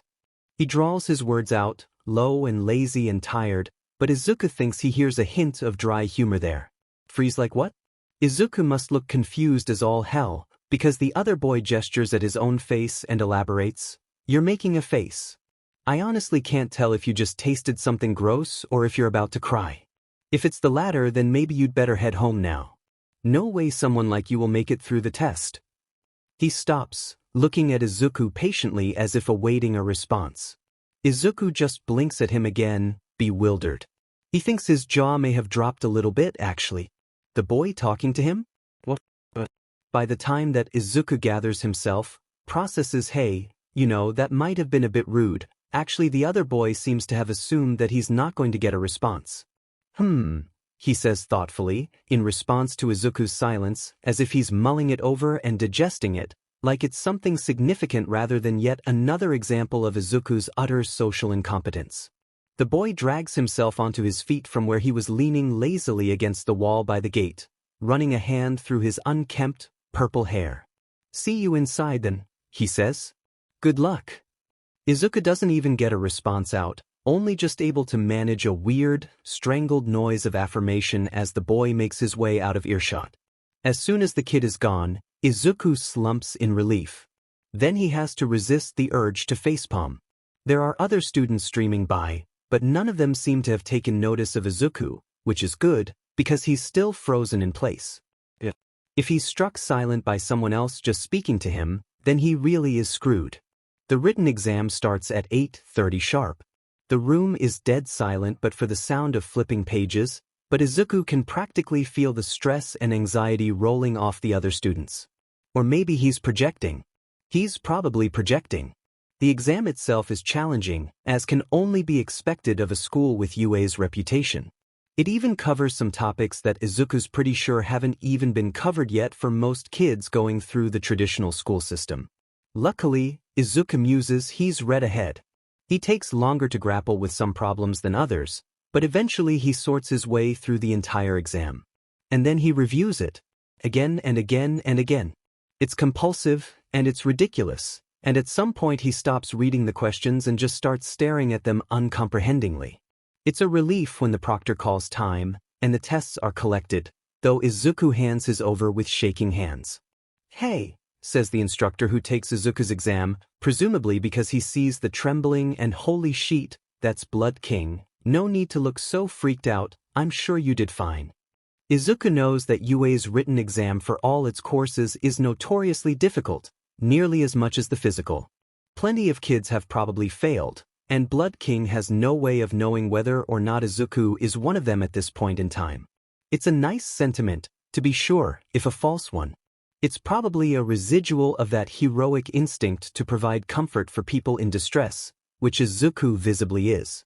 Izuku feels so ashamed that he thinks he might sink into the ground with the weight of it. The desire of a hero to reassure others is one of the things that he admires the most about them. It's what was one of his driving motivators to become a hero. It's something that they should reserve for civilians. For people who need it. For innocents. Not people like him. "Thanks," he manages weakly, hoping that nothing seems too off about him. Bad traits for your spy at a hero school to have. Literally has a mental breakdown when talking to pro-heroes. Honestly, what the hell was Vicious thinking? Luckily, the hero has other exams to collect, and if he finds anything suspicious about the tremulous smile Izuku gives him, he ignores it in favor of moving on. They take a break for lunch before the next portion of the exam. Izuku breaks off from the main group of students. They're eagerly discussing test answers and trying to gauge how well they did, and if Izuku hears another word, the tightness in his stomach might actually get so tight that it'll make him sick. And of course, even if he did do well on the written test, it's worthless if he doesn't perform well on the next part too, and the physical exam is what Izuku is worried about. He drops down beneath the shade of an overhanging tree, away from the clumps of other conversing kids. At least here he can think aloud. It's how he prefers to sort his ideas out, and not a privilege he gets to exert often, especially not around the others. Vicious, Masami, and Hisashi all unsettle him too much, though for different reasons. Vicious has a gleeful fascination with Izuku's ramblings that sets him on edge. Masami's ability to read so deep into every word makes him too paranoid, and to be honest, Izuku hasn't said a single word to Hisashi in the past 7 years that wasn't underscored with a mood of profound discomfort. And Victoria, of course, is firmly of the opinion that he should be seen and not heard, though Izuku has no clue if that's an opinion reserved exclusively for him or if that's just how she feels about other living creatures in general. There's going to be some sort of trick involved, Izuku murmurs to himself. I might be applying for the general education course, but UA is still an institution that specializes in training heroes, so testing people for intelligence and physical fitness alone isn't going to cut it, especially with how selective the school is. It only makes sense that there would be another dimension to it. But what? There's only two that he can think of, actually. It's probably going to be either strategic or some sort of test of moral character. And it has to be in the physical. I didn't see anything like that in the written exam unless I missed it, of course. Oh, that would be bad. No, But I was looking, does failing to notice automatically disqualify the examinee? Oh no. Someone clears their voice. Izuku startles, nearly scrambles back until he actually gets a look at the person in front of him. It's another one of the students, a boy about Izuku's age, with a friendly face and curly brown hair in an undercut that looks a little incongruous on someone with such soft features. "Hey," the boy says kind of meekly. He puts his hands up placatingly, looking a little taken aback by Izuku's reaction. "I'm sorry to disturb you, I'll leave you alone, I promise, but, I couldn't help but notice you don't have anything to eat?" Izuku pauses, slack-jawed. He doesn't, of course. It's not like the people he lives with are the sort you can ask to pack you a sack lunch, and Izuku doesn't have the resources at the warehouse to make one for himself. Performing physical activity without having eaten for a long time beforehand isn't necessarily ideal, of course, and low blood sugar could definitely compromise his performance, but Izuku's not an idiot. He has a pretty good grasp of his limits, knows how far he can push himself before he's in danger of total collapse, and he's still well within those boundaries. That's a bit too complicated to put into words though, not to mention incredibly suspicious, so Izuku says, "Yeah, I didn't have time to pack one." The other boy's brow creases, sympathetic and oh no, concerned, and Izuku scrambles to add, "It's not a big deal though, seriously. Don't worry about me." "Here," the boy says instead of acknowledging Izuku's words, and walks over to Izuku, pulling something out of the small backpack he has slung over one shoulder. Izuku's first instinct is to get to his feet and back up when the other student approaches. It's always wise to be careful how close you let someone get to you if you don't know what their quirk is or what their intentions are. But the boy also doesn't look like he means any harm, so Izuku stays in place, hesitant and ready to move at a moment's notice. The boy comes to a stop a couple of feet away and Izuku eyes what's in his hand. It's an energy bar. "Oh," Izuku says, surprised and suspicious in equal measure. "You really don't need to, I don't want to inconvenience you." "It's fine," says the kid. "I brought too much anyways. I felt bad when I saw you weren't eating anything." He shoves the bar into Izuku's stiff hand and smiles, rubbing the back of his head a little awkwardly. "I'll leave you alone now," he says, backing up in the direction of a nearby cluster of students. "I'm really sorry to have disturbed you." And then he's gone. Izuku stares blankly at the energy bar in his hand. He feels a little guilty that his first thought is that this must be a sabotage attempt, if only because that's exceedingly unlikely. The admissions exams are competitive enough so that taking Izuku, a random competitor that this kid doesn't even know anything about, out of the race does nothing to improve his odds. Plus, getting caught could theoretically ruin any aspirations of heroism for life. The bar is still factory sealed, Izuku notes, which also considerably lowers the odds of it having been laced with something. Izuku considers his situation. He's not hungry, per se. It has been several hours since breakfast, but he's certainly gone much longer without food without significant impairment to his ability to function. But having a bite to eat certainly couldn't hurt. Izuku sighs, finally giving in and tearing the wrapper open. He's being paranoid and he knows it. While it's typically a good trait, considering his line of work, he does himself a disservice every time he allows it to become more of a risk than a survival tool. He does give the thing a suspicious sniff before he takes a bite. If it is an attempt at poisoning him, he at least owes it to himself to make sure that the job wasn't done lazily. But it doesn't smell like much of anything other than nuts and a bit of chocolate, and Izuku caves completely, letting himself bite into it as he ponders the nature of the physical exam. He can't mutter aloud anymore, since his mouth is full, so Izuku starts drumming his ungloved fingers on the dirt in front of him, tapping with frenetic energy as he thinks. No one knows exactly what the physical portion of the exam is. Whether this is because it is kept tightly under wraps or because it changes so often that leaking it is pointless, Izuku doesn't know, and quite frankly, he doesn't like it. Written exams are stressful, but at least you have a general idea of what you have to study for. Izuku has no idea what's coming in the physical, and he can't help the unease that fact stirs up in his chest. Luckily, it's not long until they're ushered back inside for an explanation. Izuku doesn't recognize the person who is describing the rules. They must not be a hero, or if they are, they're a very obscure one. They're split into testing groups of about 50, and each group is led into one of what Izuku can only assume is many training facilities used by the school, probably reserved primarily for hero course kids. In the locker room, they're asked to change from their regular clothes into some exercise clothes, provided courtesy of the school. Izuku sighs and gathers his clothes up in his arms. When he'd gone to school, he'd hated gym class to the point where he'd forged doctor's notes excusing himself from it. It was a superfluous subject for him anyways, and PE clothes were too thin, too exposing. They left Izuku feeling open and vulnerable.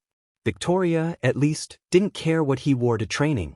At least the workout clothes UA had provided include a jacket, one with a reasonably high collar as well, thinks Izuku as he locks himself in one of the bathroom stalls and starts to change.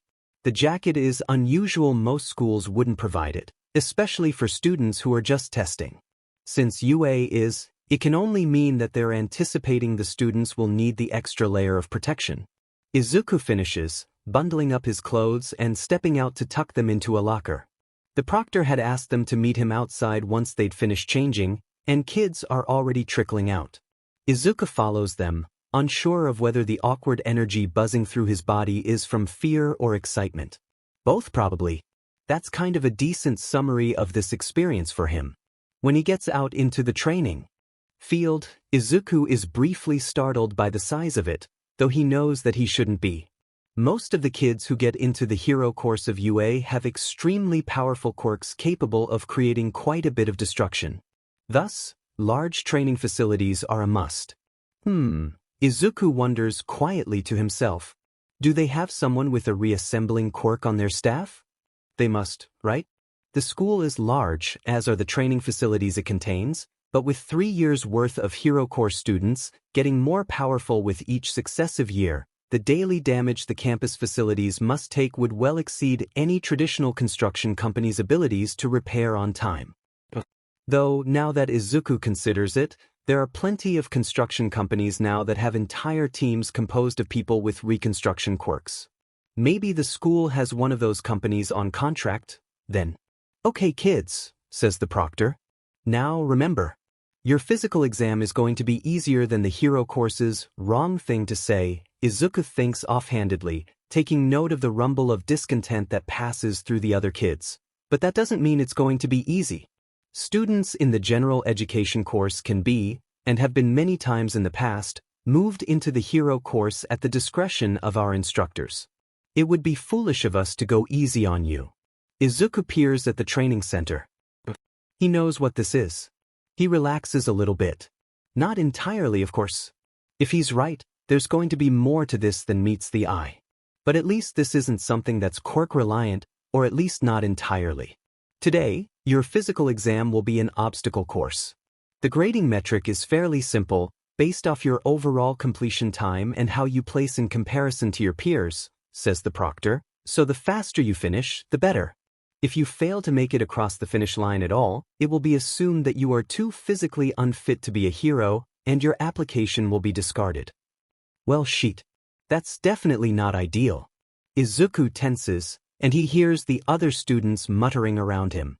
The proctor rattles off some rules. It's nothing too complicated. A code of conduct, some other semantics. And then he clears his throat. Any questions? He says. No one responds, and the proctor smiles. Then you may begin.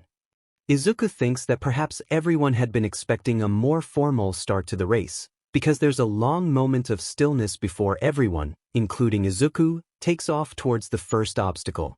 The obstacles are challenging, of course, like something you might see on one of those obstacle course-based game shows. But Izuku's breezing through them. He's not quite in the lead, but close, and certainly further ahead than anyone else without a physical quirk. Relative to what he'd been expecting, this is easy. Too easy. His suspicion is roused further when he gets to the fourth obstacle. It looks like monkey bars, except they're very wide across, probably to accommodate the number of students, though not terribly many are here yet, and hanging from various heights off of the bars are strange glass-like orbs. Izuku narrows his eyes. The goal of this, then, has to be not to touch those, whatever they are. But what happens if you do? Do they break? Explode? It can't be something that would hurt someone beyond stunning them, but even a single lost moment can be crucial. It's also possible that imperfect execution of the obstacles is subtracted from their total score. It's impossible to guess their exact function just from staring at them. Izuku's just going to have to settle for making sure he doesn't find out. He makes it about halfway across before it happens. He's making slower time than he'd like because of how he has to contort his body to squeeze through without knocking any of the orbs, so obviously set up in a manner that would punish incautious movement immediately. Then one of the people next to him, a girl with what looks to be a prehensile tail, gets a little overeager and overswings just a bit, bumping one of the orbs with her knee. She yelps, and before Izuku can register it, her grip's been ripped loose from the bars and she's trapped in what looks like some sort of gelatinous fluid, pinned to the ground. Her mouth and nose aren't covered, but Izuku winces in sympathy anyways. Getting out of that is going to be a time killer. She's going to lose a lot of her lead. It's not easy, but after about another minute of deft, cautious movement, Izuku drops to his feet on the other side of the monkey bars. He rolls his shoulders, which are a little tight after bearing his weight for so long, and then starts for the next obstacle. The first obstacles had been traditional, easy. But that had just been to get them to lower their guards, apparently. The rest, then, are going to contain challenges like this. This one is a set of multiple balance beams, over some gunk that Izuku is willing to bet is what came out of the orbs in the previous challenge. The issue? The beams are completely iced over, slick and clear with it. Izuku sees a couple other students eyeing their beams suspiciously too. A couple even try it, none of them make it more than 4 steps before tumbling into the gunk where, sure enough, they're stuck. As they set about prying themselves free, Izuku gives his own beam a skeptical look. There has to be a way to do this, he's sure. But how? Izuku ventures a glance over his shoulder. The other kids are catching up, and he doesn't know how long he has before the ones he's neck to neck with now pull themselves out of the muck and mire. It doesn't seem like he has a choice. He just has to use his core, right? Izuku takes a deep breath, tightening his leg and abdominal muscles in preparation for the loss of traction, and steps onto the balance beam. And his foot slides out from under him the second he puts any weight on it at all. Sheet, Izuku thinks, entering blind panic mode. It's only good luck that has him orienting himself so that he falls straight forwards rather than right into the muck. And it's even better luck that on top of that he manages to catch himself with his hands on the balance beam, so that he's practically planking on it. His balance is better like this, though. And well, it's not very dignified, but if you can't walk, crawl, right? Making his way across the balance beam on all fours is still tenuous work. Izuku almost flops into the muck on accident about 15 times. And a couple kids who have quirks well suited to the challenge surpass him in the time it takes him to shimmy his way across. But he does, and when he gets to the other side and looks back, he's still well ahead of most of the other students. Maybe he can do this after all. It continues like this for a couple more challenges, until Izuku reaches one that looks just like a sand pit, with a rope wall on the other end of it. Izuku steps warily back from the sand pit. There's no way that this isn't a trick. A couple of the others who have reached it at the same time as Izuku follow suit. They've all caught on by now then. Izuku bends down, scoops up some gravel, and then tosses it into the sand pit, waiting to see if anything happens. It doesn't. Izuku hesitates. Obviously, there's no way that this is just some regular sand pit. But something tells him that the only way to find out is firsthand. He sighs and starts to make his way across. When he's not immediately set upon, he hears the others start to jump down and follow. It happens just like with the first trick challenge about halfway through. He goes from walking on top of the sand to being knee-deep in it. Sheet, Izuku says, tugging at one of his legs. It's not full-blown quicksand, thank God. He doesn't seem to be sinking any more than he already has, and the resistance is inconvenient, but not insurmountable. He's closer to the wall than most of the others, and it doesn't take him long to reach it and start clambering upwards. This time, he doesn't notice that anything's wrong until something cold drips onto the back of his hand. Izuku stops in place and stares blankly at the black substance now trickling down his wrist. He starts and looks up. There's some sort of black tar-like substance trickling down from the top of the rope wall, and it's creeping downwards quickly. Izuku ventures a glance over his shoulder. The ground is still that viscous liquid quicksand. Going back is not an option. Izuku sighs, takes a moment to hope that this won't end in disaster, and braces himself. The tar hits him like a ton of bricks. There's not an overwhelming amount of it, but it's cold, and more than that, it's heavy. Izuku tightens his hold desperately and, miraculously, manages to keep his grip. So this challenge is what, then? Resistance? It takes a lot of effort, but Izuku hauls himself a couple more feet, and then has to take a moment to breathe. The weight of this stuff is incredible. His muscles are shaking just from trying to stay in one place, much less the effort it takes to scale this thing. The sludge is starting to flow thicker now. Izuku, who's near the top by this point, sees it coming, and is able to brace himself against it. A look down reveals that not all the others are so lucky. The second wave drags several others down their respective ropes by several feet. The person on the rope to Izuku's right is even more unfortunate, catching a massive amount of the black residue to the face.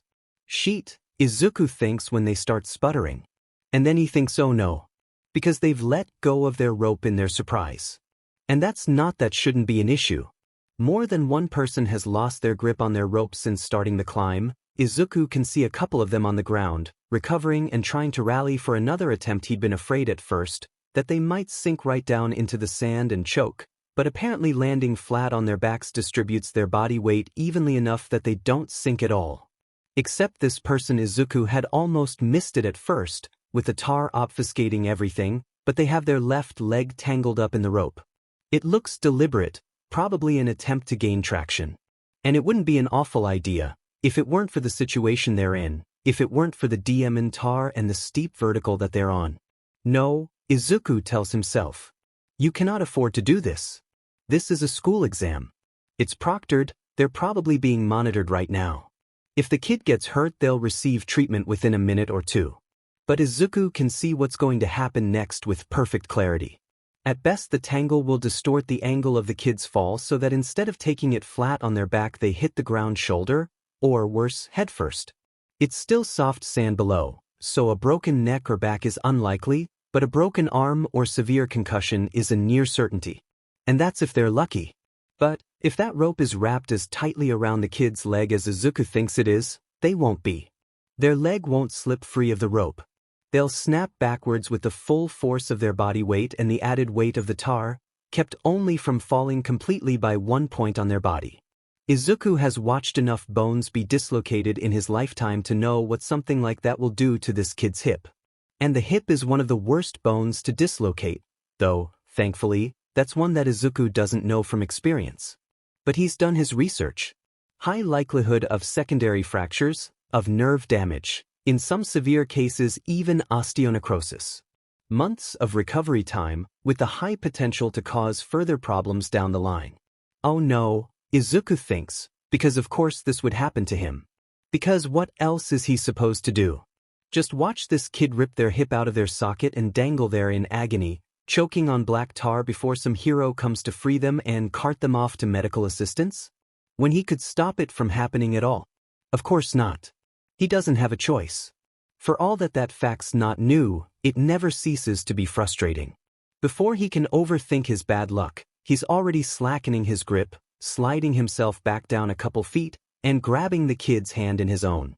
It's one fluid movement, and Izuku knows it's a fatal one, for himself at least. They clutch his hand like it's a lifeline. He half expects them to let go now that they've been rescued from their fall and resume climbing, but instead they hold on tighter. Izuku pauses, confused. And then he realizes. They can't see. Their vision must be obscured by the tar they took to their face. It feels obvious now that he thinks about it. The smart thing to do would be to help them re-anchor themselves to the rope and then just keep going. Let them take it from there. But with their vision still obscured, Izuku doesn't want to risk the same thing happening twice. In for a penny, in for a pound, right? Okay, he says. Keep climbing, I'll lead you up. Climbing with one hand is a beach.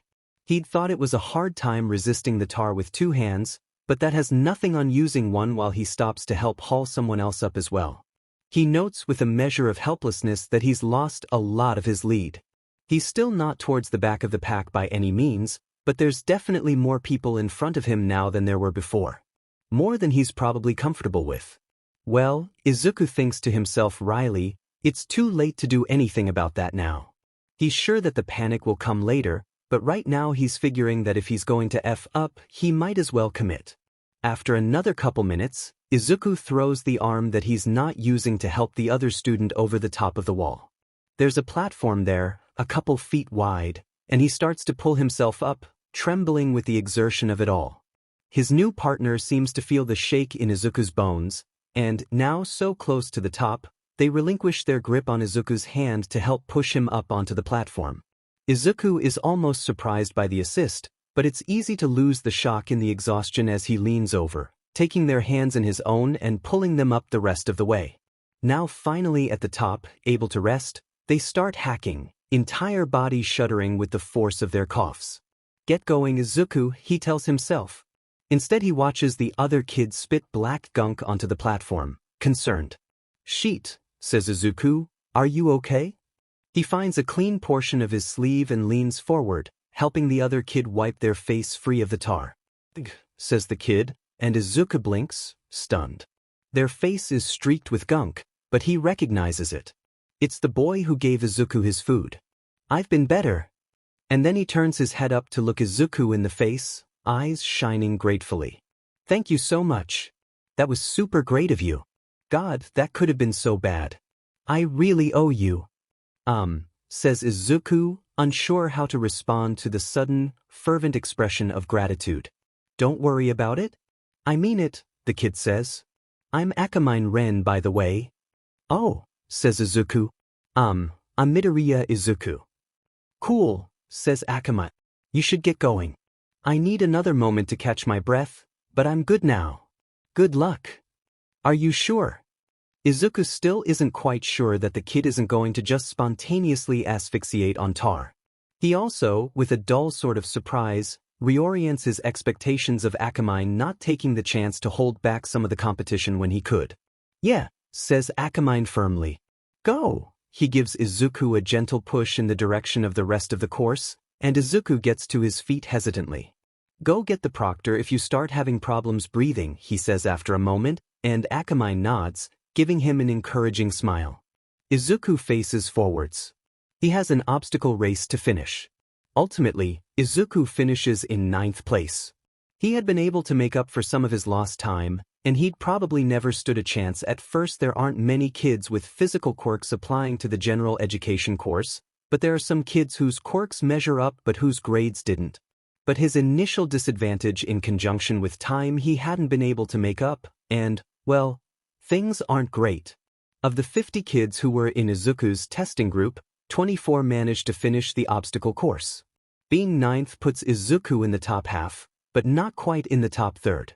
For a school like UA, it won't be enough.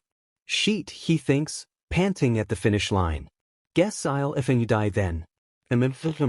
He should not be so effing irreverent about this, because this is really, really bad. Izuku is well aware that he has a lot of repressed attitude issues built up from the past few years, but it's starting to get a little much. The proctor clears their throat and informs them that they will receive test results in a week. Then they're sent back to the locker room, directed to the shower stalls and told to clean off. And then they're free to go. In any other situation Izuku would find waiting even a week hellish. Rip the bandage off already, he'd probably say. But the thing is, Izuku knows what his test result is going to be. He knows that the only thing ripping of the bandage is going to do is reveal a rotting, putrid wound. Suddenly a week feels like a painfully short measure of time.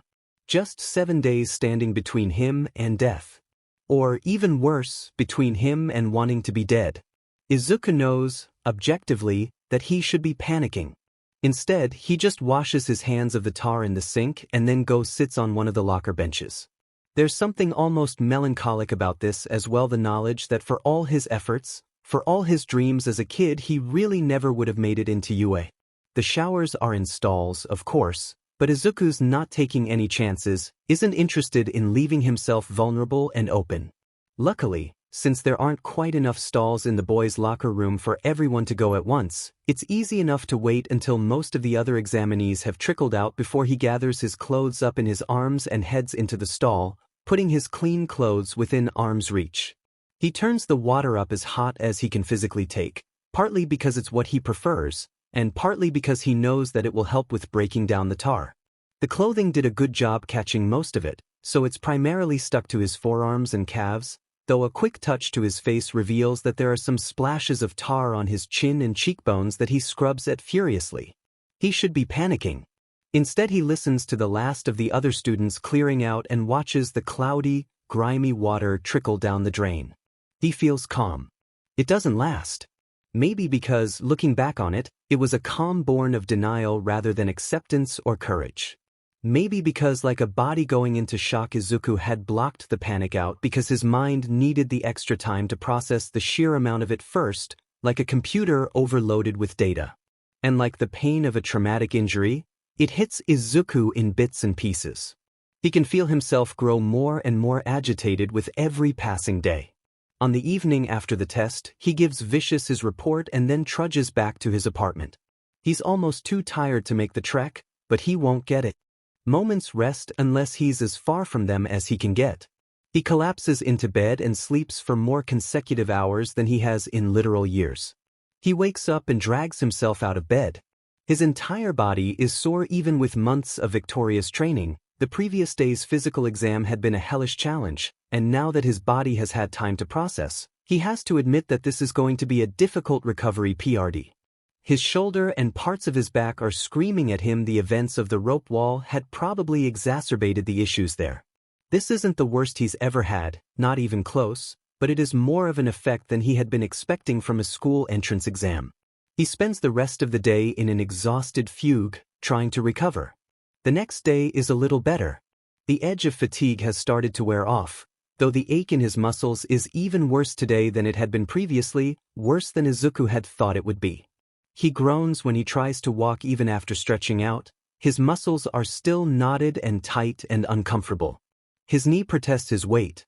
And while the exhaustion has started to fade after a day of rest, thankfully, since there's something uncomfortably vulnerable about being so tired and unaware, it leaves room for a little bit of something else to start poking at the boundaries of Izuku's train of thought.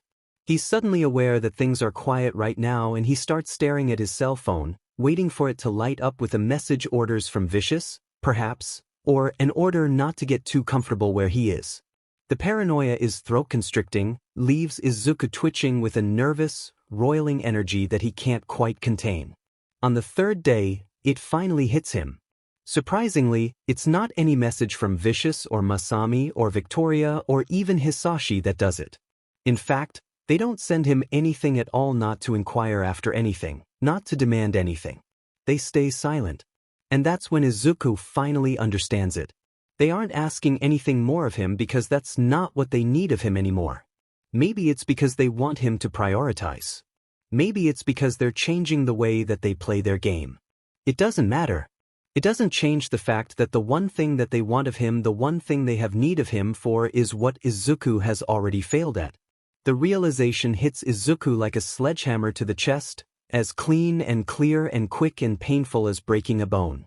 Vicious keeps him around, Izuku knows, because the benefits of his presence outweigh the costs.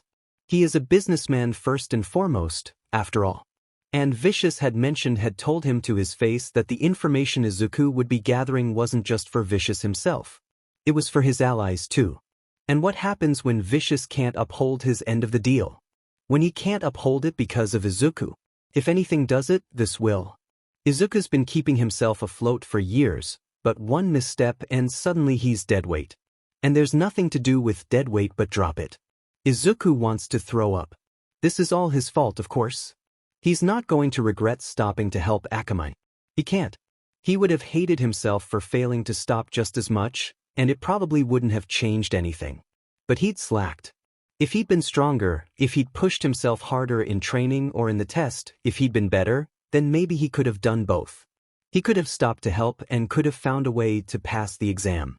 Maybe that means he deserves what's almost certainly coming his way. Izuku can almost bring himself to stop being afraid of it, if he thinks that way. That he has it coming if not for all his years of aiding and abetting Vicious then because he was unable to avoid it. But what about Mom? Izuku hasn't been able to see her in person since the day he'd left, but when he can, he keeps track. She still lives in the same apartment. She's still beautiful and amazing, of course. And Izuku is very aware, a thorn in Vicious' side that won't go away. It's almost amusing. Vicious hadn't, Izuku is almost certain, anticipated that Izuku's mother would be as persistent in trying to get her son back as she has been.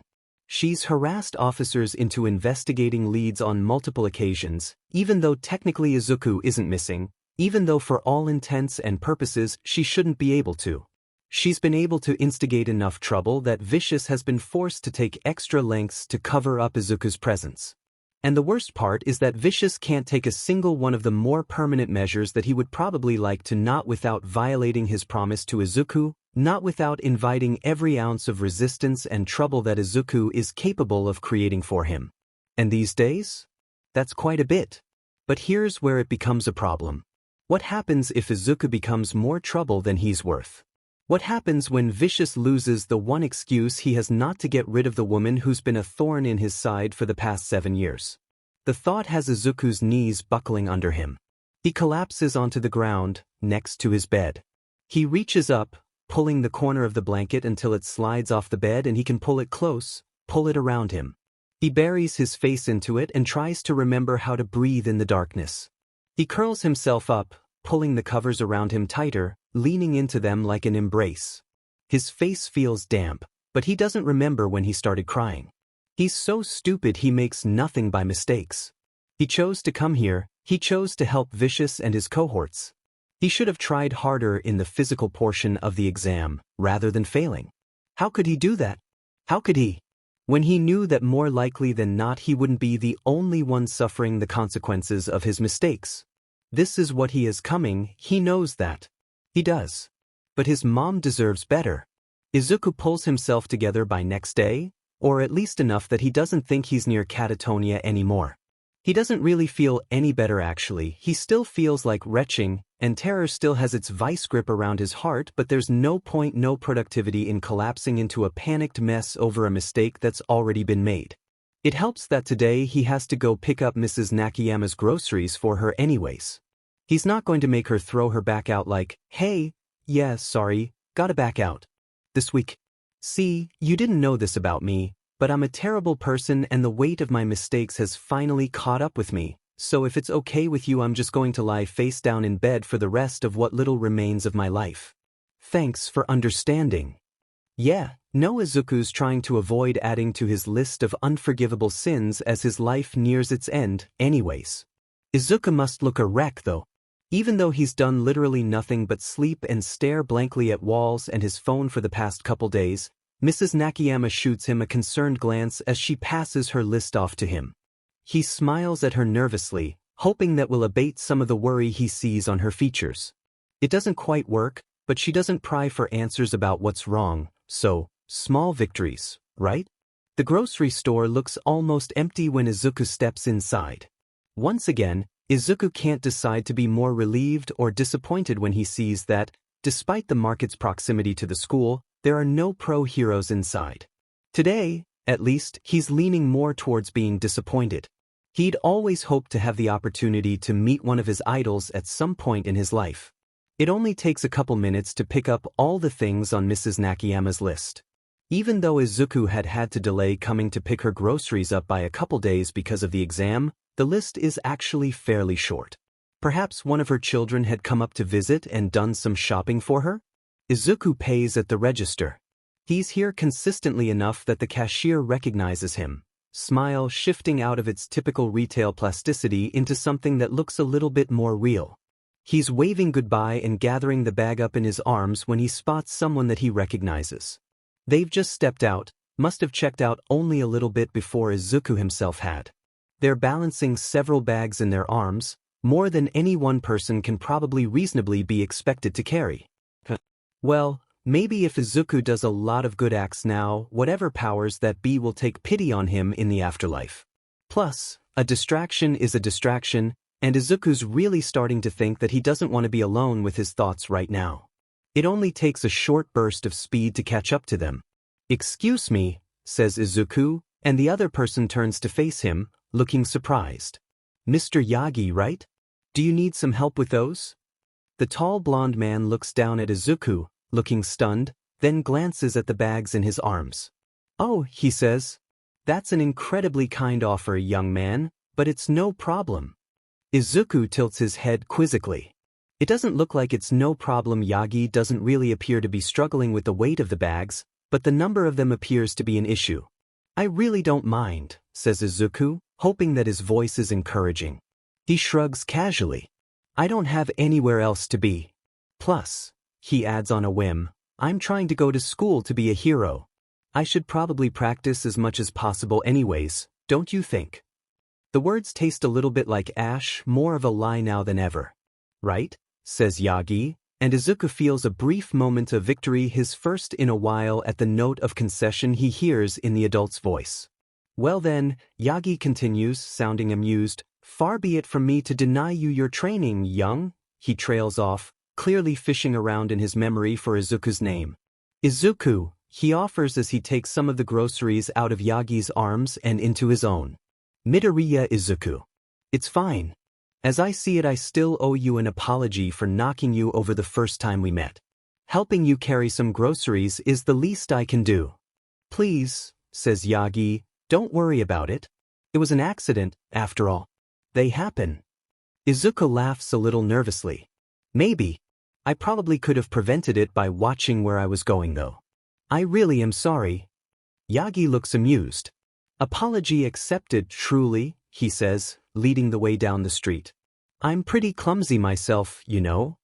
"Really?" says Izuku, surprised and amused. "I don't know if you can measure up to me though." "Oh," says Yagi with a short laugh. "I think you'd be surprised." "Prove it," says Izuku.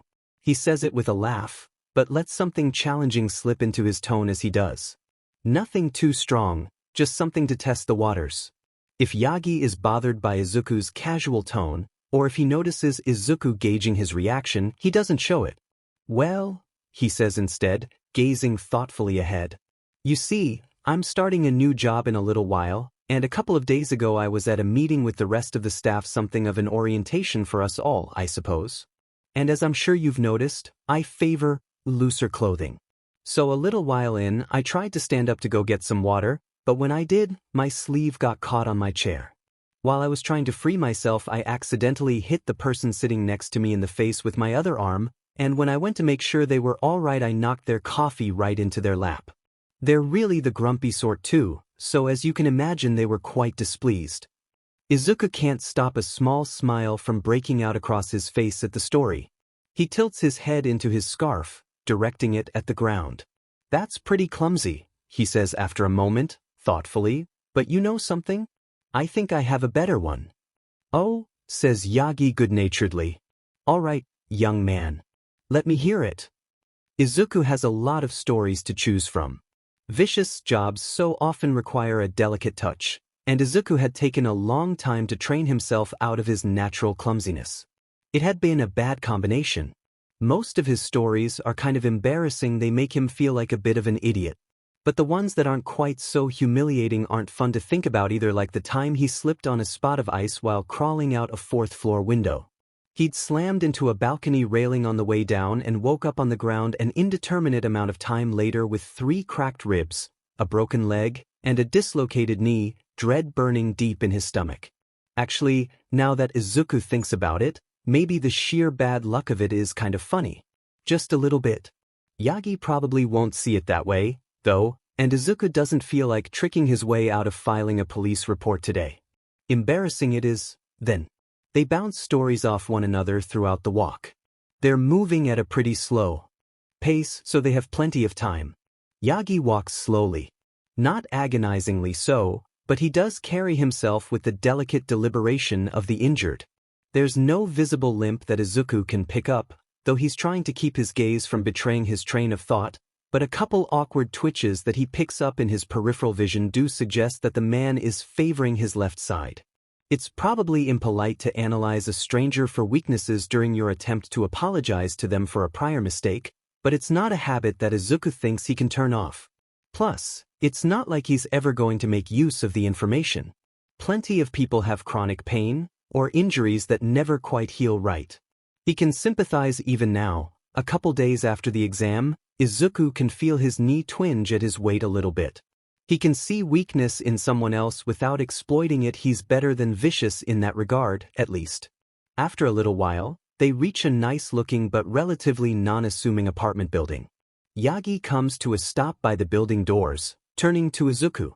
"Here is fine," says Yagi, reaching out to take his bags from Izuku's arms. A debilitating, likely old, injury. A reluctance towards allowing a stranger, no matter how harmless-looking, to see the exact location of his apartment, which is in a building that's even closer to UA than Izuku's own. It could just be coincidence, but Izuku racks his brain for any retired pro heroes that match Yagi's description. He comes up blank. He doesn't know every hero, of course, but he knows most of them, and neither Yagi nor his injury are ringing any bells for Izuku. Hey, he tells himself. This is where you chill out. It's an unlikely suspicion anyways, and even if he's right, what does it matter? What business is it of his? Except, then, a voice chides in his head. It's an unknown variable, and unknown variables get people killed. Too late, did that already, he reminds himself, and then almost winces. He really doesn't need to be thinking about his mom right now.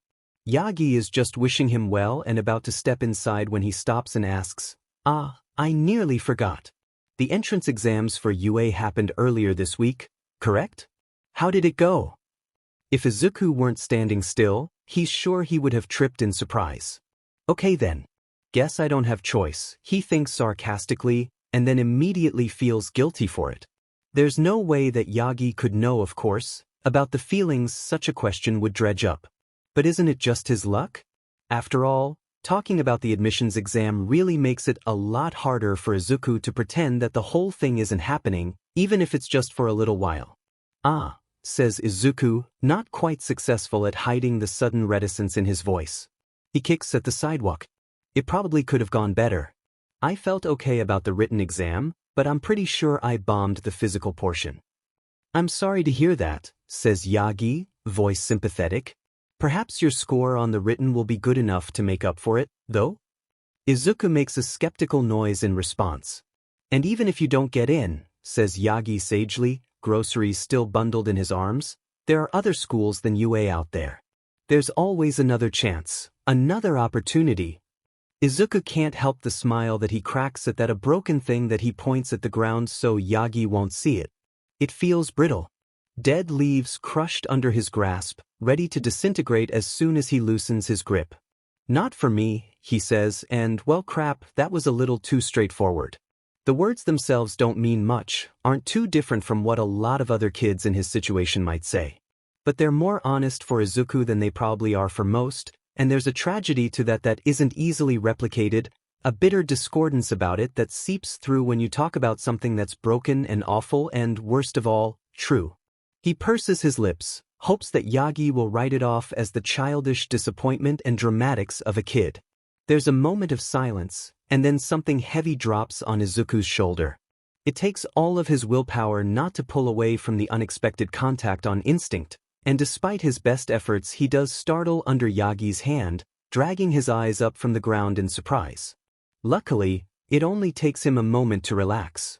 The man's hand on top of Izuku's shoulder is a firm weight, but it's not constricting by any means. It would be easy for Izuku to shrug out from under it. After a second, he realizes with surprise that he doesn't particularly want to. Yagi meets his gaze determinedly, deep-set eyes burning with the sincerity of his words. Listen here, young man. Don't give up on yourself so easily, he says. You never know until you know. Remember that. After another moment, Yagi drops his hand and bends down to pick his bags up. He must have put them down to get a free hand. Definitely favoring the left, Izuku notes absent-mindedly. You're right, says Izuku after a moment, trying to force his smile into something less plastic. I should try and be more positive. Thank you. His voice is dry, cracking a bit, like old paint peeling off the wall. But if Yagi catches on to Izuku's insincerity, he doesn't mention it. The worst part is that Yagi's words are inspirational, really. It had been the exact right thing to say, just said to the worst possible person. But even so, Izuku desperately wishes that the sentiment did, indeed, apply him.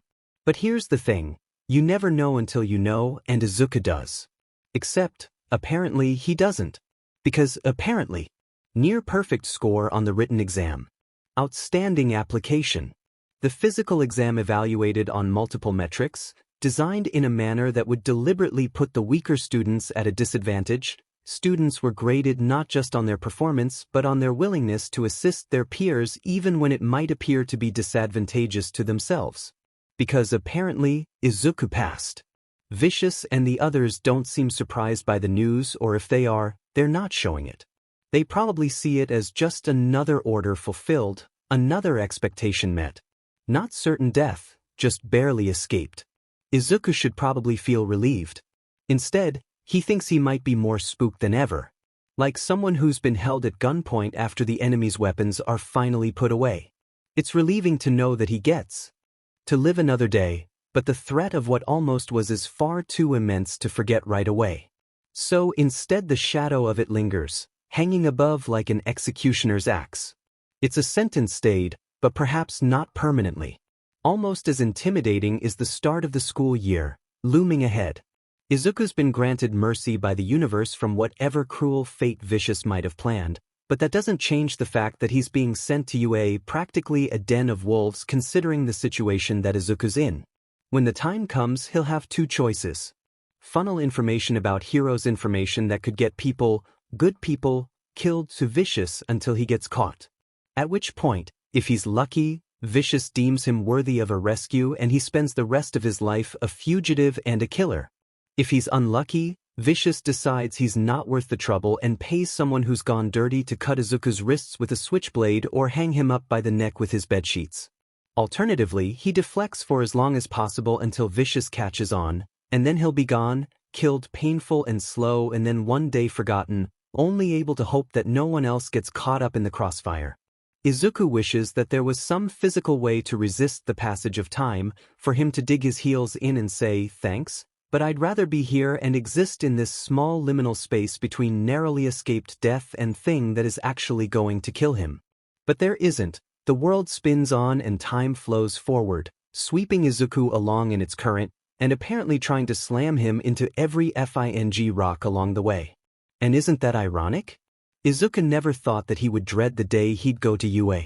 He'd never realized how thin the line between a dream and a nightmare really is, not until he'd experienced the transition himself.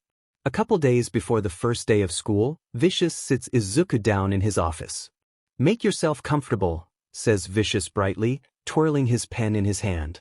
"I must say, Izuku, I know I haven't had the opportunity to tell you yet, but I am terribly proud of you. Masami and Hisashi were quite skeptical when I told them of my plan. Did you know? Victoria was too, actually, but you know her." Vicious smiles, conspiratorial. "She's always so pessimistic. But Izuku, I knew you could do it. You remind me a lot of myself. You know what you have to do and you do it." Izuku shrugs, a little helplessly. The phrase, "remind me a lot of myself," burrows into his skin and burns in his blood. Izuku hates it when Vicious talks to him like that because Izuku can't, not even to save his life, tell if Vicious says these things out of legitimate belief that they're complimentary, or because he knows that if he frames them as a compliment, Izuku can't express how viscerally disgusted the notion makes him feel. Both are a little scary. If it's the first, Vicious really is demented. If it's the second, then he's intelligent enough to know that cruelty doesn't always have to be graceless, a blunt weapon crushing bone. Intelligent enough to know that it's deadliest when it's fine-pointed blades sliding home through flesh and muscle. And even after all these years, for all that Vicious compliments his analytical ability, Izuku can't tell which one is the truth of the man, so carefully does Vicious tread the knife's edge between being unhinged and being a sadistic genius. "Well," says Izuku after a moment, "I don't know what the alternative would have been. It's partly a test, a matter of curiosity if he really would have been better off if he'd failed, and partly Izuku being too exhausted with it all at this point to bother feigning happiness." Vicious tilts his head to the side. Oh, he says, voice still genial, you would not have liked it. Thanks. Ah, says Vicious, don't look like that, kid. You don't have to worry about that now. Right? Says Izuku, shifting in his seat. So what was it that you wanted to discuss with me? And oh, that's too cross, and he tacks on hastily, sir. Right, says Vicious. Straight down to business, as always, young Izuku. I just wanted to go over your orders, briefly. We aren't going to have you do much right at the start. Just focus on ingratiating yourself. Pass along anything that you overhear that you think might be helpful, but the only thing we need you to be watching out for right now is All Might. I want to know what's going on with him. Is this information for your allies, sir? Izuku keeps his tone non-committal, but can feel himself cringing inside. Is his question too prying? Vicious does not, thankfully, look irritated. He leans back in his seat. My allies? Ah, yes, I did mention them to you. Well, he says thoughtfully, since you are our most valuable asset on this case, I suppose I can let you in on a little more information. You see, I've been contacted by a group known as the League of Villains. They're very interested in merging with us. I'm less interested, admittedly, but they're a rising power. They could prove a powerful ally. I see no problem in helping further each other's purposes. That said, no, this information is not for them. It's for me. Vicious steeples his fingers and brings them up to his face. This league, their leader, he speaks of killing the symbol of peace. What? Izuku can't keep the word from slipping out, surprised and loud. He winces when he realizes, slapping a hand over his open mouth with a startled gasp, like he can catch any more outbursts in his fingers this way. But he can't help it, the notion of killing All Might is ludicrous. But Vicious is a powerful villain, and if this league is strong enough to intrigue him as a potential partner, then maybe they can. And no, because if they can, then they'll try. And they'll use every advantage that they have. Including Izuku. He can't be a part of that. He can't. The idea of All Might falling in battle makes Izuku's stomach turn, makes something terrified and tragic squeeze tight around his heart and lungs, but the idea of being responsible in any way for it is nearly enough for Izuku to empty the contents of his stomach onto the table in front of him right there and then. I know, says Vicious, not seeming to take Izuku's outburst as an attack. It's not the first time, of course, but their discussions of killing All Might in conjunction with what they've told me, it makes me think that there may actually be something to it this time. My gut is right, then this may be the first time since the start of his career that our great symbol of peace has an exploitable weakness. And if he does... Vicious' eyes glaze over, like he's lost in fantasy. Well, if he does? Then I want to know about it too. Right? Izuku thinks, half-dazed in a way that doesn't fade until later, when he stumbles into his room. It's too late for him to head back to the apartment now, though he longs achingly for the distance. But he shuts the door behind him a little louder than he means to and then collapses against it, sinking to the floor and burying his head in his knees, hyperventilating a bit. This isn't something he can escape. Failure will cost him his life, and while Izuku hardly wants to die, if it would protect All Might's life, if it would protect any of the pro-heroes that Vicious is probably going to line up in his sights, Izuku would pay the price. He would be effing grateful for the opportunity. He wishes that he had it that way, wishes that it were that easy, so simple as just giving his life for theirs and that being the end of it. But it's not just his life on the line, it's his mom's too. And that isn't something Izuku can allow either. His mother is not an acceptable casualty. But Izuku focuses on his breathing, trying to slow it, and he thinks about All Might. Thinks of all the lives the hero has saved, of the way that the pro-hero, even on the rare occasions he's injured, goes to help others with a smile on his face, willing to do whatever it takes to ease their suffering, even if it's in some small way.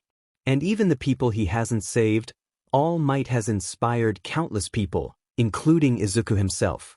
Izuku curls up, trying to sink into his sweatshirt. He stares at the sleeve. This might as well be Exhibit A.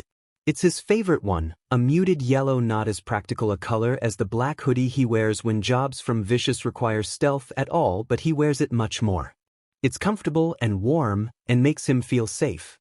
He'd chosen this color, impractical as it is, because it reminded him of All Might. He can't be a part of something that's going to take someone like that out of the world, not All Might, and not any of the other pros. His mother isn't an acceptable casualty, but neither are they. Izuku tries to steel himself, tries to take a deep breath, but it's shaky and shallow instead, like his lungs have forgotten how. It doesn't matter that this is an impossible situation. It doesn't matter that he wishes he'd never ended up here. He did, and now it's happening, and he doesn't have a choice about that. He has to find a way to make it work. This is just going to be like the past 7 years. A worse version, sure. But it's the same general idea. Izuku's played the delicate balancing game of filtering information for years, of passing along information that will hurt without killing, that is just misleading enough to avoid causalities. It won't be sustainable, not really. Vicious will expect more concrete results now that Izuku's in the thick of it, and the longer he goes without them, the more suspicious he will get. But Izuku has years of practice. Maybe it won't be enough for him to go uncaught, but it should be enough to buy him some time. And he doesn't need to go uncaught. He just needs to make sure that no one else gets caught in the crossfire of all this. He can do that. He has to. There's no other way. Izuku's grip on his knees tightens and he bows his head forward, lightheaded. There are no acceptable casualties. The only person he'll allow Vicious to hurt in this mess is him. He's not much, he knows that. He's quirkless and weak and useless, and he hates it. But this he can do. He doesn't have a choice. The first thing Izuku realizes on the first day of school is that UA is massive. Which is, okay, not quite a surprise. It hasn't been that long since he was here for the entrance exam, but it does pave the way for his second realization. He has no FANG idea where he's supposed to go. He stops in his tracks the moment that he processes how completely and utterly lost he is, jerking his head up and surveying the doors around him for any indication of where his class might be.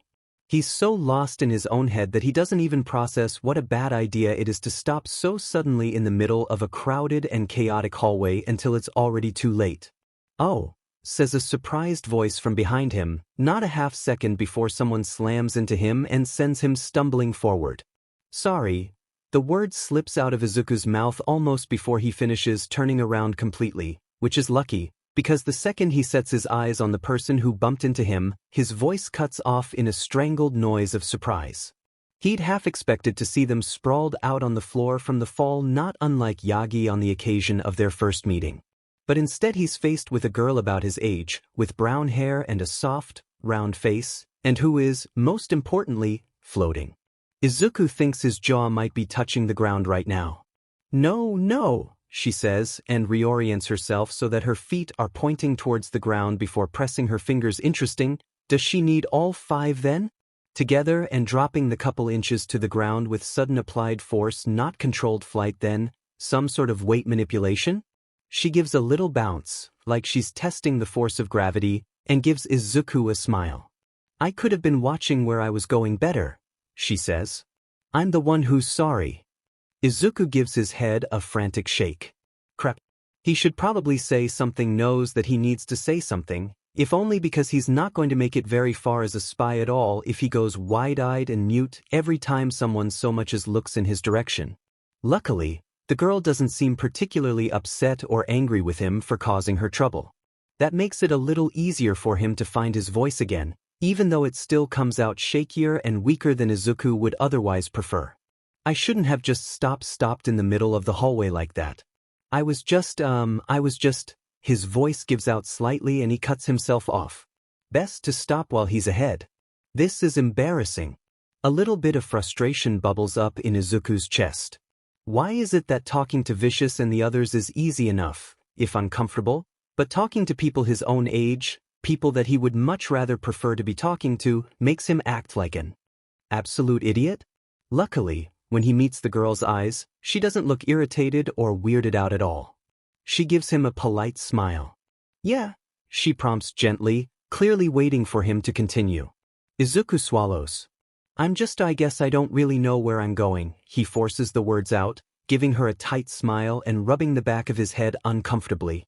She gives him a wide-eyed look. "Really?" she says, leaning forwards intently. Izuku winces. Yeah, he confirms, resisting the urge to look around for an exit. Oh, thank God, she says, and Izuku blinks in surprise. I have no idea where I'm going either. What? He says, a little louder and more clearly than before. Yeah, she says, mirroring him and rubbing the back of her head with an awkward laugh. I mean, UA is so big. How are we supposed to know where anything is? Tons of kids have to be lost, right? But everybody looks like they know where they're going. It's really freaking me out. Maybe there's a map somewhere, he offers awkwardly. There'd better be, or else I'm going to be getting lost a lot, she smiles again, full-faced and friendly. I'm Uraraka Ochako, by the way. Ah. Izuku stares at the hand she outstretches to him until his mind processes what she's asking of him and he moves his own out, giving her an awkward handshake. Midoriya Izuku. He says it like a question, and Izuku almost facepalms then and there. No wonder Vicious didn't have him use a fake name. Apparently, he's not even sure of his real one. It's nice to meet you, Midoriya, she says, and then she hesitates, tilting her head to the side thoughtfully. You're a first year too, right? She asks, and Izuku stops. For a moment, a voice hisses in his head. Why does she want to know? Izuku silences it quickly. She's just curious, he knows. It might go against his better sensibilities to just reveal information about himself to anyone who asks, but it's harmless, and Izuku's not going to let himself be rude just because he's predisposed to paranoia. He gives her a small nod. Cool. Uraraka beams. We have like 30 minutes. Do you want to, help each other find our classes or something? I mean, if not, it's totally cool. I just feel a lot better being lost with someone else, you know? Izuku hates to admit it, but he probably would too. And, well, he looks closely at Uraraka. Her body language is open and loose. She seems truly friendly, not like she has an ulterior motive, and wait, what? Izuku hates this sudden bout of irrationality coursing through him. What ulterior motive do any of the kids that go here have? They aren't like him, after all.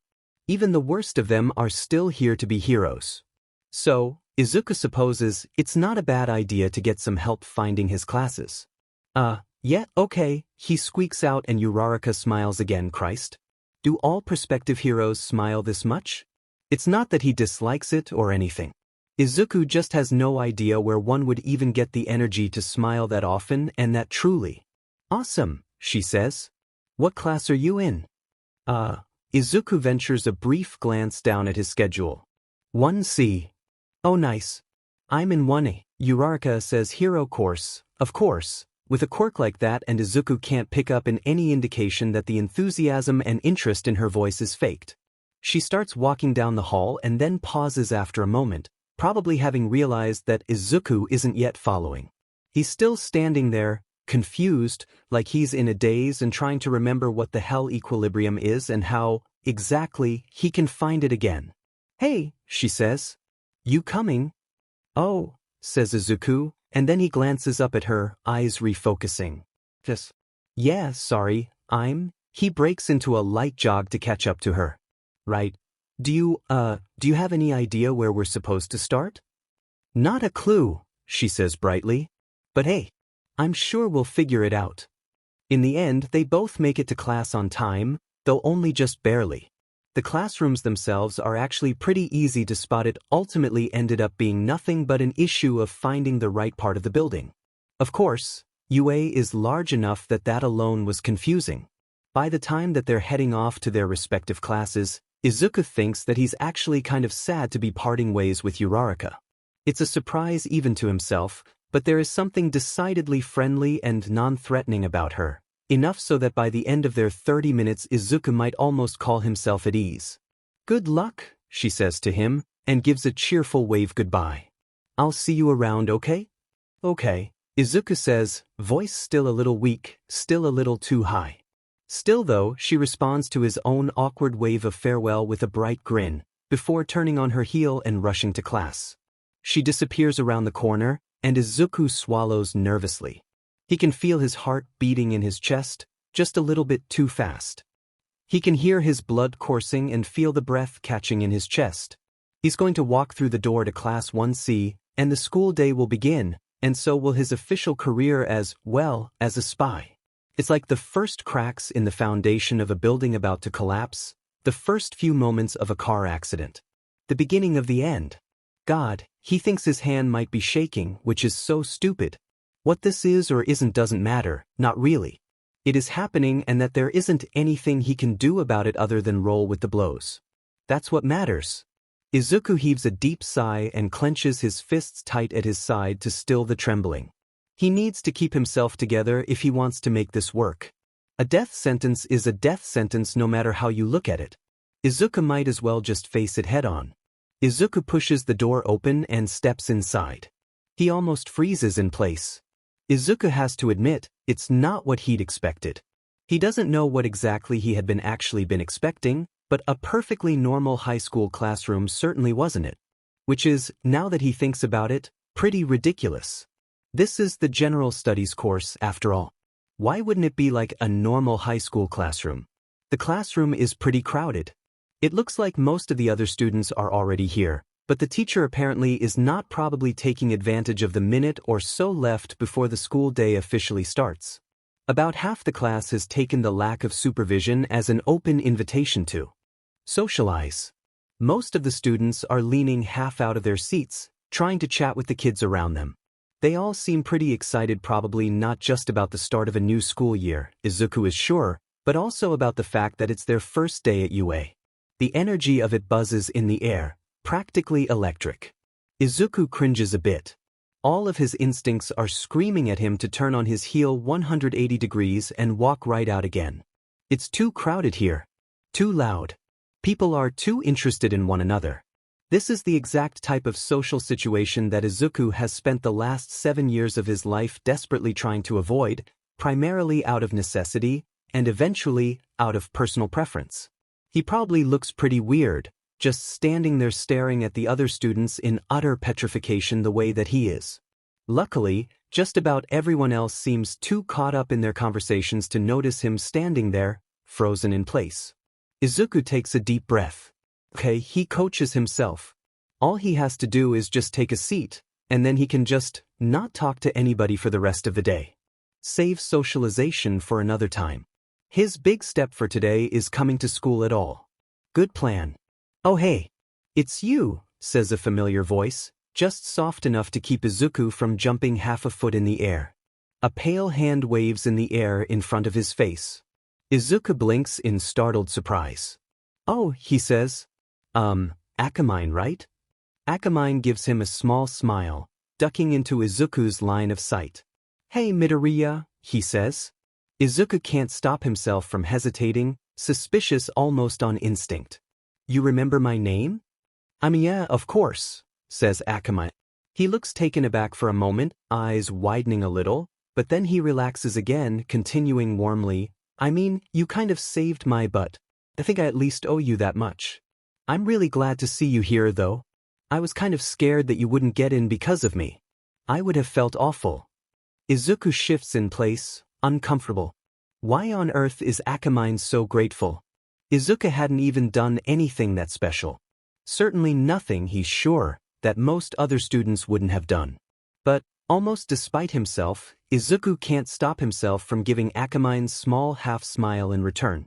Izuku knows that he doesn't deserve thanks for what he did, but he has to admit, it doesn't feel awful. It's nice to know, at least, that he might have suffered from a shitty week due to the incident, but at least it meant something to someone. Considering the fact that he's, at least for now, still alive and breathing, Izuku might even say that that makes it worth it.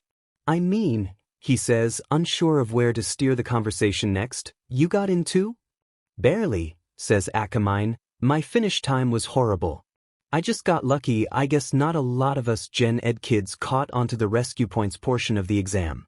There weren't that many of us who got any, so... He shrugs, smiling cheekily, everything about him screaming, what can you do? I got in. Akamine gives Izuku a curious look, reaching up to absently play with a curly brown lock of his hair as he does. So, he says, you gonna stand here all day? Izuku glances over his shoulder at the door behind him, and then at Akamine. No, he offers after a moment, voice confused, and Akamine smiles. You can sit with me if you want, he says, heading over to some empty seats in the front left of the room. Izuku pauses. Typically, he'd prefer to sit in the back of the classroom. It's the most ideal location for surveying a large number of people at once, allows him to keep his back to the wall, all the while making it more difficult for other people to notice him. Unfortunately, it looks like he arrived too late to manage to get one of those seats. His next preferred spot would be near the door, worse visibility, but proximity to the exit would compensate for that loss. But those are also all full. That limits Izuku's options to where Akamine is headed, or to some scattered seats in the middle of the classroom. The seats in the middle would grant him slightly better visibility and more subtlety, but the idea of being surrounded on all sides is distinctly unappealing, enough so that Izuku dismisses it offhand.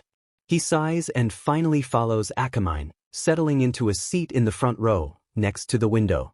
At least a window can function as an exit, he really needs it to. Though, actually, he's sure that UA probably has all of its windows rigged up with alarms and other security. Still, being near it makes him feel a little better than not being near an exit at all. And that way he only has to worry about having people on two sides rather than being flanked on all four. Whoa, he catches himself. Is he picking a seat in class or trying to develop a FING battle strategy? He wants to tell himself, better safe than sorry, but he honestly can't imagine that, should he be found out to be a traitor in UA, that the location of his seat in the classroom is going to make any difference whatsoever. If he gets caught by the pros or by Vicious or by whoever, it won't matter if he's in the front of the class or the back or if he's halfway across the world, he's screwed. Izuku absently notices Akamine sitting in the seat behind him, which is, that's good, at least Akamine isn't an entirely unknown variable. Oh, says Akamine, and Izuku looks back at the other boy in time to see him lean over and start rummaging through his backpack. He pulls out a water bottle out and Izuku almost does a double take. Akamine has a lot of water bottles in his bag. Is that some sort of function of his quirk? Does it dehydrate him quickly? Here, do you need some water? It takes Izuku a moment to realize that Akamine is not, in fact, talking to him. Instead, he's addressing the girl who's sitting just to Izuku's right. Izuku, careful not to make it too obvious, casts a surreptitious glance in her direction. She's one of the few kids in the general education course, it seems, with a fully visible quirk. Her hair is glossy and black, and her skin glows with a healthy tan. But most remarkable is the way that her skin is covered in large, expansive splotches of brassy, golden scales. Even the parts of her skin that aren't actually scaly glow with an inhuman sheen, like the scales are rippling just beneath the surface, about to grow out at any second. Additionally, she seems to have a strange crease in her forehead. It almost throws Izuku off a bit. It's not quite like a scar.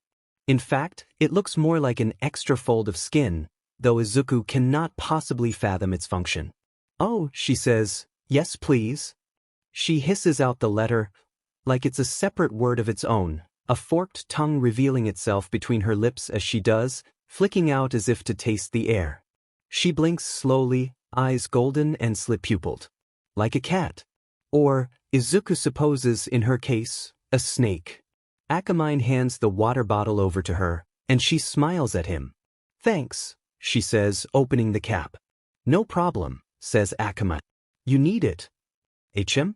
Izuku actually glances over his shoulder at Akamine for that, and the girl furrows her brow, confused. I'm sorry, she says. Akamine looks at them, bewildered. What? He says, and Izuku sees the moment that Akamine processes his own words. Wait, no, not like that.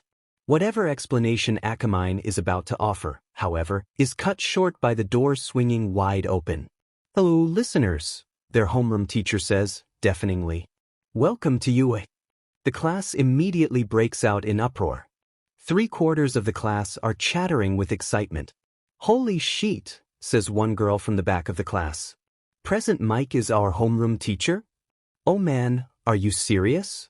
This is awesome. Whoa, no way. We actually have a pro for a teacher. The remaining quarters seem a little bit confused, but they're still enthusiastic. Oh, Izuku hears one kid mutter. He looks really familiar. He's a pro then? That's really cool. Wow, says the girl with the scales, To Izuku's right. Is he popular? I'm not from around here. Yeah, says Akamine from behind Izuku, sounding pleased. He's really cool. Are you excited, Midoriya? Says Izuku. Oh yeah. I mean, I think it's really cool that Present Mic is our teacher. It's also kind of heart attack inducing. Izuku has no idea how to process this. He can't decide whether or not this is more of a good surprise or a bad one. On one hand, having a pro hero for a teacher should make his job a lot easier. On the other, it's just one more reason for Vicious to get on his case. And more than that, though having a pro for a homeroom teacher might make it easier for Izuku to pick up information subtly, it will also make it a hell of a lot easier for the pro to notice things about him in return. And that can only end badly.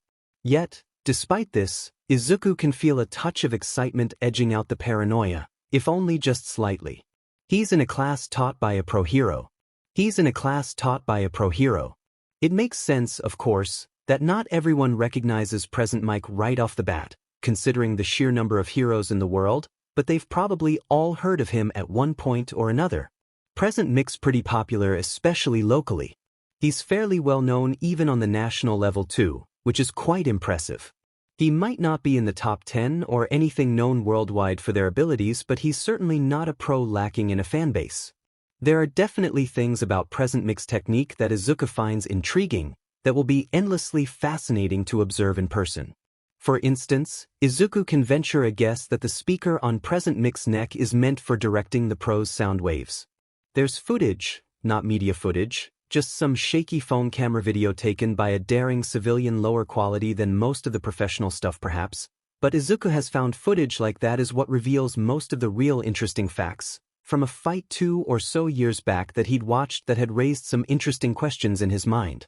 In it, Present Mic's speaker had taken some damage in combat, and the footage afterwards showed Present Mic's allies taking cover when he'd unleashed his quirk. That would suggest that in its natural form, Present Mic's quirk is either omnidirectional, or at the very least, possessing of a much broader range than his quirk usage with the speaker would suggest. Whether Present Mic is incapable of unleashing directed blasts on his own, or if doing so is just very difficult to manage is hard to tell, though. But if Izuku had to place his bets, he would probably say that it's the latter. If he's recalling correctly, Present Mic also attended UA a number of years back. A directional system like the one in his speaker would have taken some time to develop, so Present Mic would have needed some way to use his quirk without taking out everyone in a 50-foot radius if he was to succeed as a student until it was ready. It's impressive. The degree of control and skill that such a feat would require is quite significant. The outburst of excitement has finally started to die down when one student puts her hand in the air. Yes, says Present Mic, voice friendly, and, Izuku notes, naturally loud without being at all aggressive. Habit, perhaps? Partial hearing loss? Some combination of both? Sir, the student says, I thought you taught Hero Course students? A wave of upset mutterings sweeps through the class, as if people are legitimately worried that Present Mic has walked into the wrong classroom by accident and is about to realize his mistake and leave. I do, says Present Mic without missing a beat. I teach English to classes 1A and 1B. But that's hardly a full schedule of classes. So yes, I am also the homeroom teacher for 1C this year. The voices of the other kids even out as they whisper to one another, pleased again. Right? Says Present Mic.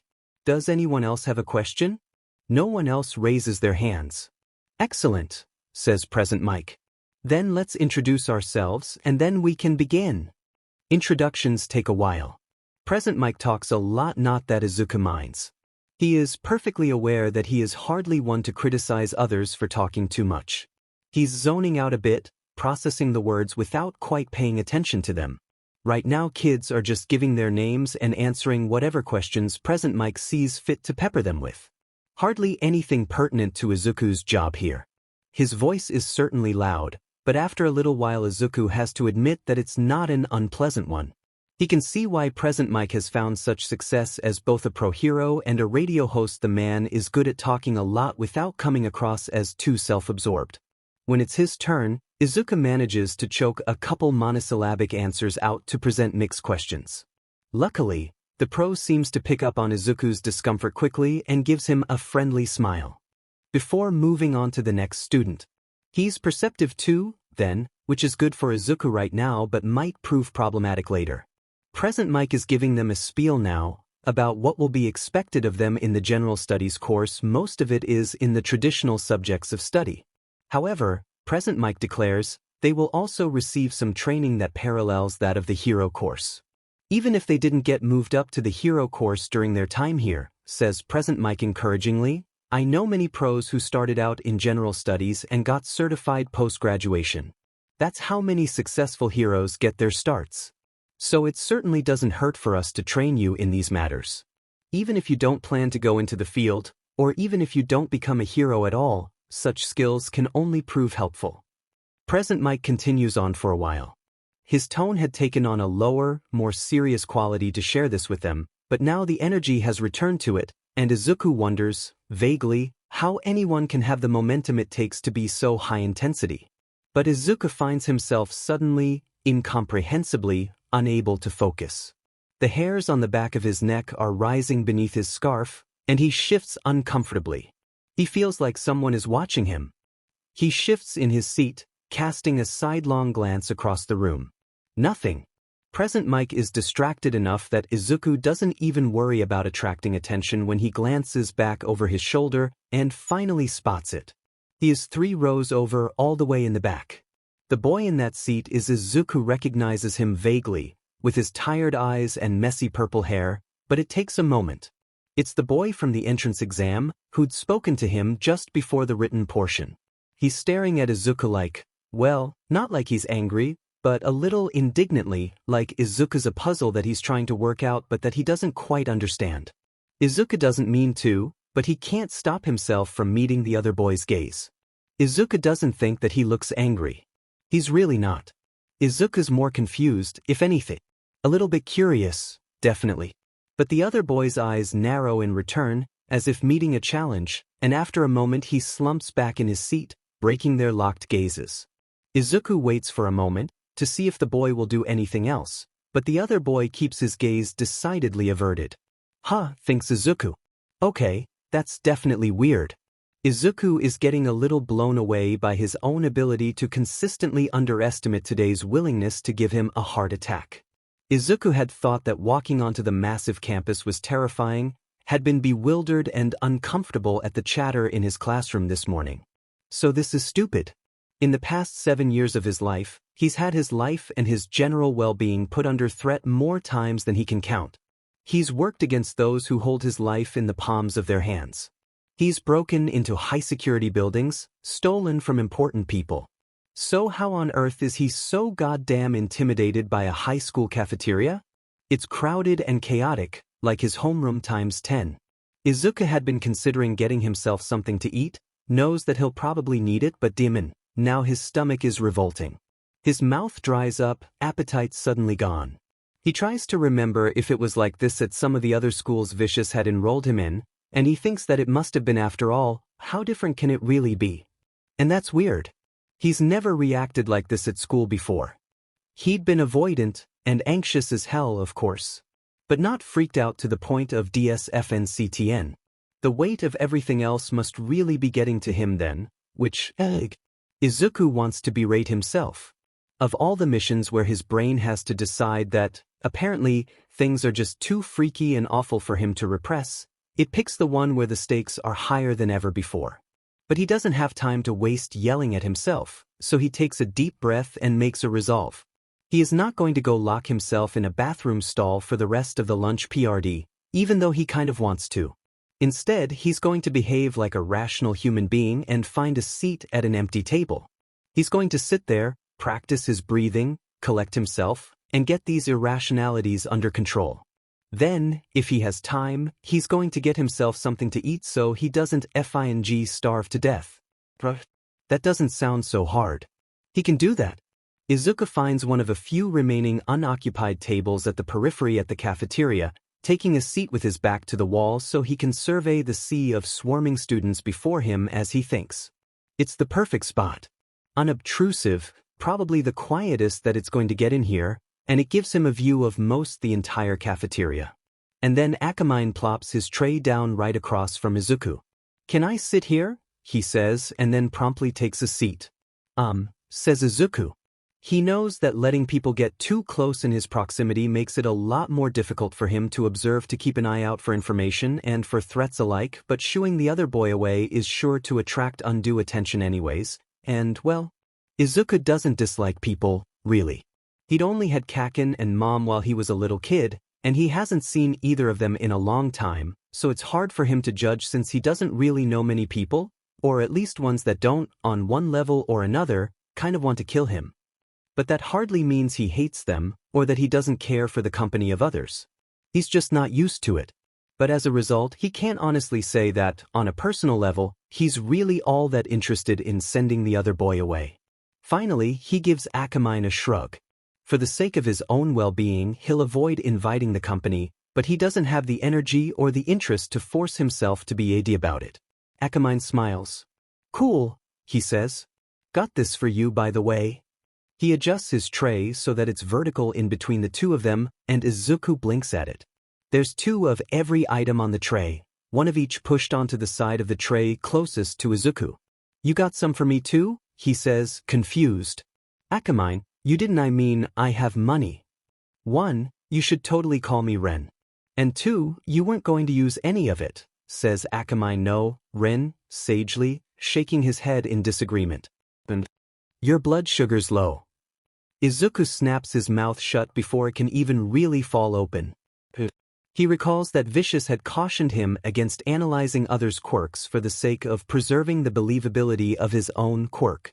But Izuku thinks he has a pretty good guess lined up, and now Ren's made him curious. Still, caution can't hurt, he supposes. Best to phrase it subtly. "How did you he says, "cause of your quirk?" Ren gives him a look of pleasant surprise. "Yeah," he says. "My quirk is it's a weird one, I guess. I just kind of always know what people need, or sometimes what they need help with.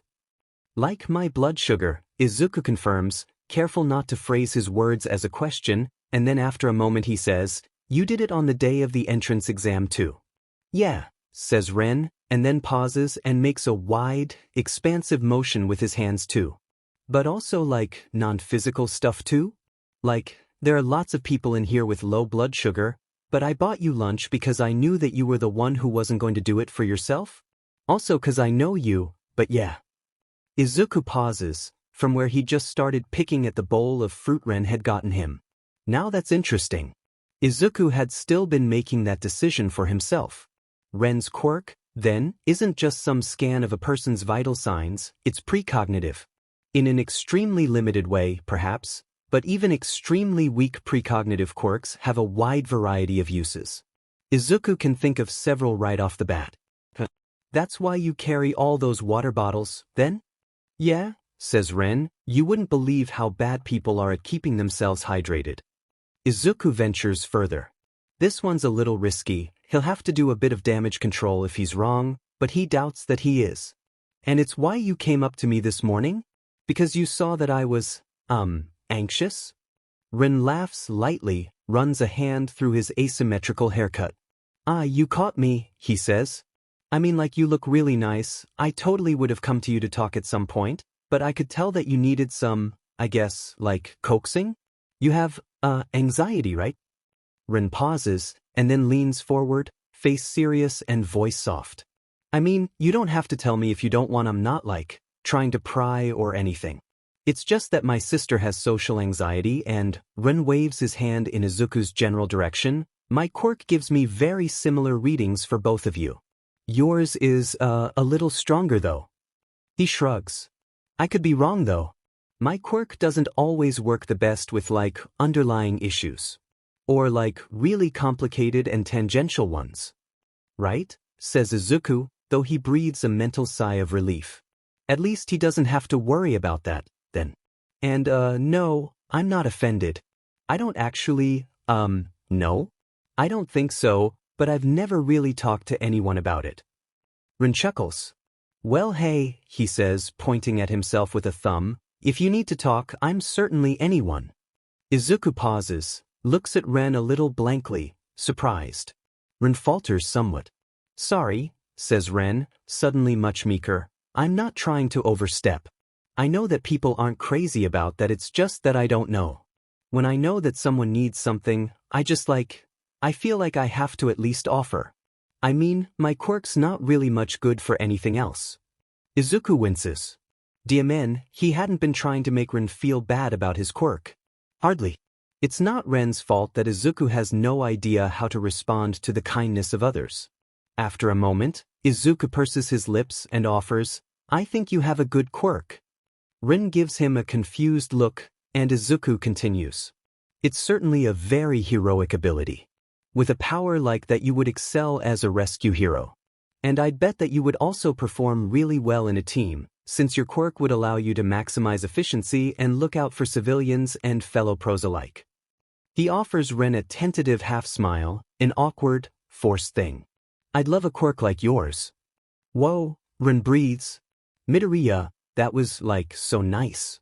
You can call me Izuku if you want, Izuku says, and Ren smiles. Midoriya, chimes in another voice, also familiar. Is this a friend of yours from 1C? Izuku blinks at Uraraka, who has seemingly apparat in front of their table, dragging a tall boy with glasses behind her. Can we sit with you? She asks brightly. Izuku glances at Ren briefly. Ren doesn't look at all perturbed, beaming at their new companions, delighted. Okay, says Izuku, almost unable to keep his lips from twitching up in a half-smile. He can't say that he's disappointed to see Uraraka either. She'd been nice company this morning. It feels a little weird to say that it's been a long time since he was this excited to see someone again, except for maybe Mrs. Nakayama. Before he even gets the words out completely, Uraraka is already sliding into the spot next to him. This is Ida, she says, gesturing to the tall boy with black hair, who is mostly just standing there looking uncomfortable. After a pause, Ida takes a seat opposite from him and Uraraka, next to Akame. Yes, he says. Hello, it's very nice to meet you, Midoriya, was it? And, he glances at Ren lost. Ren smiles at Ida politely. Ren, he introduces himself shortly, and then reaches into his bag to pull out a small scrap of cloth. For your glasses, he says simply. Ida blinks, startled. Why, how did you no matter, I suppose? Thank you. He takes his glasses off and rubs at them briefly with the cloth. And oh sheet, Izuku recognizes that voice. A quick glance at Ida's legs confirms it. Ida must be related to Ingenium, which, oh man, that's cool. Ingenium is an awesome hero. His quirk is highly effective and all existing media footage suggests that the hero is a really compassionate guy who's first and foremost interested in the well-being of others. Ingenium had also trampled on some of Vicious' smaller criminal ventures roughly a year or so ago. It hadn't been easy to scrub hints of Ingenium's civilian identity out of the system without Vicious noticing, but it had been necessary to prevent retaliation. When Ida finishes, he hands the cloth back to Ren and fixes his gaze on Midoriya. I'm so sorry, he says, though he sounds more firm than sorry, but Izuku thinks this might also just be the way he talks. Doesn't it go against dress code for you to be wearing a scarf? With the uniform? Well, Izuku's certainly not going to stop. And either way, solid color scarves are alright. He gestures to his own dark green, unpatterned. Yes. During cold weather, according to the rulebook, corrects Ida. Izuku shrugs. I mean, he says, how do you quantify cold? I get chilly easily. Ida pauses, opening his mouth and then closing it, as if unable to come up with an appropriate rebuttal. He says, bowing his head apologetically. I suppose you're right. My apologies, that was very rude of me. Don't worry about it, says Izuku honestly. How's your guys' day been so far? Uraraka's jaw drops. You didn't hear? Izuku shakes his head no, shrugging his shoulders at her apparent confusion. Hear what? Says Ren, leaning forward in interest as well. Uraraka drops her voice low, speaking to them into a loud whisper, as if she's telling them a secret. Our teacher already expelled someone. He had us do some tests and the person who came in last place got kicked out. What? Ren's mouth drops open in surprise. But it's only the first day. I know, says Ida thoughtfully. It was quite harsh. I have no idea what our teacher was thinking. But, well, I suppose he's the pro. Surely he must know what he's doing? Uraraka ventures hesitantly. I mean, at least the kid who got expelled seemed kind of like a JRK. Not that he deserved to get kicked out on the first day or anything, but he was acting pretty rude and stuff. Who's your teacher? Asks Izuku, curious. Considering that General Studies has a well-known pro-hero for a teacher, and that All Might is an instructor for the hero course this year, then one, as homeroom teacher, is almost certain to be someone that he'll recognize. Well, the teacher who expelled the kid was our homeroom teacher, Aizawa-sensei, says Uraraka. Izuku stops for a moment, trying to run through all the pro-heroes he knows in his head. But the name Aizawa isn't even vaguely familiar. Perhaps, then, the teacher's civilian name isn't well known to the public. Izuku is about to open his mouth and ask when he's cut off by a loud, explosive boom from the other side of the cafeteria. His head jerks up on instinct, surveying for the source of the noise. And then he thinks no FNG way. Get out of my way, shithead, snaps the person responsible for the explosion, loud enough that his voice is clear and audible from across the room. He's slouching, he looks furious, uniform slightly disheveled, blonde hair an absolute mess, and his entire presence absolutely, undeniably familiar. Ftesh. No, this can't be happening. Absolutely not. Kaken can't be here right now, but except, of course he is. How many times had Izuku heard Katsuki talk about going to UA as a kid? How many times had that been the source of Kaken's temperamental outbursts towards Izuku? How had Izuku forgotten? Of course Kaken is here. He'd had the desire, the drive, the power. There would have been nothing in his way. Izuku swallows heavily and averts his gaze. He can feel Ren looking at him with mild concern. He suddenly feels grateful that it sounds like Ren's ability only allows him to tell that Izuku is upset, and not the details of what's making him upset. He can't freak out right now, surrounded by 3 of his peers. He closes his eyes for a moment, takes a breath. But it doesn't matter. UA has a massive student body. They aren't in the same class. Kaken hasn't seen him in 7 years.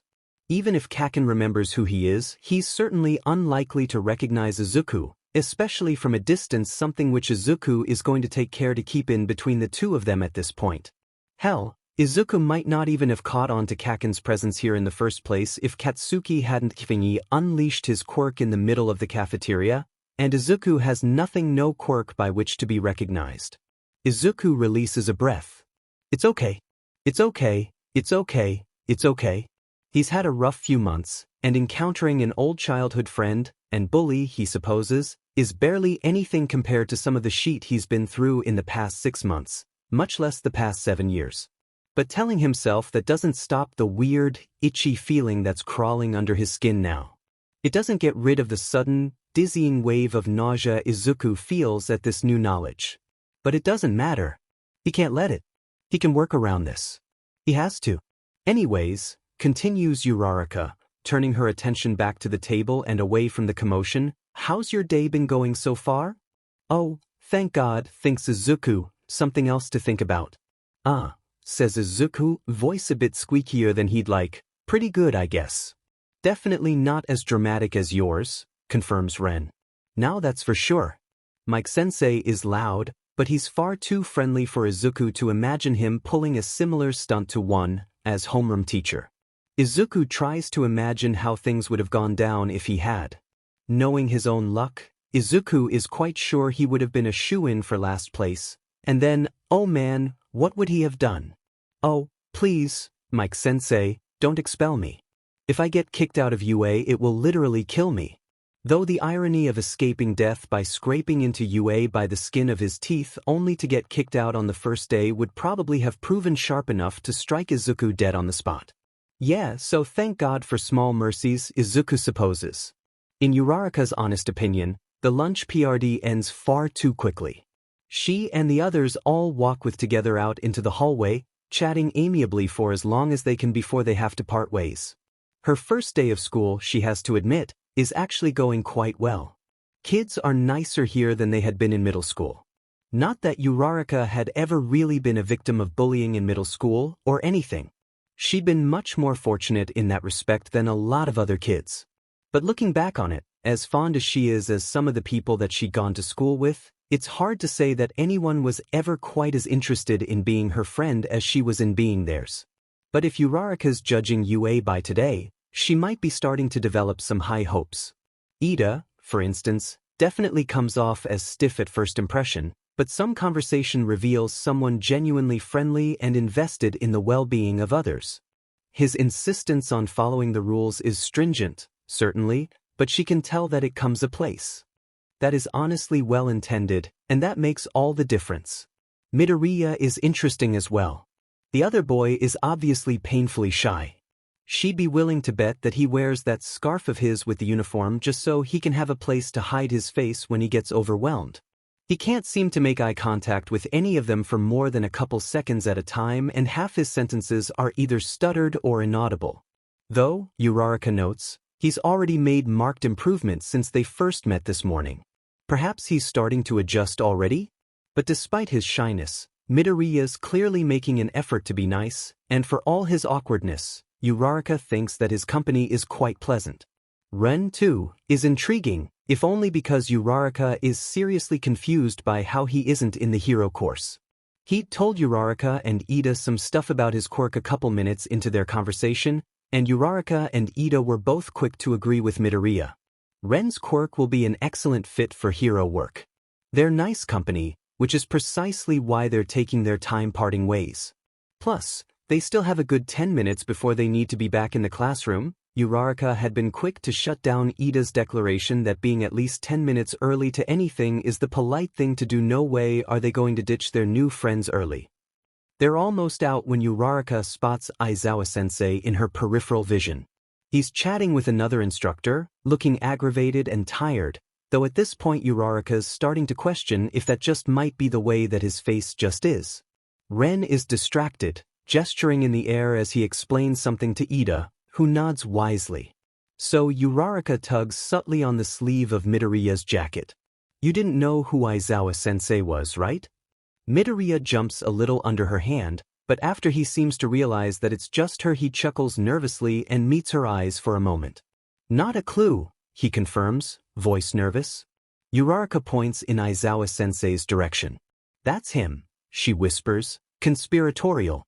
It's not like she expects Midoriya to recognize Aizawa-sensei or anything. None of the other kids in Class 1A had, and she's pointing him out mainly so Midoriya can have a better mental image of some of the details of her story from earlier. And this is precisely why she's painfully surprised when Midoriya glances up in the direction she's pointing and promptly goes dead pale. Oh, sheet, says Midoriya, and Uraraka blinks at him in startled surprise. What? For a second, she thinks that Midoriya is just playing around, just joking, but a quick glance at him reveals that that is definitely not the case. Midoriya looks freaked. Like really freaked. He backs up a couple steps, moving away from Aizawa-sensei even though they're already 20 feet apart. His eyes, which had previously been the only part of him that didn't look anxious and frightened but were rather sharp and thoughtful, unfocused slightly. He looks, for just a moment, like a wild animal, cornered and afraid. Ren and Ida are staring at Midoriya in surprise and concern now as well. Uraraka frowns. Do you know Aizawa-sensei, Midoriya? She tries. He doesn't respond, still staring in Aizawa-sensei's direction and breathing just a little too heavily. Uraraka frowns. Midoriya? She tries again. And just like that, Midoriya seems to snap out of it. He glances at Uraraka, blinks a couple times like he's coming out of a daze, and the glassy glaze in his eyes fades away. Ah, he says, drawing the syllable out for much too long. No, we've never met. He looks scary. But Ren and Ida, who Uraraka is pretty sure only caught the tail end of Midoriya's reaction, seem to buy it, returning to their conversation after a brief moment's hesitation. But Uraraka knows that there's no way that that reaction makes sense. She thinks that Aizawa-sensei looks kind of scary too, and so had most of the rest of Class 1A, but no one had acted like that. And even though Midoriya seems more skittish than anyone in Class 1A, this reaction just seems disproportionate. But what other reason could there be? And what can she do about it? Right? She says, trying to give Midoriya a reassuring smile. She puts a hand on his shoulder, turns him around so he's facing forwards, and tries to usher him along with her as they start walking again. He gives her hand a surprised look, but after a moment kind of leans into it, letting her steer him along slightly. It's the least she can do. Uraraka has no idea what freaked Midoriya out like that. She wishes that she did or that she was close enough to Midoriya to push and find out. But she isn't, nor is she brave enough to put their just budding friendship at risk by pushing his boundaries to try and get him to tell her. So Uraraka settles for trying to provide him some semblance of physical reassurance, and she forces herself to let it go. Izuku starts heading back to the apartment immediately after school lets out, ducking out as quickly as possible and taking care not to linger. All in all, Izuku supposes that his first day of school wasn't a total disaster. He has nothing in the way of information really, aside from managing to develop a fairly comprehensive list of most of UA's teaching staff which is not typically released to the public. That's fairly lucky, the sort of information that might sate Vicious slightly without putting anyone's lives at active risk. He'll have to omit a couple names from the list names of heroes whose work relies on the utmost secrecy of their civilian identities, including, apparently, Tifanji Racerhead, but it's something at least. He didn't get to see All Might, which is, like many things at UA have proven to be, simultaneously a relief and incredibly disappointing. It's obvious enough that All Might must be teaching the hero course though, and there's likely not much need to instructors to interact with students that aren't their own, which might explain why the number one hero was largely not around today. That could prove to be a complicating factor, since at this point All Might is what Vicious cares about the most, but it's hard to tell for sure at this point. Izuku will have to look into it. Luckily, his first report to Vicious isn't due until the end of the week, and by Vicious' own admittance, the man isn't expecting overmuch from it. That gives him time to dredge something up, at least. Unluckily, Izuku had originally thought navigating UA without getting caught at one point or another was going to be an impossible task. And now he knows that it is. Kaken alone would have been difficult to deal with. Izuku spent more time than he'd like to admit screaming internally about that little twist in the road. But, of course, the universe is conspiring against him. It flips him off his bike and then immediately hits him with a bus. Do things go wrong this often for all villains? Or is the world just targeting him specifically? Of course, Izuku knows that he, to a certain extent, screws himself over. He shouldn't have reacted so intensely in the hallway, especially when he knows that Class 1, as homeroom teacher probably won't recognize him. Ida, Uraraka, and Ren had all dismissed it, thankfully, but for how long? What if Izuku lets a reaction like that slip through again? After all, that's how suspicion builds up. A slip-up or two can be forgotten, but too many and the memories start to layer on top of one another. People start to form connections, start to have questions, and Izuku doesn't have any answers. The only solution, he supposes, is that he just can't let it happen again. He doesn't know quite how he's going to manage it, though. Today's revelations have put him painfully on edge. He feels drawn tight as a bowstring on the verge of snapping. Izuku's only a couple blocks from the apartment when someone stops him. "Hey," says a voice from behind him, short and irritated. Izuku whirls around, instinctually adjusting his stance as he does. And then his gaze focuses on the person who'd spoken, and Izuku almost slumps in relief. It's just the purple-haired kid from class. Izuku straightens up, relaxing. "Yeah," he says, finding his voice this time. This is the third occasion that this boy has been weird around him. At this point, Izuku is more curious than he is scared. For some reason though, Izuku's response actually seems to take the other boy aback slightly. He recovers quickly though. "How did you know?" he says seriously. "During the entrance exam?" "No what?"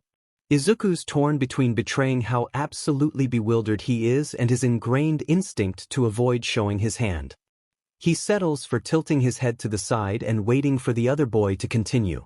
The purple-haired boy hisses in frustration through his teeth. "How did you know not to talk to me?" he says harshly. "No one else did." Izuku pauses, surprised. "Okay, what? Did you use your quirk on them?" Izuku risks it. There's nothing else that Izuku can think this boy might talking about other than some sort of conditional quirk. Well, also, he's a bit rude, but that applies to a lot of people out there. The purple-haired boy rears back, offended. I don't use it on other people for fun, he snaps. Did you think I would brainwash you? Izuku suddenly feels very awkward again.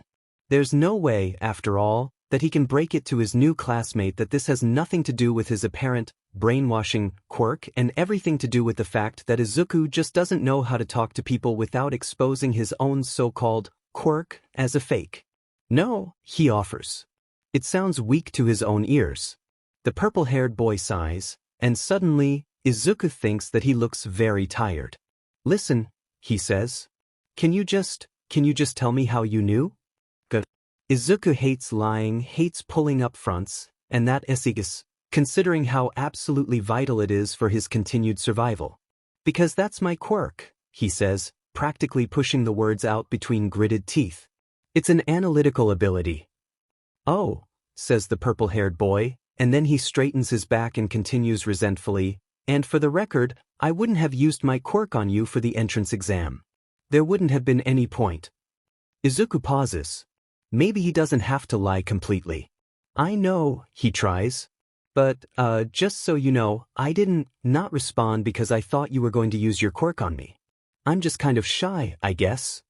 The other boy narrows his eyes. What? He says, distinctly flat. Izuku lifts his shoulders in a helpless shrug. He tries to smile at his new classmate, but he can feel it come out awkward and stilted and strange. I swear, he says. You just surprised me. Really, says the other boy, voice dry, clearly still skeptical. Izuku frowns. Quirk discrimination is a real issue, he knows. As far as that goes, it is quite possible that the only people who get as much shit as the quirkless are people with quirks that make other people feel threatened. It's total bullshit, of course. Hisashi and Masami both, for instance, have quirks that are mild enough to not, on their own, be dangerous to anyone. That hardly means that they aren't threats. Izuku would rather tangle with 1,000 so-called evil quirks than either of them, and that's including when they're in a good mood. Because all quirks are weapons in one way or another. Each one is uniquely deadly in its own way. Their user just has to know how to use it to those purposes. And Izuku is no fool. He knows to be careful of quirks that can be easily turned against him. But it's a mistake that too many people make, he thinks, to get so distracted by someone's quirk that they stop looking at the hand that wields it. Because like watching a person's body language in a fight, if you pay close enough attention to the person a quirk belongs to, you can figure out if they'll use it for you or turn it against you long before they ever do. So there is no rhyme or reason in casting someone out simply because their quirk can be more easily used for wicked purposes. It's just an act of senseless cruelty, and it makes no one any safer in the end. Listen, says Izuku, voice still quiet, even though he tries to make his words sound genuine, how about we start again? I'm Midoriya Izuku. It's nice to meet you. He extends a hand. The purple-haired boy pauses, eyes still narrowed, like he's trying to see what Izuku really wants from him. Izuku doesn't know what the other boy finds there, but finally the boy heaves a reluctant sigh and takes his hand, shaking it twice before dropping it. Shinso Hitoshi, he says, still sounding rather skeptical. Nice to meet you too, I guess. Izuku cracks a smile in Shinso's direction, and Shinso pulls his hand back, stuffing his hands in his pockets and leaning back. I'm leaving now, Shinso declares, a little haughtily. See you around, I guess. Bye, says Izuku as Shinso turns to leave, and then he hesitates. He has no idea how people work anymore, no idea about how to reassure someone. But he has to try. Hey, Shinso, one more thing? Shinso pauses lazily, turning back slightly to face Izuku, eyes curious. What? He asks flatly. I just wanted to say, says Izuku, and oh god, he can't do this, you have like quirk. It comes out a mushed together, jumbled up mess, which is probably about the best he could have hoped for but is enough to make him want to die of embarrassment anyways. But Shinso blinks, looking kind of surprised, so maybe he made part of it out, at least. Oh, he says, and his voice is the most friendly Izuku has ever heard it, though he still sounds kind of suspicious. There's a flavor of shock to it now though. Izuku wonders if Shinso has ever heard those words before. You too, I guess. Izuku cracks a half-smile back in Shinsu's direction. Honestly, it's nice to deal with someone whose problems with Izuku are I thought you were rude to me and it hurt my feelings and not you annoy me a lot but I'm not allowed to kill you. It's much more manageable. There are a lot of potential ways to spend the afternoon of the first day of school. Some examples, in order of least to most preferable, might include caving into Hisashi and Nomuri's demands that he join them for drinks to mourn the loss of all their free time, trying to formulate something resembles a lesson plan for his new class considering the footage of their entrance exams and their performance today, they're going to be needing a lot of guidance, or ideally waiting until later this evening, going on patrol like normal, and then slinking back home in the dead of night to catch a blessed few hours of sleep. But instead of doing any of those things, Aizawa Shoyuta is here. Doing this. He sighs, running a hand lazily through his hair before giving up when it proves too tangled. Well, there's no point in putting it off any further. He might as well get this over with. The agency's door is larger than most, which is saying something, considering most construction these days is done with people who have quirks that affect their size and bulkiness in mind. Luckily, that's exactly how Shoyuta knows that he's in the right place. As soon as he steps inside, he's accosted by a girl in her late teens. Judging by her age and the fact that she seems to be manning the front desk, she's likely an intern. "Hi," she says, voice bright and cheerful. "What can I help you with?" "I have a meeting with Fat Gum," says Shoyuta, voice flat, "if he's here." "Oh yes." The intern gives him a bright, friendly smile. "He said you were coming. I'll go get him." She hurries off, almost skipping. Shoyuta watches her go, wondering vaguely if she goes to UA. Probably not, he concludes after a moment. She doesn't look familiar not from the hallways or from the sports festival, and she gave no indication of recognizing him. If she had, Shuta's pretty sure she wouldn't have been quite so peppy, considering his reputation. Shoyuta and Fat Gum aren't particularly close, not out of any overt dislike, but simply by virtue of the fact that they run in different circles. But they've crossed paths more than once, and for as grating as Shoyuta often finds certain aspects of the personalities of most of his fellow pro-heroes, Fat Gum is one for whom he almost has to admit a grudging respect. There are more agencies than there should be that will only accept students from UA, and occasionally Shiketsu, as interns. Usually, the agencies use the excuse of prestige to justify themselves, or even more irritatingly, they do so out of the fundamentally incorrect assumption that the only worthwhile students come from the two top hero schools. But as far as Shoyuta can tell, Fat Gum has largely managed to avoid that pitfall. According to Hisashi, whose sort of hero work lends itself to far more interactions with other heroes like Fat Gum than Shuta's does, Fat Gum is fairly indiscriminate with the interns he takes. To him, their school does not matter as much as their potential does. And while, of course, Shoyuta is sure that he and Fat Gum have very different definitions of potential, Shoyuta at least appreciates the sentiment. So, while Shoyuta is certain that there are some fundamental ideological gaps between them, he supposes he can admit that Fat Gum isn't actually too bad. Or at the very least, Fat Gum has at least one tolerable trait, which is more than plenty of other people Shoyuta has worked with in the past. That respect is part of why Shoyuta is wasting his day coming out here at Fat Gum's request rather than resting at home, in his sleeping bag, like he would prefer. After a couple of seconds, Fat Gum makes his way out from the hallway that the intern had bounded down, and the intern skips out from behind his massive, lumbering form, returning to her seat. "Thank you," Fat Gum tells her, and the intern beams, idolatry rolling off of her in waves. "Eraserhead," Fat Gum says, genial. He gives a bow, small and polite. "I'm glad you could make it. I hope you're not too tired? I know you usually work nights in addition to your job at the school." Shoyuta arches an eyebrow at that. "I do," he confirms, and doesn't dignify the other hero's question with an answer. His appearance speaks for itself, Shoyuta is sure. "Right," says Fat Gum, still smiling, seeming utterly unfazed by Shuta's short response. "Well, I guess I'll get right down to it then. We have some security footage that we were hoping you could review. About a month and a half ago, we had a breach. Someone broke in, hacked our system, and deleted information on a case of ours. We were gathering about a rising criminal syndicate that was starting to infringe on Yakuza territory. Months of research and investigation, gone. Shoyuta blinks once, startled, and then narrows his eyes. With all due respect, Fat Gum, I'm not sure what unique insight I could provide that you haven't already received. You'll see, says Fat Gum, leading his way down the hallway, headed towards what Shoyuta can only assume is the security room. Shoyuta hesitates momentarily, before finally following. If it's a waste of time, he'll leave. But Fat Gum didn't seem the type who would call him out here for no good reason. Whatever this is, it's worth at least looking at. He trails shortly behind Fat Gum. So, let me get this straight, Shoyuta says. They were skilled enough to get past your security system and get rid of key case files, but not good enough to remember to delete the security footage. Well, says Fat Gum, I imagine they didn't think they needed to. They hacked our security and triggered essentially a system-wide shutdown. Shoyuta almost misses a step. Sheet, that's impressive.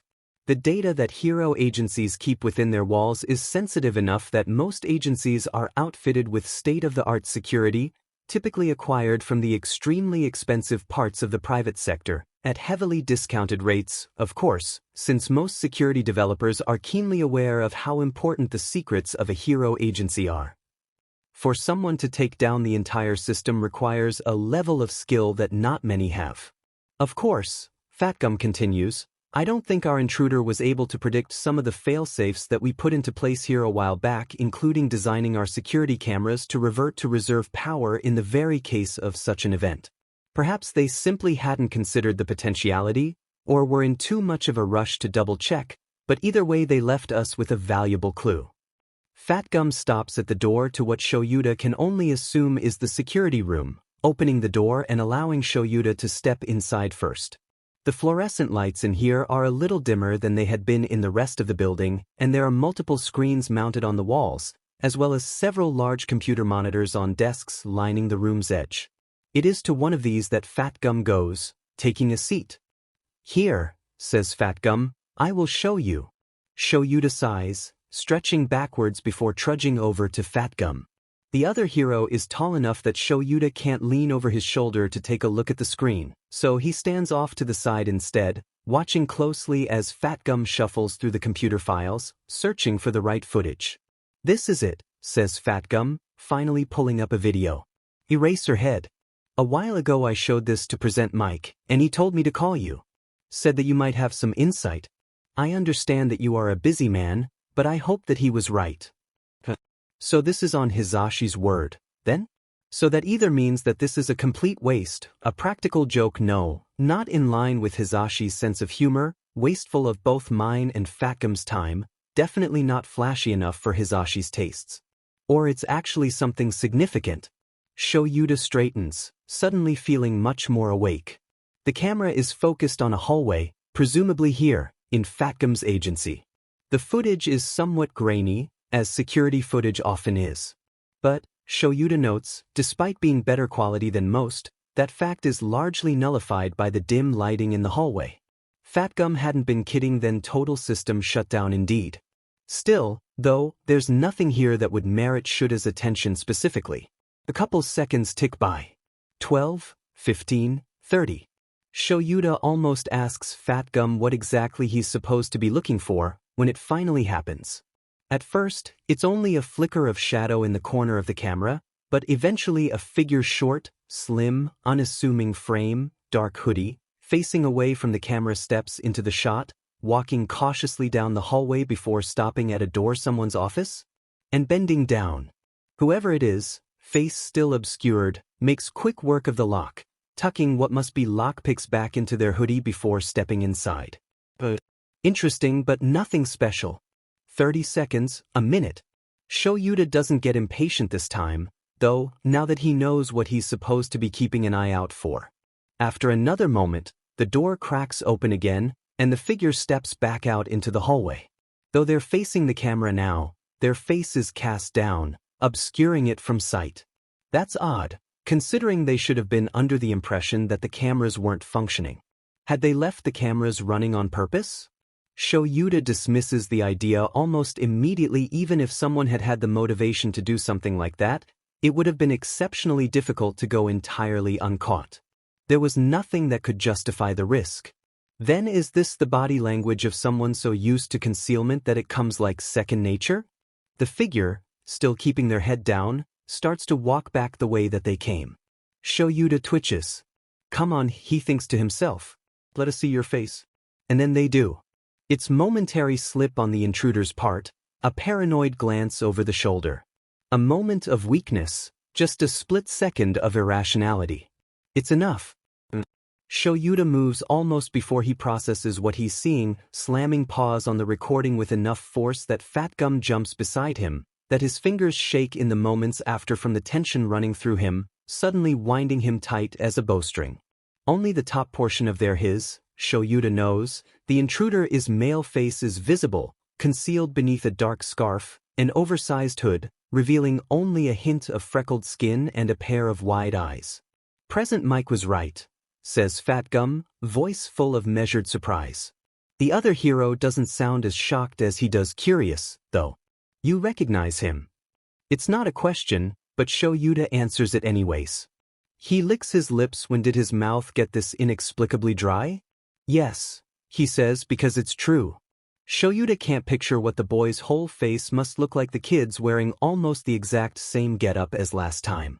But the look in those eyes, he recognizes it. It had haunted him incessantly for months. It still lurks in the back of his mind at times, even now, edging on 2 years later. The eyes of a creature injured, of an animal hunted, of a child afraid. Do you know him? Says Fat Gum, slightly more urgent now. Do you know who he is? Shoyuta shakes his head softly. No, he says. I don't. But I've been trying to find out. Fat Gum hesitates. How do you know him? Asks the other pro-hero after a moment, sounding almost like he doesn't want to know the answer. Shoyuta takes a deep breath, stares at the image on the computer screen for another second. There's not really any other way to put this than honestly. There's no point in mincing his words. Well, says Shoyuta simply, he saved my life. Almost despite himself, Izuku finds himself dropping his guard slightly over the next few days. Not totally. Not in every single way, and certainly not in the ways that matter the most. But still it's hard to avoid being taken in by the way Uraraka snorts when she laughs, tilting her head into the shoulder of whoever's closest, or by Ida's sense of honor, rigid as it seems at first glance, or by the way Rin seems to use his backpack more for holding things to give to others than he does for his own school supplies, dropping water bottles and band-aids and pain medication into people's hands before they themselves even seem to realize that they need it, even as he asks if he can do any in-class reading over Izuku's shoulder because he left his books at home. They're good people, and Izuku finds himself liking them more than he can logically justify. It's not even that they're kinder to Izuku than Vicious and the others. It's that they're kinder than the kids Izuku had gone to school with before them, who had ignored him at best and bullied him at worst. That treatment had been disorienting when he was younger, had left something raw and bubbling and hurting inside even as he tried to keep it from getting to him. Izuku had come to discover that cruelty was like acid. You can try to let it run off your back, but how can you do that with something meant to burn on contact? Those kids would probably be flabbergasted to see Izuku in the halls of UA now, even as just a general studies student. Though ironically, it is, of course, that very fact that proves that those kids had actually had the right idea in the end. He's quirkless and weak and never going to be a hero at this point. They'd called him good for nothing too, though that might actually be the only thing that they'd gotten wrong. At this point, Izuku would give up anything for that to be true. If it were, maybe he wouldn't have ended up here. He would rather be good for nothing to the right people than good for something to the wrong ones. It's actually a little bit frustrating that Uraraka and Ida and Rin, the classmates he's actually a threat to, are the only ones he's ever had who haven't treated him like that. Of course they haven't. They're heroes in training, and they have no idea that he's a spy, that he's a snake in the grass. They have no idea that he would deserve every ounce of vitriol they're capable of throwing in his direction. But that also makes it impossibly hard to not lean into their kindness. Hard not to accept the hand they've outstretched while he still can. Hard not to let himself pretend, in stolen, quiet moments when no one is watching, that this is something that he deserves. That it's something he earned. Hell, even the teachers make him feel that way. After a couple days, for instance, Mike-sensei is already starting to loosen up, not that he'd ever seemed strict. But after a while, Izuku can see some cracks here and there in the man's hero persona. Soon it doesn't become too hard to pick out exactly what aspects of present Mick's demeanor are exaggerated for flair and which ones are a little more authentic. Mike-sensei still speaks loudly. He still calls them listeners, and still gestures wildly when he speaks. But sometimes he pauses thoughtfully when given a question that requires a nuanced answer, or drops the announcer's affectation to his voice when talking about something serious. His smile, never quite so unconvincing as to seem plastic, gets a little wider when someone cracks a good joke, or gets the correct answer to a difficult question. These people are kind. They're good. Izuku shouldn't be here. Today, though, they aren't working with Mike-sensei. Instead, a female hero with dark hair and a whip coiled at her waist enters the room. Midnight, Izuku recognizes immediately, and he's evidently not the only one. The rest of the class bursts into excited chatter, and Midnight preens a bit, apparently satisfied with the response she's receiving. She basks in the reaction for a moment before clearing her throat loudly, effectively shushing them all into silence. "Morning, kids," she says, enthusiastic. "I'm Midnight." "We know," says one particularly brave soul from the back of the room. Midnight pauses, arching one well-shaped eyebrow.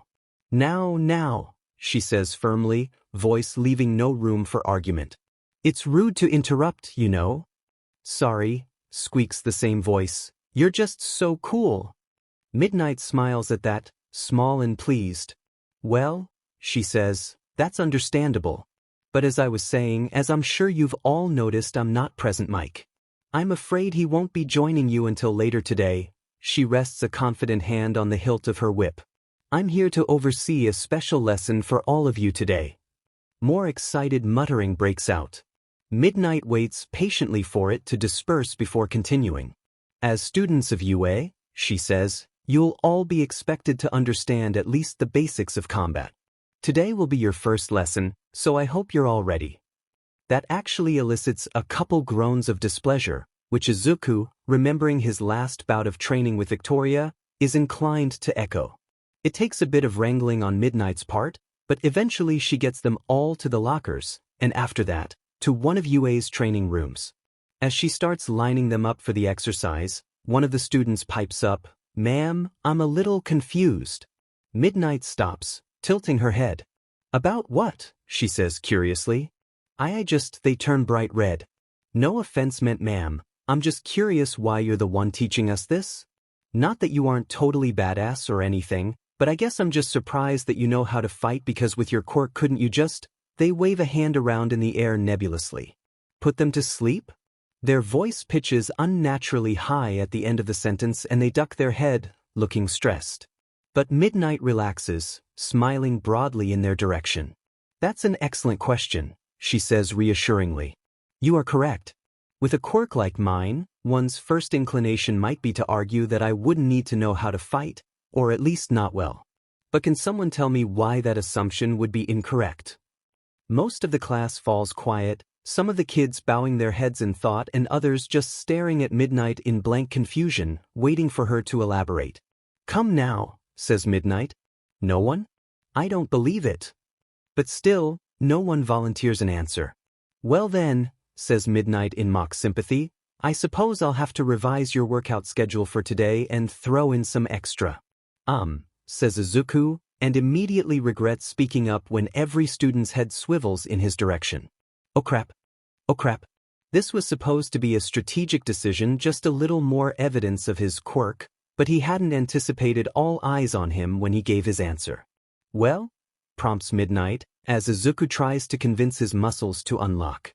Rin reaches over to give Izuku a reassuring pat on the back. He overcoordinates his movements, thinks Izuku in the back of his head, he's really going to need to work on that. Izuku sks in a deep breath, and says as quickly as he can, "Well, your quirk allows you to put people to sleep.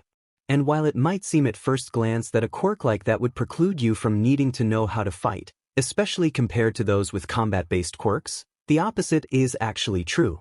If an enemy proves resistant to your quirk or has the appropriate equipment to nullify it, then you're probably going to have to face them without it. As a result, you and people with quirks like yours need to be skilled enough at quirkless combat to overcome those situations.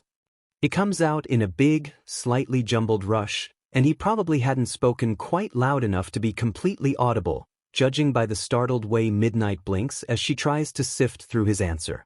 Yes, she confirms after a pause. Well done. She turns to the rest of the class. You should all thank. She points at Izuku, and Izuku pales, stuttering out, Midoriya. Ma'am. Yes, you should all thank Midoriya, considering he just saved you all from an extra workout. Izuku steps back unconsciously as the class murmurs their gratitude with varying levels of enthusiasm. He just wishes that he could sink into the ground. This is the exact sort of attention that he doesn't need. The sort that he desperately doesn't want. Luckily, the moment of spotlight passes quickly enough, as Midnight sets about trying to organize them for the exercise. For the most part, it looks like she's just having them practice basic strikes. The simplicity of it throws Izuku off for a moment, leaves him wondering if there's something duplicitous or double-edged about the task before he remembers that the vast majority of students here probably don't have even a fraction of the combat training that he has. Izuku mainly just goes through the motions. It's almost tempting to use this time just to get a workout done. He already knows how to throw a straight punch after all. But in the end, he decides against it. He'd rather waste an hour than draw any more attention to himself than necessary. Because he probably would. The kids in Class 1C are all pretty fit in one way or another, whether it be in muscle mass or stamina, but apparently that doesn't mean that any of them know the basics of how to hit. One of the other students, the serpentine girl who sits to Izuku's right, Nakanochiya, he thinks, hits her bag so hard that the chain snaps on the first punch, sending it flying across and slamming into the wall, denting the plaster as it slides to the ground, leaking sand. Her strike is impressive. Her form? Less so. I don't need this, she snaps, tongue flicking out. I know how to punch. Midnight rolls her eyes and heaves a sigh, guiding the girl over to a new punching bag and propping a hand up on her hip as she talks, probably pointing out that very issue. Everyone else is doing okay, considering, again, that most of them have virtually no experience. Even Ren, who Izuku would be willing to bet has absolutely nothing in the way of muscle mass, seems to have fairly decent technique and speed. They're doing fine, for beginners. Except for maybe. Izuku ventures a glance over to Midnight. She's still talking to Nakano, who doesn't look any less frustrated than before, though she at the very least seems to be listening to whatever it is that Midnight has to say, and just about everyone else looks occupied. Plus, they are right next to one another. Izuku's pretty sure that he can get away with it as long as he's quick about it. Your technique is all wrong, says Izuku under his breath. Shinso pauses, looking at Izuku through dark lashes, gaze suspicious. I didn't ask for your FING opinion, he says back, voice low and irritated. You, Izuku points out, after thinking about the best way to respond to keep Shinso from shutting the conversation down entirely, are confusing personal opinion with fact. Shinso pauses, lips twisting in a scowl as he very pointedly turns his eyes away from Izuku and back towards his bag, and then, finally, glances back in Izuku's direction. Then he huffs, quiet and frustrated, but his face loses some of its hard edge. This, Izuku reminds himself, isn't manipulation. He's just adjusting his own behaviors in order to elicit a favorable response from the person with whom he's speaking. Nothing wrong with that. The moment stretches out, and Shinso sighs. Well, he says, the sharpness in his voice belied by the softer, almost curious, expression on his face. Well. Izuku parrots back. Shinso rolls his eyes. Well, he drawls, glancing over at Midnight before leaning over in Izuku's direction to flick him in the chest. Are you just going to stand there and be an a-hole, or are you going to tell me what I'm doing wrong? Right? Says Izuku, leaning over in Shinso's direction. So, two main issues. Stop trying to punch with the flats of your fingers. Use your first few knuckles instead.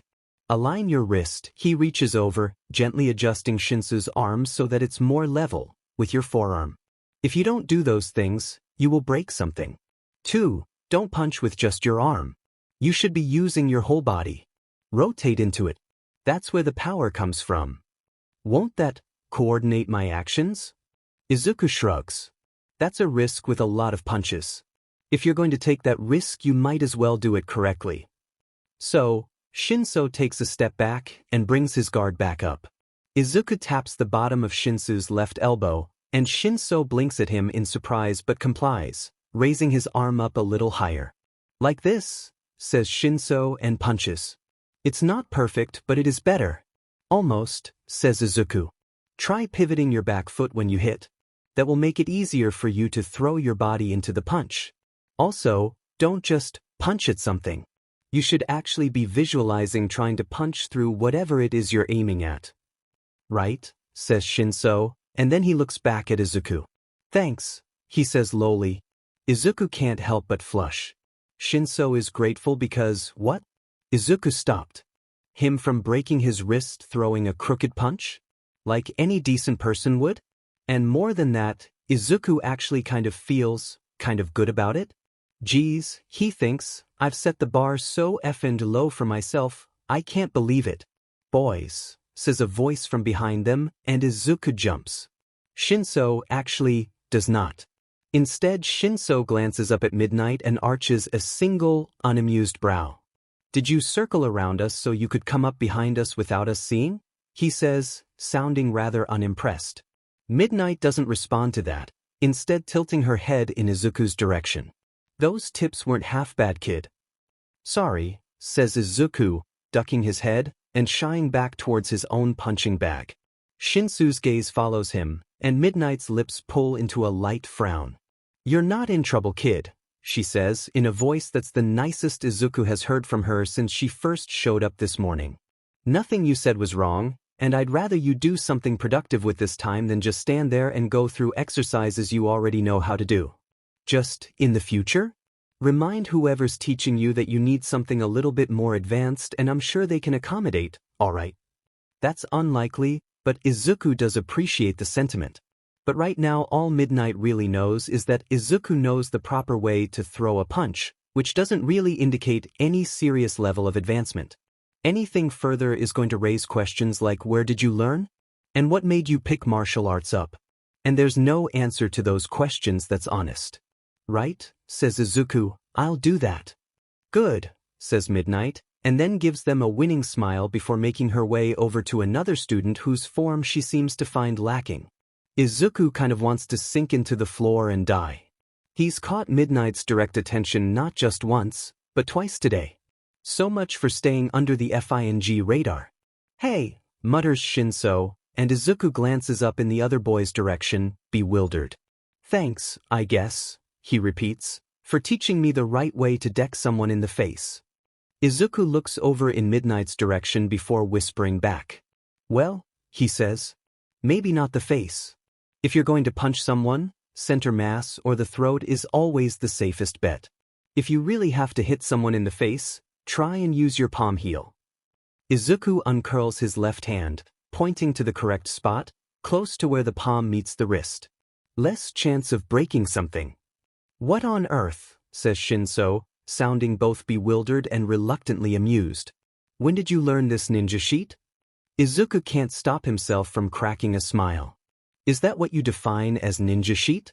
I think you might need to raise your standards. Shinso glances at Izuku, locking eyes with him for just a second. For the first time, Izuku thinks that Shinso looks pretty close to completely at ease.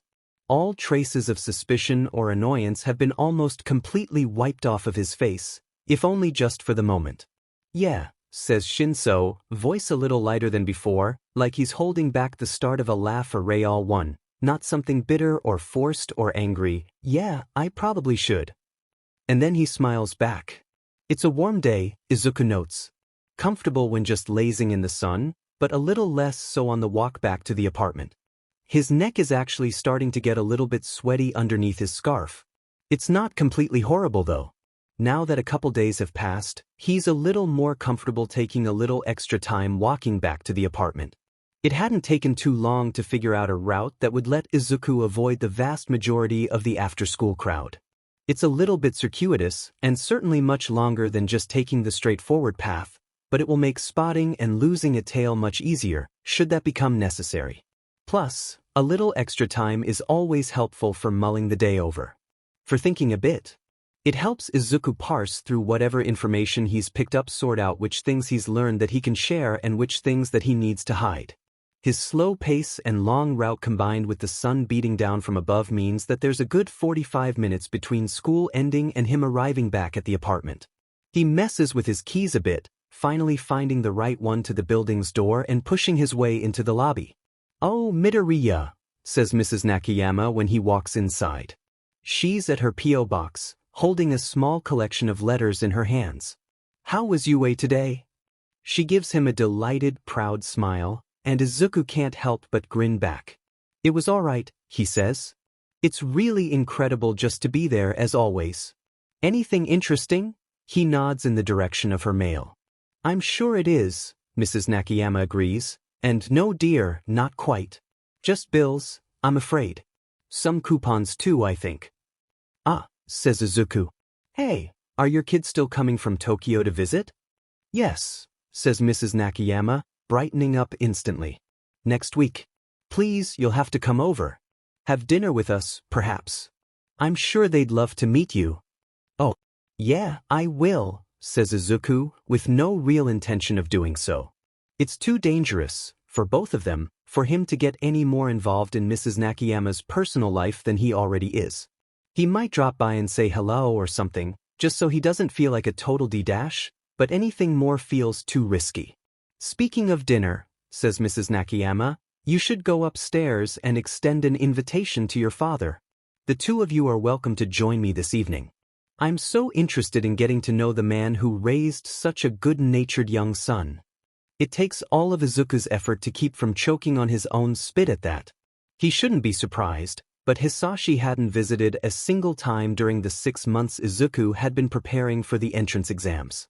Of course, Izuku hadn't been living in the apartment full-time back then, but it had been enough to make him forget a lot of that looming threat. But he is now, and so, of course, Hisashi would actually start playing his part in the masquerade. Izuku exhales heavily, hoping that it sounds only like a particularly deep breath rather than the noise of distress that it actually is. He presses his lips together, closes his eyes for just a second too long, and then finally turns his attention back to Mrs. Nakayama. "That's probably not a good idea," he says a little too quickly. "I'm so sorry, you'll have to excuse me. Me and my father," Izuku has to fight himself to get the word out, so foreign is it in his throat, "don't get to see each other that often, so we have a lot to catch up on. Next time, though?" "Oh, of course." Mrs. Nakayama waves him off understandingly. "Enjoy yourselves." "Right," says Izuku, unable to stop himself from glancing at the stairs, half expecting Hisashi to be standing there, tapping his foot and waiting. "In fact, I should probably, go now. Bye." He offers her a weak, shaky smile and gives her a quick wave as he leaves, taking off for the stairs at a pace that he hopes won't register as suspicious. The door to his apartment is unlocked. Izuku takes a deep breath, briefly rests his forehead on the door to gather himself, and then walks inside. Hisashi is sitting on the couch. God, what an a-hole, which, okay, is a slightly irrational thought to have, Izuku supposes, since Hisashi handles most of Vicious Books, which means that he is probably the one who pays for this place. The flash of irritation is almost enough to get Izuku's heart rate down to a reasonable pace, and he sighs, slumping against the door and blindly fumbling for the lock as he sends a glare in Hisashi's direction. Hisashi is focused on some paperwork on the desk in front of him, so he doesn't pick up on it. The only indication that he's even noticed Izuku's presence is the barest of twitches in his direction at the noise. "What are you doing here?" says Izuku, though he already knows the answer. Hisashi finally looks up from the table, fixing his eyes on Izuku without much interest. He says flatly, most pointedly ignoring Izuku's question. "I met your neighbor earlier, in the hallway. She had some interesting things to say about you." Izuku feels his jaw clench at that, has to focus on stopping himself from gritting his teeth. "So," he says, forcing himself to sound casual. "So," says Hisashi, voice emotionless as always. "You aren't here to socialize." That's enough to get Izuku to push off the door and stride into the living room. He keeps the coffee table between him and Hisashi still, and can't quite keep from scowling. "I'm doing," he says, voice a little too harsh, "what I have to do. You know as well as I do that it's going to look weird to people that there's some teenager living in this apartment without an adult around half the time. If me giving my neighbor the time of day keeps her from asking too many questions or calling the cops, then I'll do it. It has nothing to do with socializing. Doing an old woman's weekly grocery shopping for her goes a little bit beyond giving someone the time of day, Izuku," says Hisashi skeptically, and Izuku feels his heart seize in his chest a bit, feels his breathing start to get just a little too heavy. "Hold it together," he tells himself, and shoves his hands in his pockets so Hisashi won't see the shake in them. "Hey," he says at last. "At least you can't accuse me of half-butting it." It comes out a little too angry, a little too defensive, but Hisashi only shrugs. "It's just an observation," says Hisashi mildly. "If you don't let it interfere with the job, then I don't care." "It sounds like you care," Izuku snaps back, and then immediately regrets it. So much for pretending that it's just another part of the act. Hisashi makes a non-committal noise. "I'm just here for a status report," he says. "It's Friday, remember?" Izuku rubs the bridge of his nose. He's still irritated, but the sooner he gets this over with, the sooner he can barricade himself away and just... Yeah, he says, suddenly feeling very tired. He drops to the floor, taking his seat on the hardwood. "So where should I start?" Izuku gives Hisashi the rundown, abridged as much as he can manage the basic data on UA's staff, who they are, what classes they teach, etc., as well as a hastily cobbled together list of the students in classes 1A, B, and C, including as many their quirks as Izuku was able to piece together over the past 5 days. "Have you seen All Might yet?" Izuku shakes his head in the negative. "As far as I can tell," he says, "All Might hasn't really interacted with any of the classes outside the hero course yet. In fact, it seems like he's only on campus a couple hours a day. It makes him hard to catch." Hisashi gives a quiet hum, flipping through his notes. "Work on that," he says after a moment, and Izuku resists the urge to sigh. "Sure," says Izuku, even though he has no FING clue where he's supposed to start with that. "Is that all?" "Well," starts Hisashi and then pauses. Izuku narrows his eyes. "What?" "Nothing," says Hisashi, shaking his head. "Obviously it's something," says Izuku, crossing his arms over his chest, and Hisashi heaves a sigh. "Vicious wants you for something on Monday," Hisashi says, and Izuku stiffens, a shiver crawling down his spine like someone has dumped ice in the back of his shirt. "It's not my place to tell you what, though." "Fine," says Izuku, suddenly feeling too hot and way too agitated. "If that's it, then are you leaving?" "Actually," says Hisashi, "does this place have a guest room? It would be best if I wasn't seen leaving so quickly after arriving. I can slip out in the morning, and you can just tell anyone who asks that I stayed the weekend." It's a logical statement, but Izuku feels upset by it anyways. "You pay for the place," he says, scuffing at the floor with sole of his shoe. "Shouldn't you already know?" Hisashi doesn't respond, and Izuku finally gives in, pointing in the direction of the guest bedroom with a sharp exhale. As Hisashi starts gathering his things, Izuku slings his bag over his shoulder and goes into his own room before Hisashi can say anything else. He closes the door to his bedroom quietly. Old habits never quite die, he supposes, and clicks the lock. He probably won't leave the room for the rest of the day, which kind of SEKS, but at least Hisashi, unlike any of the others, is fairly unlikely to try and make him come out. At some point, after finishing his homework for the weekend and pacing from wall to wall and collapsing into bed, where he tangles himself up in the blankets and stares blankly at the ceiling for an indeterminate amount of time, he eventually drifts off into sleep. When he stirs next, it's to the sound of an opening door and dress shoes on wood. It takes Izuku a moment to blink the bleariness out of his eyes, but he slides out from under the covers, shuddering a bit at the feeling of the cool air on his skin as he pads over to his bedroom door, cracking it open just in time to see Hisashi making his exit. Oh, thank God. Izuku waits for Hisashi to close the door behind him before slipping out of his room, double-checking the door more out of habit than anything else. Hisashi had locked it, as expected, but Izuku slides the chain lock into place, just in case, before he makes his way into the kitchen to get a glass of water. A couple moments later, he settles onto the couch, casting a quick glance at the clock as he does so. 4 in the morning. Izuku sighs. He knows himself, knows that there's no going back to sleep now that he's up. Well, at least it's not a school night. That Sunday, it happens largely due to a combination of luck and random chance. Izuku's out for a walk, or at least, that's what he'd say if he were asked. Technically, he's still trying to familiarize himself with all the areas around the school. It never hurts to have an escape plan at the ready. Even if the person pursuing you has a physical advantage, knowing a place well enough can make it easy to lose even the cleverest tales. Of course, if it's a nice walk too, Izuku certainly isn't going to complain about it. It is a really pleasant day out. He's on his circuitous path back to his apartment when he hears a sharp gagging noise, like someone choking. Or, his mind supplies, like someone being choked.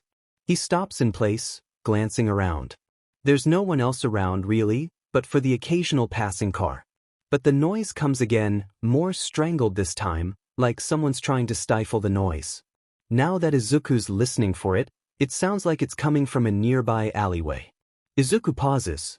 There's no one else around. Tries. Did someone get FNG stabbed back there? Did they get mugged? Are they in the middle of being mugged?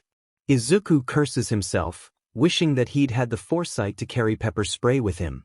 He hadn't thought there'd be any cause for him to do so here, which feels like a pretty naive thought now. But he'd just assumed that if any place in the country would be safe from crime, wouldn't it be the neighborhood around the most famous hero school in the world?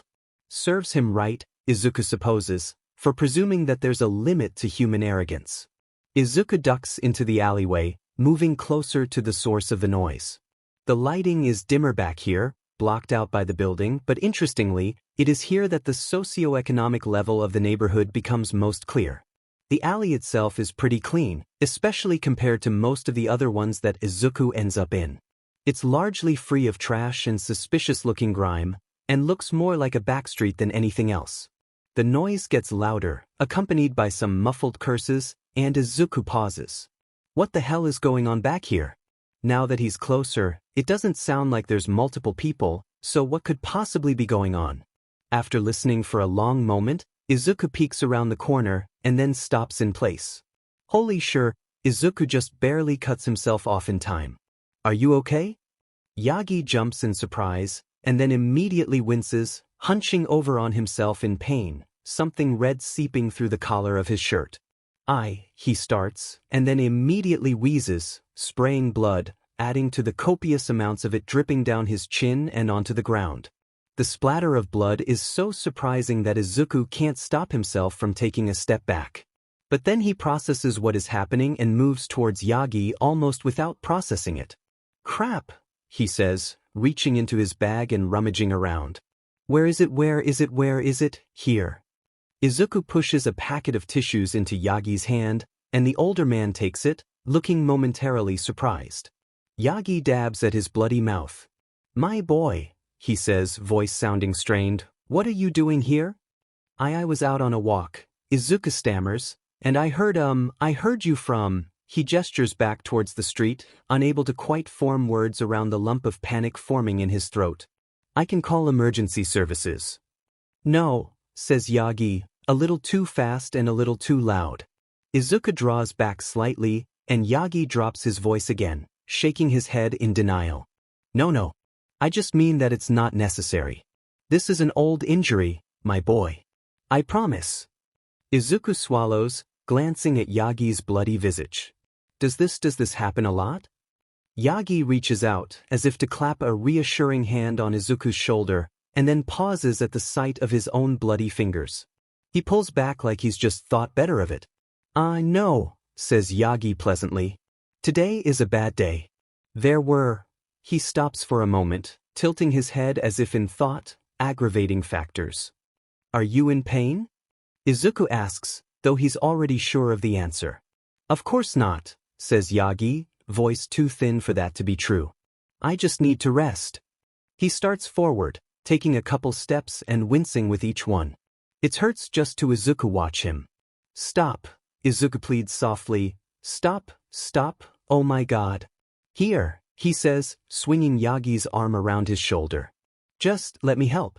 Where's your place? Yagi shoots him a confused look. It's this building, he says, nodding to the brick building they're currently standing behind, and Izuku blinks, suddenly filled with recognition. Right, he has been here before. This is the place they'd gone when Izuku had helped Yagi carry his groceries back to his place. Right? Says Izuku as they limp back towards the front of the building. Sorry. I didn't recognize it from behind. Yagi's much too tall to lean on Izuku comfortably, and he seems a little reluctantly to put too much weight on Izuku anyways, like he thinks Izuku might crumble under his weight. That leaves it to Izuku to shoulder under Yagi and try and get some weight off the man's side, which is the only thing that Izuku can think of that could cause this. An injury to the side, coughing up blood. The two seem like they could be correlated. Theoretically, an injury that caused damage to the stomach and lungs could result in such symptoms, though Izuku doesn't know of any that aren't typically, well, fatal in a way that's rather immediate, and certainly not of any where coughing up blood would just become a part of daily life. They make it inside the apartment building with little to no fuss, much to Izuku's surprise, and Izuku brings them to a stop by the elevator. What floor? He asks. 3, says Yagi, but we don't have to. We are not taking the stairs, says Izuku firmly, almost wanting to laugh at Yagi's ridiculousness, and then jabs the elevator button, poking at it rapidly until there's a ding and the doors slide open. It's empty, thankfully. With a couple muttered instructions from Yagi, they're able to make it to the man's apartment without any trouble. Bed or couch? Asks Izuku, and Yagi pauses. Couch is fine, the man says, and Izuku hesitates before complying. Izuku doesn't know all the details of the man's symptoms, but he'd be willing to bet that Yagi should probably be in bed right now. But at the same time, if this guy is a retired pro-hero like Izuku thinks, it probably already goes against his instincts to let a stranger into his apartment while he's vulnerable. He would probably be uncomfortable with the idea of letting that stranger out of sight while he's there. The least Izuku can do is ease the worry that he's here to pull anything. Okay, says Izuku, quickly searching around and grabbing some pillows off some nearby chairs and stuffing them behind Yagi's back to help prop the man up. Do you have painkillers or something? Says Yagi. Yes, on the counter. Yagi points, and Izuku spots a bottle of pills on the kitchen counter. He picks it up, glancing at the instructions on the back as he does. It's interesting that they're kept out on the open counter like this. For the easy access, perhaps? Or maybe Yagi left them here on accident. Oh, says Izuku, glancing through the words on the bottle, you need to eat something with these. He places it back on the counter. May I? He gestures to Yagi's fridge. Ah, says Yagi, my boy, there is no need for you to trouble yourself. It's fine, honestly, says Izuku. I'm in no rush. Yagi looks on the verge of protesting again before finally sighing, looking defeated. There really is no need for this, he huffs, and Izuku opens his fridge. He immediately winces. The fridge is pretty barren, which is odd considering that as a whole, Yagi's apartment is much larger and nicer than the one Izuku lives in. But looking at Yagi's refrigerator is almost like looking at his own empty but for some vegetables that are a couple days past fresh and a couple things of yogurt. At least Izuku occasionally has Mrs. Nakayama forcing leftovers on him, which means that he usually has at least one thing that's ready to eat. A quick search of the cupboards reveals not much else, just a couple cans of tuna and some chicken broth. Izuku grabs the chicken broth and some of the less limp vegetables, placing them off to the side as he sets a pot of water to boil on the stove. Sheet, he says mildly, have you not gone grocery shopping a single time since the last time we saw each other? Yagi doesn't respond to that, instead saying in a voice that sounds like it's trying to be stern but doesn't quite make it, language, young man. Izuku can't help but roll his eyes a little at that. I'm pretty sure I heard you say worse when you were bleeding in that back alley. Yagi splutters, Though thankfully he doesn't choke up any more blood when he does. I suppose that's true. He laughs slightly at that. Don't tell anyone. I wouldn't want to ruin my family-friendly image. Izuku stops halfway through slicing a carrot. Definitely a retired pro-hero, he thinks. Definitely. It's a little odd though, since if Yagi is well known enough to have an image to ruin, then Izuku should definitely know of him, even if he is retired. Maybe he's not from Japan? He could be a hero from elsewhere who moved to Japan to live out his retirement. Izuku's careful not to let any of these thoughts show on his face. Instead he fixes Yagi with a confused look. What image? He asks mildly. Yagi starts spluttering again, and this time a little blood starts to redden his lips. Izuku's about to go check up on him when Yagi just pulls out another tissue from the packet Izuku had given him and dabs at it gently. Says Yagi. Just a joke. I'm afraid I just don't curse a lot. Izuku almost wants to laugh. Whatever pro-hero Yagi is, he's a horrible liar, which is a trait that's just as unsuitable for the career of a hero as it is fitting. He restrains himself to smiling down at the cutting board though. Right, he says. Makes sense. Yagi sits and Izuku cooks in companionable silence for a few minutes before Yagi clears his throat. Izuku glances up immediately, checking for any more signs of blood, but instead Yagi starts awkwardly. So, did you ever find out about Yue? Oh, says Izuku, trying to keep his voice light even as his stomach tightens slightly. Oh, the irony. The last time he and Yagi had talked, Izuku had been so worried about failing to get in. And now that he has, thinking about it still makes him even more stressed out. There really is no winning. Yeah, your advice was pretty. I actually got in. Thank God for rescue points being a thing. Yagi smiles, actually looking quite delighted. That's excellent, he says sincerely. How are you finding UA so far? Izuku pauses. It's been a lot to take in, he says honestly. But the other students are a lot nicer than my old school. And there's lots of pro-heroes around. Which is?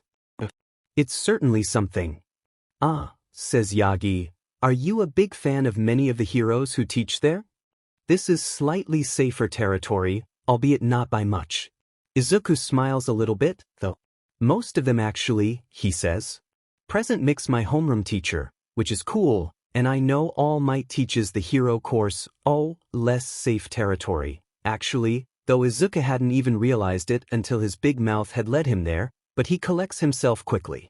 Which is also cool, he finishes lamely and then winces. Yagi straightens up slightly in his seat. I see, he says. Is that exciting for you? Yes, thinks Izuku, but literally in the worst possible way. He shrugs vaguely instead. All Might's my favorite hero of all time.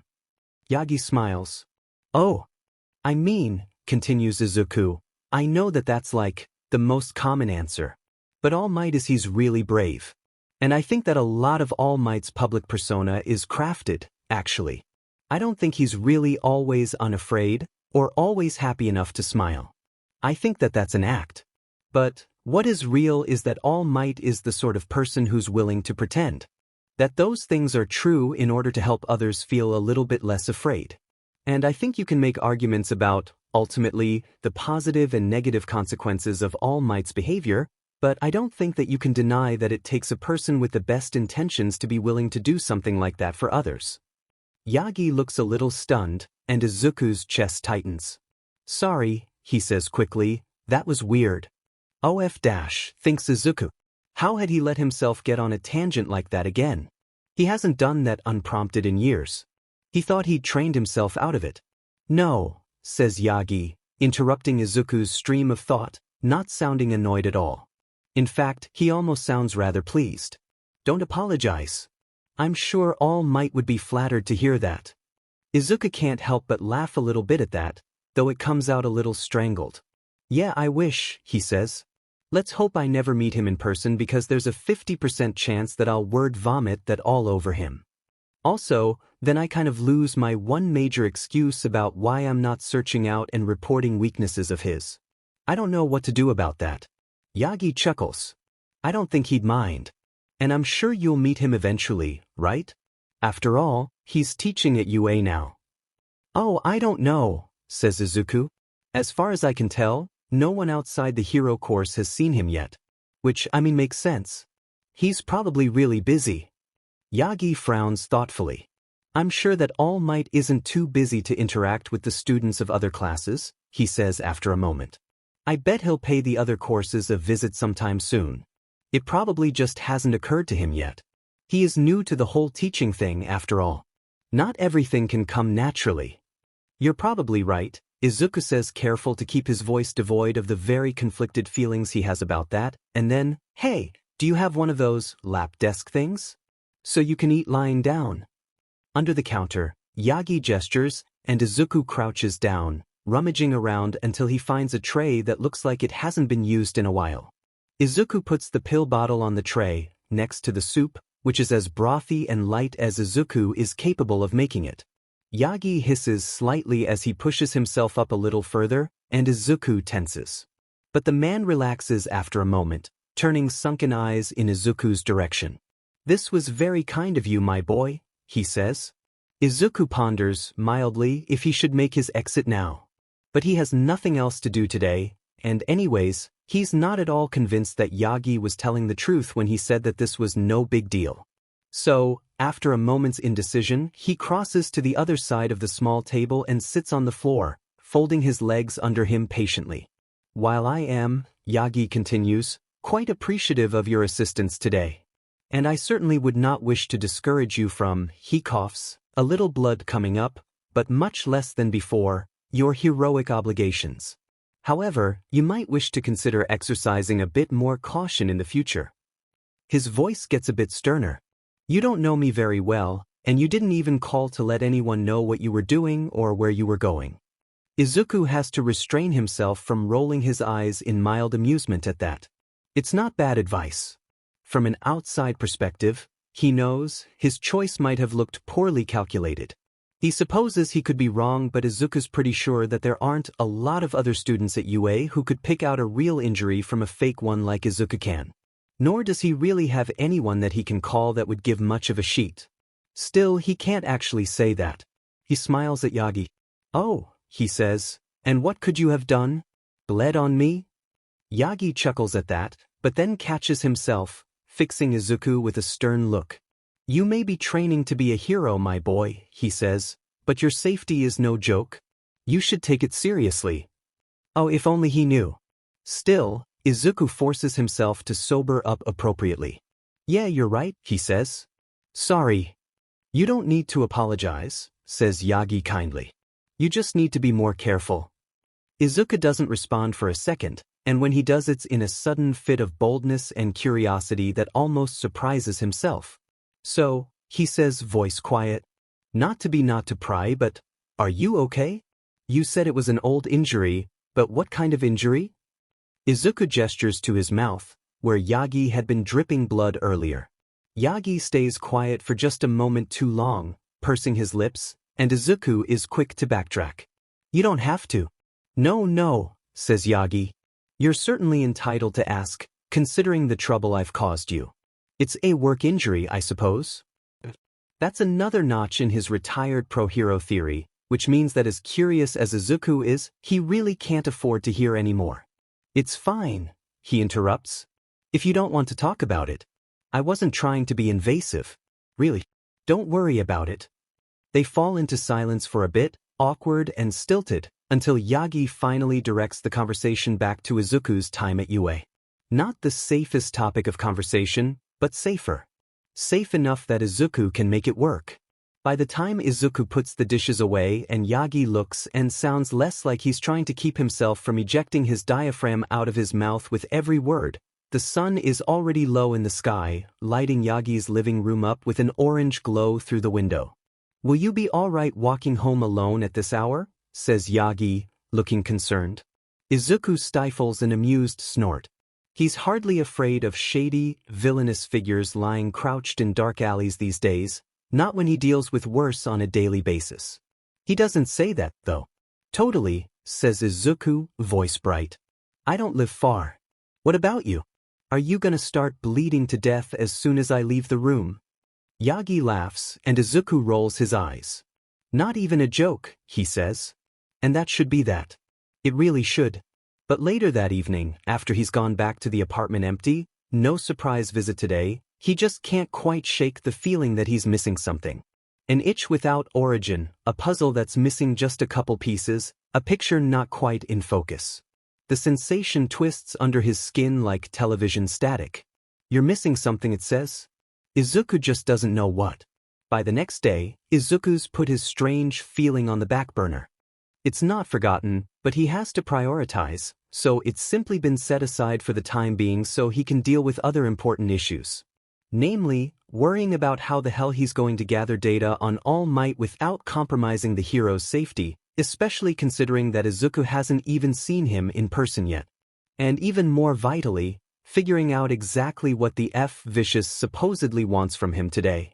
It leaves him pensive and tense. He feels a little bad for giving non-answers to Ren's expressions of concern, for not quite being able to emulate enthusiasm to mirror Uraraka and Ida's chatter like he usually does. Still, when he walks into the cafeteria for lunch with Ren, Uraraka and Ida are quick to join. Uraraka beams. I see an empty table over there, she points, and starts making her way over, the others following quickly. Izuku does too. He doesn't particularly care one way or another where they sit as long as it's far away from Bakugo, which is luckily not too hard to manage. Class 1A sits pretty clumped together, which makes them pretty easy to spot. Bakugo, with his literally explosive temper, is the easiest to see of them all, which thankfully makes it easy for Izuku to nudge the others to the opposite side of the room when necessary. But then he stops. Oh, this feels vaguely like a thing that he shouldn't do. But, well, he's here already, isn't he? He already has FR people he spends time with. One more couldn't hurt. Wait, he says. It's not very loud, but the others hear it anyways, stopping in their tracks to glance back in his direction. He continues. What if we sat over there? They all look a bit surprised, and Izuku's stomach almost drops. But then Ida says, I think that sounds like an excellent idea. And Uraraka and Rin both agree, still looking a bit confused, but not bothered, as they follow Izuku over to the table he'd pointed out. The look that Shinso fixes on them when they all crowd around his otherwise empty is downright suspicious, but his gaze softens slightly when he recognizes Izuku, shifting into something more like guarded surprise. Hey, Izuku starts, awkward and slow, as he takes a seat across from Shinso. Is it cool if we sit here? Shinso doesn't really respond, instead fixing a narrow-eyed look at Ida, Uraraka, and Ren as they stand by awkwardly. Unlike Izuku, they are waiting for an actual invitation to sit. Ida coughs awkwardly under Shinso's glare. I'm Ida Tenya, he says. And this is Uraraka. We're in Class 1A, says Shinso, rolling his eyes. That's right, says Ren, looking unbothered by Shinso's dry tone, and I'm Akamine Ren. We're in the same class, says Shinso, glowering at Ren now. I know who you are. Ren shrinks back a little bit at that. Now he looks a little awkward, but he keeps smiling nonetheless. Right? Says Izuku, trying to match Shinso's unimpressed, drawling tone. So, can we sit? You're already sitting. Fine then, says Izuku. Can they sit? Shinso looks them over again. Uraraka waves enthusiastically when his gaze passes over her, and Rin gives an uncomfortable thumbs up. For a second, Izuku thinks that Shinso is about to tell them to all F off. But then Shinso sighs, slumping slightly. Fine. He says it with a grumble, but Izuku spies just the slightest hint of a smile tugging at his lips. Shinso quickly averts his face, obviously trying to hide it, but judging by the matching smiles on the others' faces, none of them missed it. It's a victory. A small one, of course, and certainly one that's useless for Izuku's continued well-being. But it's a nice one. It feels good, at least. It's almost enough to lift the weight that's been sitting on Izuku's shoulders the whole day. The others are actually getting along decently, if Izuku does say so himself. Shinso's only peripherally involved in the conversation, but he's chipping in every once in a while, and he doesn't even look that irritated about being badgered into talking. And then, as the lunch PRD is just coming to a close, his phone buzzes in his pocket. Not the burner that he'd acquired so he'd have a number to give to his classmates that Vicious couldn't monitor, but his work phone, the one Vicious had given him for direct communication. He goes tense. Please be nothing, he thinks. Please be nothing. Then he remembers Hisashi's forewarning and sighs. Yeah, no way it's not nothing. But, to be honest, when Izuku reads the text, he finds that he isn't sure if it's something either. The text is from an unknown number, which means that it's from Vicious himself. It's short. An address and the words, after school. Izuku tries to breathe through the tightness growing in his chest, surreptitiously tucking his phone back away. Hey, says Uraraka, turning away from the conversation for a moment and looking at him with a concerned frown. You okay? Yeah, says Izuku, voice a little thin. Yeah, totally. Which yeah, he's okay. He has no reason to believe that he isn't. He just hopes he's not wrong. The address takes Izuku nearly all the way across town. In fact, since he needed to swing by the apartment first and get changed, by the time he gets there, he's just at the point where afternoon is starting to tip into evening. Where yellow light starts to burn orange, where families start to clear off the streets and the young and single are just starting to come out. Izuku can only hope that Vicious wasn't expecting too much timeliness on his part. Izuku puts his phone away and examines the building. It's all red brick and it's not particularly large. It looks like a fairly average bar but for the fact that there's absolutely nothing in terms of foot traffic either around it, which is odd because though it might not be the late hours of the night yet, there are always people searching for drink. Boys. He hikes his scarf up a bit as he heads over, though he doesn't raise it yet. It's more an act of habit than anything else. The front door leads him to a dimly lit hallway. There's no one standing guard here, no one keeping track of who enters and leaves, which is a bit unusual for the kind of operation Izuku is pretty sure this is, but if Vicious is here, he supposes today might be the exception rather than the rule. Walking down the hallway leads him into a room that is considerably better lit, though the lights themselves are still glaring and low. They're just more numerous here. There are some tables. There's a bar, behind which are rows of shelves. Full of alcohol, not at all odd on its own, but strange for the fact that most of the liquor seems considerably higher brow than the building's exterior would suggest. Vicious had brought Izuku with him on a job when he was 10, a learning experience, he'd called it. It hadn't even been anything all that unusual. Just another set of bad guys he was working with. The meeting had taken place at a front operation too, though that one had been of a different sort. It had been some small business. A store, Izuku thinks, though after all these years, he finds that he's not quite sure. On the surface, that and this couldn't seem more different. That place had been stiflingly bright, fluorescent lights and unpleasant glare only magnified by highly polished floors made of white tile. It had smelled like cleaning chemicals. Like bleach. Izuku remembers trying very hard to not think about what sorts of stains they'd been trying to clean up. Here the lighting is pleasant. Welcoming almost. It smells woody, the air clear but for just a hint of the sharp edge of alcohol and a touch of smoke. No one's been dropping any bodies here, that's for sure. But that doesn't mean they aren't the same. Practically empty. A husk of a business, carrying the highest grade products even with near non-existent patronage. And no amount of light, warm or harsh, can hide the shadows that proliferate the entire building. They seep through the lines in the floor, drip through the cracks in the walls, wrapping themselves around the building's skeleton, silent as a whisper. Almost invisible but for the way they grip at your heart when you walk inside, strangling it tight. A quiet reminder of everything the place is and everything that it exists to do. Izuku spots Vicious without even really needing to try. He's sitting at one of the smaller tables, leaning back in his chair comfortably. A cigarette dangles loosely between his fingers interesting and a pair of sunglasses is folded up in the pocket of his suit jacket. He's sitting across from a smoky figure who, like Vicious, is dressed to the nines, though he's wearing just a vest and not a suit jacket like Vicious is.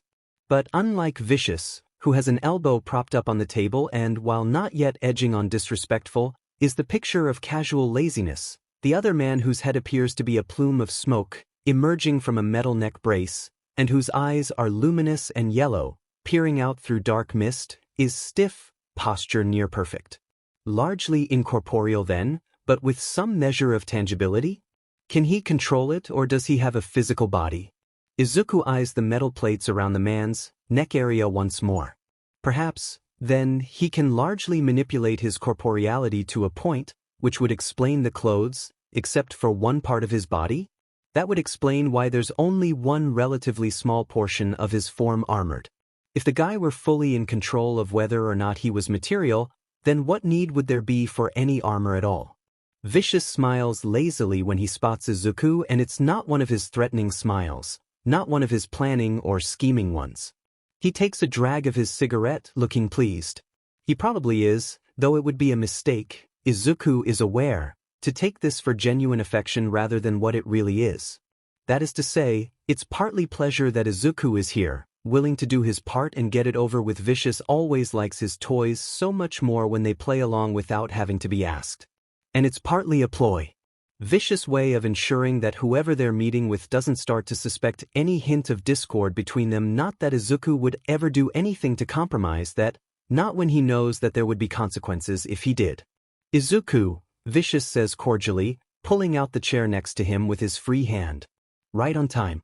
Take a seat. There is absolutely nothing that Izuku would like less than that, if only because that brings him within grabbing distance of both Vicious and the incorporeal stranger. But he doesn't dare let himself hesitate for more than a second, doesn't dare let his breath catch in his throat for even a moment too long as he sits down. The man across the table looks at Izuku with his piercing monochromatic eyes. This is him. His voice is deep and low and polite, but Izuku could swear he hears a waver in them, like the smoke curls even through his vocal cords. Izuku doesn't let himself flinch under the sudden attention, returning the man's look with a small smile, not like the ones he gives when he hears someone say something funny or sees them do something kind, but a bland, disinterested sort of smile. Cursory, polite, and utterly disaffected. "Who's asking?" he says, voice polite, but just a touch too wry to feel truly genuine. He has to restrain himself from examining his fingernails in mock boredom too, since Izuku's not entirely sure whether or not they're trying to provoke these people yet. The man leans back a bit, and Izuku thinks that were he not all swirling black fog, he probably would have blinked in surprise, though it's hard to tell for sure. It's hard to prevent his smile from taking on just a hint of a smugness at that. "Izuku," says Vicious, and Izuku listens for any intonation, for even the slightest flicker in the voice to suggest disapproval, but there's nothing, and Izuku feels a wave of relief pass through him. This is Kurogyri of the League of Villains. The relief rolling through him turns into nausea, which is, great, just what I needed, and it's suddenly a lot harder to conceal any visible reaction to this news. "Oh," he says, only just barely able to keep his tone curious rather than terrified. And, Vicious continues smoothly, "Kurogyri, as I'm sure you've guessed, this is Izuku, our man on the inside." Kurogyri doesn't have any discernible physical reaction. God, it must be helpful to be made of smoke. "He's quite young," he says. Vicious rolls his eyes. "Well, yes," he says. "Would you have had us send an adult? To parade as a student at UA? That would have gone marvelously, I'm sure." "He doesn't even look 15, says Kurogyri. "I'll give you that," Vicious agrees. "But I promise he is. Says so on his papers and everything. Got an explanation, kiddo?" He glances in Izuku's direction, arching an eyebrow. Izuku shrugs. "I'm just short, I guess," he offers. "There you have it," says Vicious with a smile. "Just short. Now, I hate to seem like I'm trying to rush things. But, do forgive me, weren't we meeting 2-on-2 today? I was under the impression your leader wanted to meet the boy. Wasn't that the point of this whole thing?" When he says that, Vicious reaches over and cards a hand through Izuku's hair, ultimately coming to rest it on the back of Izuku's neck, where his scarf has slid down just a bit, adjusted poorly on accident. It lingers just a little too long. Or maybe it doesn't. Izuku doesn't know, because for every moment that Vicious bare skin is on his, it's like his flesh is crawling, trying to tear itself off his body.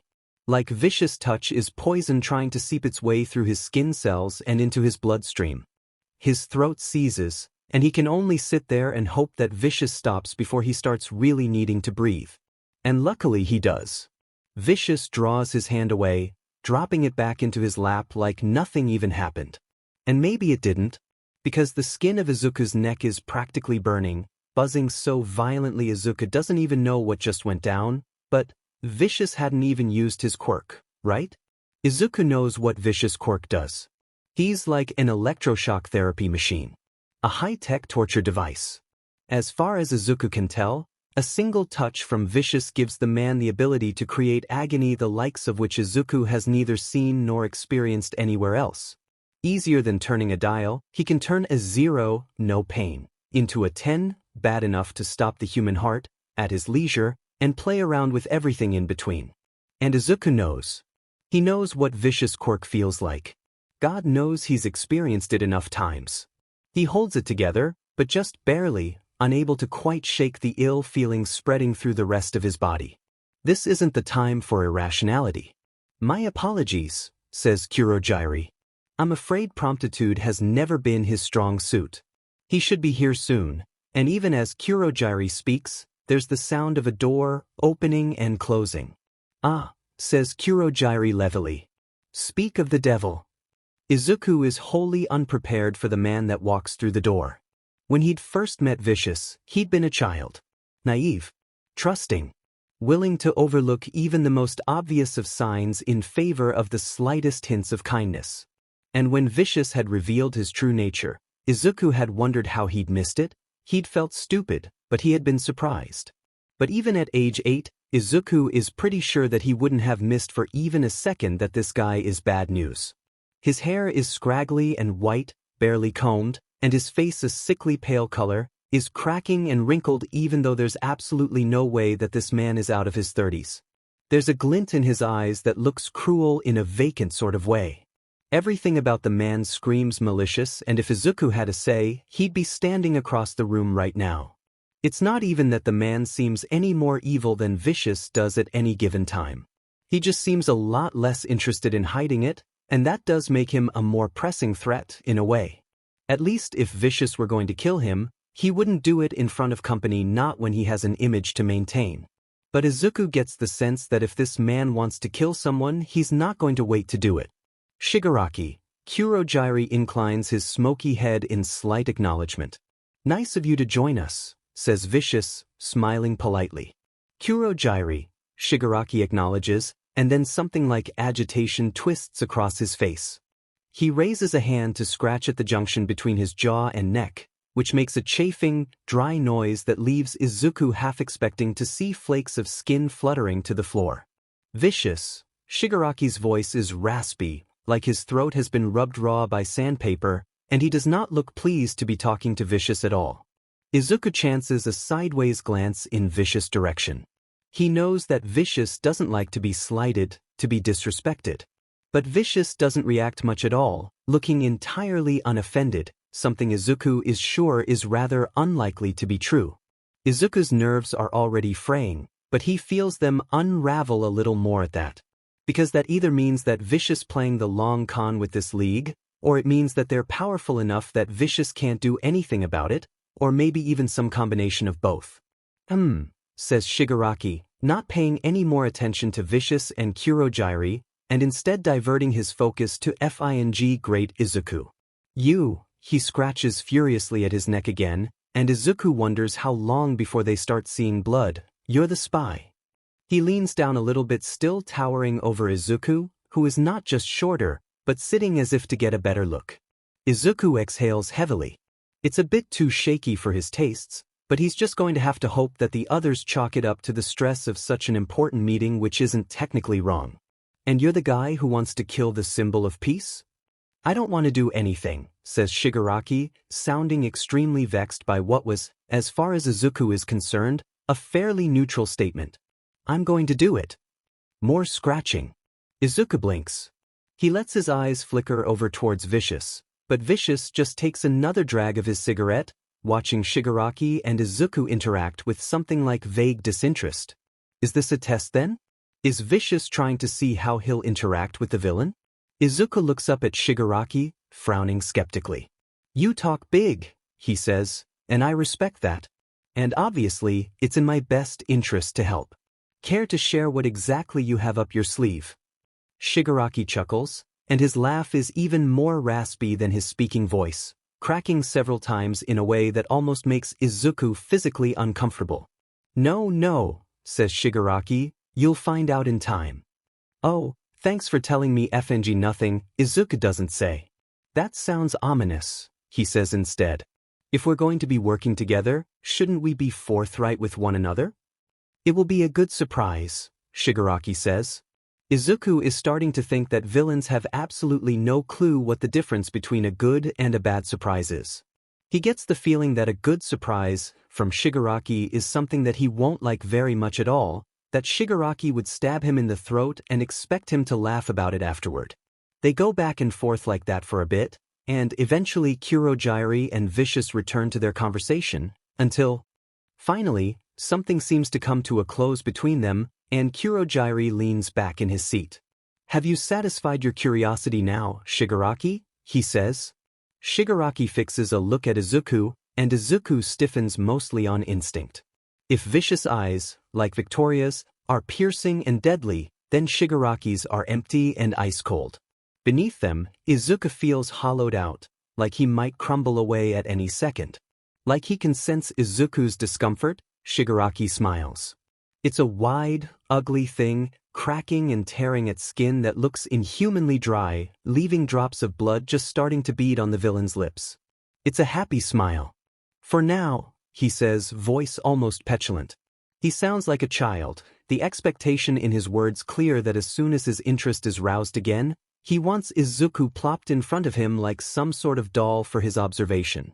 The thought has Izuku shuddering slightly. No, thank you. He'd rather not come back here ever again, if he has his way. Which, knowing the way things typically go for him, means that he's going to be coming back pretty frequently. Kurogyari gives Vicious a small bow as they both stand. "A pleasure doing business with you," he says, and Vicious inclines his head in return. Of course, Vicious emphasizes the second word. Izuku thinks that it sounds a little sharp, but neither Kurogyari nor Shigaraki look openly offended. Kurogyari walks them to the door, but stays a pace behind Vicious the whole time so he has some measure of respect for Vicious' authority, Izuku thinks, or at least he wants Vicious to think that. Likewise, Izuku lags a little behind both of them. Not so much as to make it seem like he wants to be away from them, though he does, but enough to be polite. He doesn't make it 2 steps into the hallway before something snags his hoodie and drags him back into the main room. Izuku whips around on instinct, only stopping short of clocking Shigaraki in the face because he doesn't want to F anything up that he shouldn't F up. Shigaraki smiles at that, looking pleased as he releases his 3-fingered grip on Izuku's hood, and Izuku bristles. He wishes that he could inform Shigaraki in no uncertain terms that all things equal, he would have let the blow connect. "I'm sorry," he says instead. "Did you have something else that you wanted to share? I can go get." "You don't look like much," says Shigaraki. "Okay," Izuku says, a little bewildered by that. He's aware that it's true, of course, but he's just not quite sure why it's relevant. He's just turning on his heel to leave when Shigaraki says, "You can imagine how confused I am that you're the one that my master warned could prove troublesome for us." Izuku freezes in place. "Your master?" he says, turning his head back in Shigaraki's direction slowly, cautiously. "I thought you were in charge here." Shigaraki doesn't answer, only humming thoughtfully under his breath in response. "You and Vicious." Shigaraki draws out the name, sounding amused, and decidedly unimpressed. "Don't know everything that you think you do." Izuku pauses. If Shigaraki isn't really in charge here, then that changes things. Shigaraki himself is so obviously childlike and unstable that Izuku over the past few minutes, he's been seriously starting to doubt whether the League was as strong as he'd built them up to be in his head. But if Shigaraki is just a figurehead for the real leader, then that changes everything. A leader whose real identity is unknown? Who pulls the strings from the background to manipulate things and people into place? It sounds like Vicious. And God knows the world doesn't need 2 of those. And your leader, what, does he have some sort of threat detection quirk? Izuku asks. Among other things, Shigaraki says, sounding a little gleeful like that clarifies anything at all. Izuku narrows his eyes. What the hell does that mean? Shigaraki smiles again, slow and creepy, crawling across his face like a spider up a wall. It will be a good surprise, he says. Which, okay, that's fing great. Now he has 2 surprises to look forward to. Lovely. Okay, Izuku says, taking a step backward. He's effing leaving. And why are you showing your hand to me? How do you know I'm not going to tell Vicious about all of this? The threat doesn't seem to disturb Shigaraki, who doesn't stop smiling. Will you? He asks. The answer catches in Izuku's throat. It's no, of course. Izuku's utterly uninterested in preventing Vicious destruction if he can get away with it. But he's also not going to admit that to this a-hole. No fing way. Luckily, Izuku never has to answer. Any response that he cobbles together is cut off by the shriek that slices through the air, loud and grating and frantic. Izuku jumps slightly at the noise, and glances at Shigaraki, who actually looks momentarily startled by it as well. Well, that's his cue. Izuku leaves Shigaraki there, heading down the hall to investigate the noise even though he knows full well what it is. By the door is Vicious, Kurogiri, and someone else, who is lying on the ground. Both Kurogiri and Vicious look utterly unfazed by the noise, even as Vicious withdraws his outstretched hand. The stranger, probably some low-level thug or courier, isn't screaming anymore. Just twitching, making small, slightly pained noises. Izuku winces in sympathy. He knows, objectively, that the aftershocks of Vicious' ability can't actually be worse than the actual thing, but he knows from experience that sometimes they feel that way. It's been a little while since Vicious used his quirk on Izuku with enough force to bring him to the floor like that, or maybe his tolerance has just increased. It's rather hard to tell sometimes. Vicious is speaking to Kurogiri again. You should really teach your employees some manners, he says, readjusting his jacket and brushing his hands off like they've been dirted.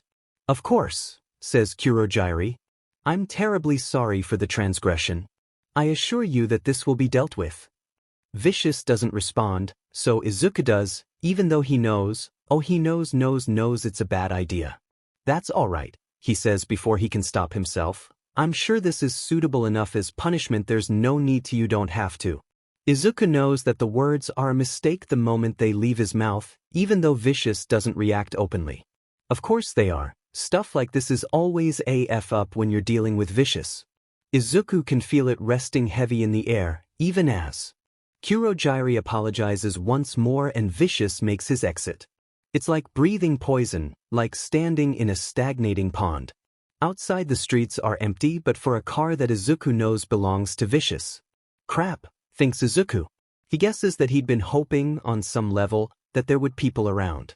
That Vicious would be forced to stay the temper tantrum that Izuku knows is coming. But that's stupid, Izuku knows. Vicious doesn't have a temper that fades with time. Vicious has a temper that piles up, that only gets worse the longer he takes to deal with it. Vicious takes a drag of his cigarette. Izuku's hands feel cold, even though he knows that he might as well get this the F over with. Vicious metes out punishment for small transgressions painfully and quickly, and due to the nature of his quirk in a way that leaves relatively little lasting damage. It helps, Izuku supposes, that Vicious personally doesn't like to get his hands too dirty. He'll watch, certainly, but for larger mistakes he prefers to leave the actual labor to someone who actually enjoys it, Victoria, namely. Which means that it's best to end this before Vicious makes the call that this was a worse mistake than it actually was. Plus, they're still right outside the league space. Out of eyesight, perhaps, but not earshot, which means that Vicious won't do anything that he thinks Shigaraki or Kurogiri could hear. I thought you didn't smoke, Izuku ventures, and that's all that it takes. Says Vicious, and he reaches over cigarette in hand to trail his hand through Izuku's hair again.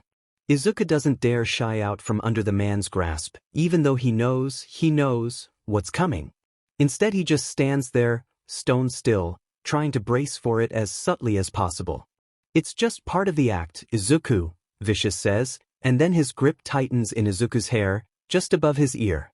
The touch goes from soft to uncomfortable to outright painful in moments, and Vicious uses it to pull Izuku closer and prevent him from tugging away on instinct. Now, he says, care to enlighten me as to what you were thinking in there? Says Izuku, resisting the urge to try and pull Vicious' hand away, knowing full well that it won't do a thing except make it worse. I wasn't thinking. I was just trying to help. It doesn't leave a good impression to force our allies to kill their men over every transgression. Don't lie to me. Vicious' voice is cold, and a buzzing is starting in Izuku's skull. He nearly whimpers at that. Vicious typically uses his quirk on an exposed arm or leg or hand or even the chest if a shirt dips low enough, and rarely does so with the head. Izuku's rather grateful for that fact actually, because on the rare occasions that he does, it's by far the worst. Not because the pain during is any worse than anywhere else, but because the migraines that it leaves him with afterwards are the absolute worst. You did it for yourself, Vicious practically spits. I'm so disappointed in you. I thought you knew better than to let your childhood, hero fantasy interfere with our work. Izuku can't even say anything to that. Vicious is right after all. Sorry, he says tightly. He isn't, not particularly, but the lie is worth a shot. Vicious' grip gets, somehow, tighter, and he's holding Izuku at an angle that his neck can't quite manage comfortably. The buzzing increases exponentially for one long second, and despite Izuku's best efforts he can't quite keep still, unsuccessfully twisting away from the increasingly painful touch without even thinking about it. And then, suddenly, entirely unexpectedly, Vicious lets go. The buzzing stops, leaving only a strange, icky feeling in its wake. Izuku can't quite stop himself from crumpling to the ground, legs folding under him as he catches himself with his hands, breathing just a little too heavily, even though he feels stupid for it. Vicious didn't even use his quirk. And here he is, on the ground trying not to panic like a child because somehow, the unfulfilled suspense is very nearly worse than the actual thing. You're lucky you have school tomorrow, says Vicious simply, pulling the driver's side door to his car open. Fair warning, next time I won't care. Understood? I understand, Izuku gasps, trying to steady his breathing. Vicious looks appeased by the fear in Izuku's voice. Izuku's too distracted to care. Not here, he thinks, breaths way too shallow. The world is twisting, shuddering and shaking around him. Nothing is quite in focus. Izuku doesn't dare try and getting to his feet until Vicious' car is long out of sight, and when he does his legs sway under him dangerously. He grits his teeth and forces himself to push through it, even though his body is screaming at him that it doesn't want to do a DMN thing except curl into a ball and scream. But he can't. Not here.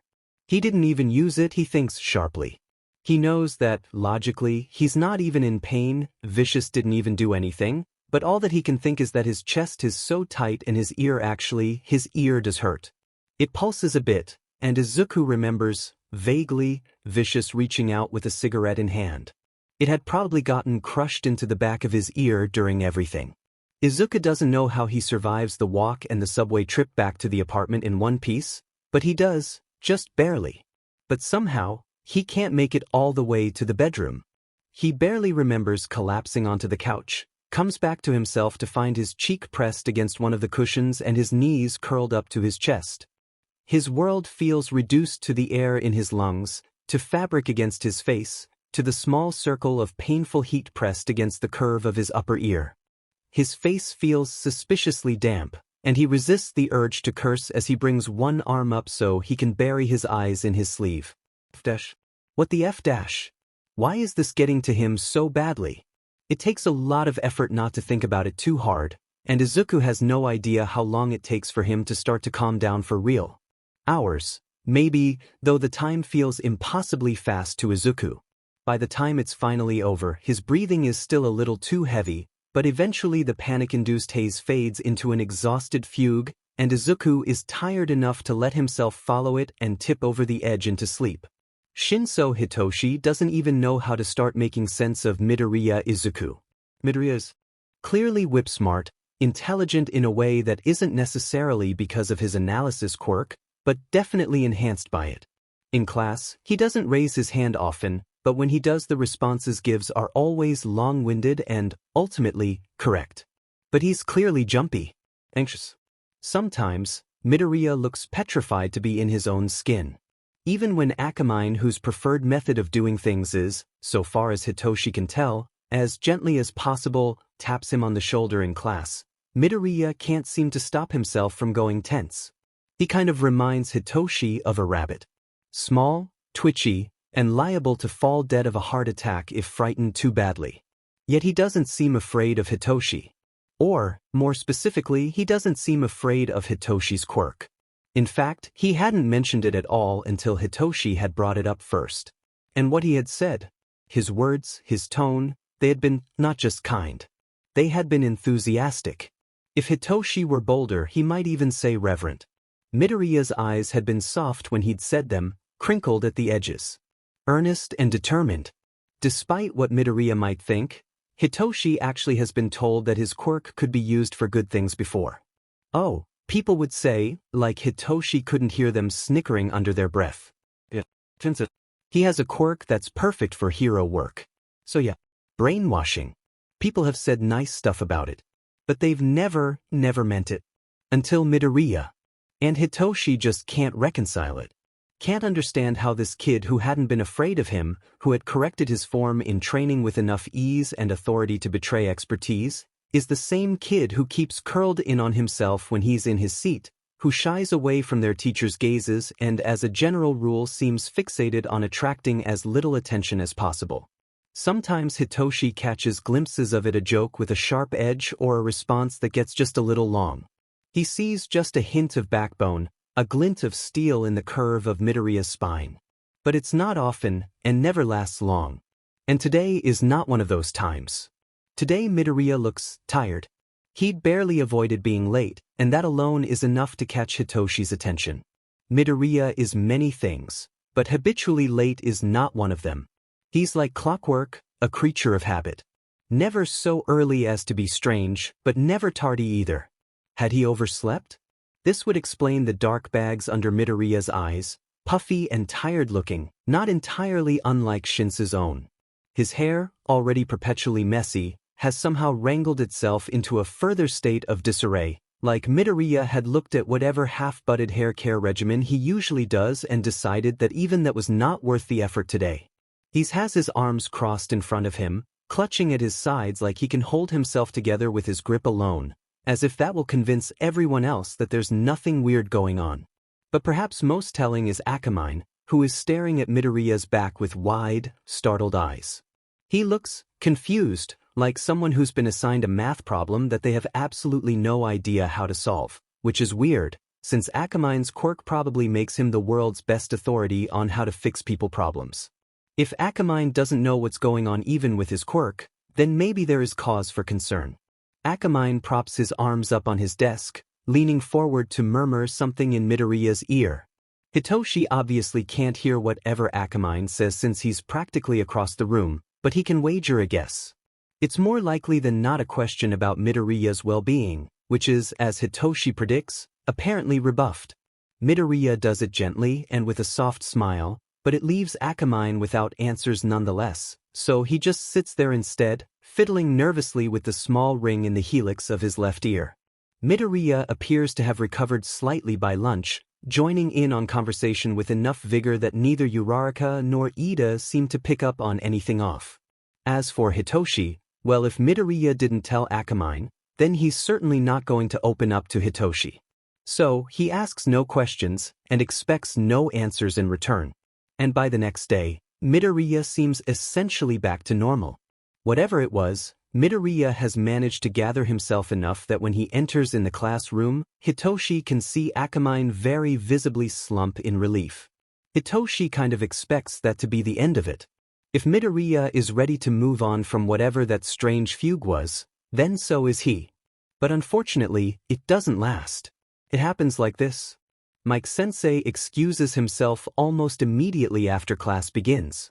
Apparently, he explains, his assistance is required for an exercise going on in the hero course. Don't worry, listeners. Mike-sensei attempts to soothe them, though he has to raise his voice considerably to be heard over the sighing and grumbling. After all, since I'm going to them, it's only fair that one of the hero course teachers look after you for the day. I think you'll all be very excited to see who it is. The class, ever-changeable, immediately abandons their complaining and starts speculating instead, even as Mike-sensei declines to provide any further answers, citing the importance of it being a fun surprise. Even after Mike-sensei leaves, the chatter doesn't stop. Hitoshi props his chin up on his hand, not particularly interested in participating. And then All Might walks through the door. You might as well have set off a small explosion for the amount of noise Class 1C makes when they see him. Even Hitoshi can't keep his jaw from dropping. Holy shit! All Might. To All Might's credit, he looks neither taken aback nor annoyed with the response that he's receiving. His smile looks genuinely flattered, and he laughs rapaciously at some of the questions being thrown in his direction. Even with All Might's booming voice, it takes him the better part of 15 minutes to calm the class down, and even then, the class doesn't seem to have fully adjusted to his presence yet. Most of the students still have stars in their eyes, enraptured with the presence of the number one hero. Hitoshi feels it too. Hitoshi is nothing like All Might. He can never be anything like All Might, at least as far as abilities go. But that doesn't mean that he should stop trying completely. So even Hitoshi can't stop himself from staring, stunned to the point of almost being a little transfixed. And that's why he almost misses it. Hitoshi spends most of his time in class staring at Midoriya's back, trying to figure him out. It's funny how taking your eyes off of someone for just a little while can result in such drastic change. Now, Hitoshi glances back at Midoriya, just for a second, and does a double take. Midoriya is dead pale. He's shaking, so much that it's visible to even Hitoshi, across the room as he is. He has the distinct look of someone who thinks that they're about to be sick. His hand shoots in the air. "Ah," All Might says, glancing at the boy with a smile. "Yes?" And then All Might's grin flickers for a second, a hint of concern making its way across his face. "Are you quite ill?" "I feel sick." Midoriya cuts All Might off, which is probably the boldest thing Hitoshi has ever seen him do. "Can I go to the bathroom?" Something unsure crosses All Might's face. "Of course.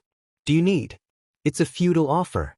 The second Midoriya receives confirmation, he picks up his backpack with a shaking hand and makes a beeline for the door, very clearly trying to maintain some pride by not sprinting. Akamine looks alarmed, making to stand up from his seat as if he intends to follow. Which is why Hitoshi doesn't understand what he does next. Doesn't even remember consciously choosing to do so. But one second he's just sitting at his desk, watching the door close behind Midoriya, and the next he's on his feet, the sudden movement pushing his chair back with a too loud screech. All Might looks briefly startled by the noise, opening his mouth to say something. "I'm sorry," Hitoshi bites out before All Might can speak. "Would it be okay if I went and checked on him? Made sure he was okay?" "Yes," says All Might, though he still looks confused by the chain of events that has just unfolded in front of him. "I think that would be an excellent idea, my boy." Hitoshi glances over in Akamine's direction, giving the other boy a short nod. He doesn't really know what for, but Akamine seems to understand nonetheless, settling back into his seat. And then Hitoshi follows. Midoriya makes himself surprisingly difficult to find, considering how small the gap between him and Hitoshi leaving was. Hitoshi almost gives up, scouring the building with absolutely no luck, but then he remembers. The hero course is out training today, which means that the bathrooms in that part of the building are likely empty. And that makes them, Hitoshi knows, an appealing place to go if you don't want to be found. Hitoshi makes his way over to the boys' bathroom closest by the hero course classrooms, and sure enough, there's someone there. They're barricaded in the largest stall, but Hitoshi can see them sitting on the tiled floor, breathing harshly. They clearly try to muffle themselves when they hear Hitoshi enter, but it's too late. "Hey, Midoriya," Hitoshi says, and F-. "What is he doing? He's not good at this stuff." "But he's here." Midoriya doesn't respond right away, but Hitoshi thinks that he hears a relieved exhale. Hitoshi comes to a stop by the stall door, knocking on it to let Midoriya know he's come closer, just in case Midoriya's too out of it to notice on his own. Hitoshi doesn't want to startle him. It feels insufficient to ask Midoriya if he's okay when he's so obviously not, so Hitoshi tamps down on the instinct. "Can I?" he tries. F-. How does he do this without being invasive? "Would you be okay with letting me in?" There's a long silence. A deep, shuddering breath. It sounds reluctant, and Hitoshi feels a pang of guilt.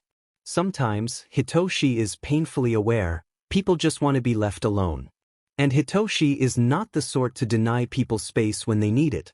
But then Midoriya says, "Yeah," and Hitoshi actually winces when he hears the other boy's voice. It's scratchy. Barely more than a rasp, really. But Midoriya makes no move for the door, and Hitoshi stops, bewildered, before he remembers the last time that he had a panic attack. It had been a while ago now. His first year of middle school, he thinks, before he'd really been any good at steeling himself against the things that people said about his quirk. About him. But he remembers how confusing it had been, how painful his chest had felt, and how utterly paralyzed he'd been, like he couldn't move if his life depended on it.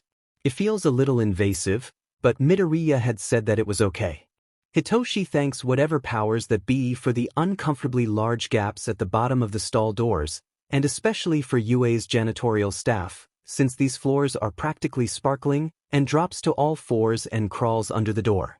Midoriya's sitting against the wall, head tilted back against the tile, eyes closed. He looks almost like he's okay, but for the fact that he's panting like his life depends on it.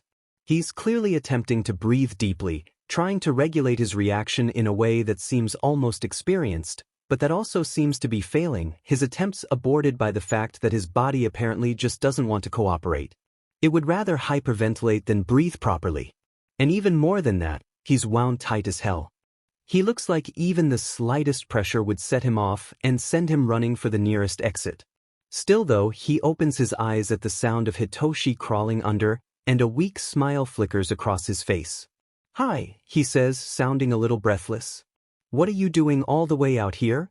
Hitoshi tries to pick his next words with care. He'd meant it when he said he didn't do nice, but he doesn't want to be mean either. "I came after you," he settles on, eventually. It is true, and it's obvious enough that there's really no advantage to playing it off as a coincidence, even as a joke.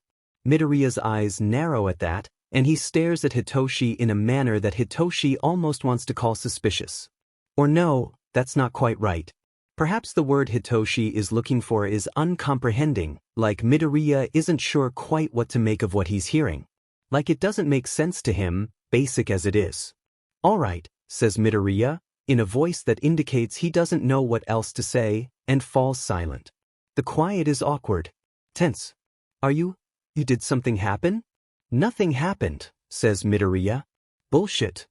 Midoriya's lips press together and his nostrils flare slightly, and he seeks in a breath that's a little too deep and desperate, and Hitoshi immediately feels a pang of guilt. He really should have let someone else handle this. The middle of a panic attack is no time to launch an interrogation, and Hitoshi has never been known for his tact.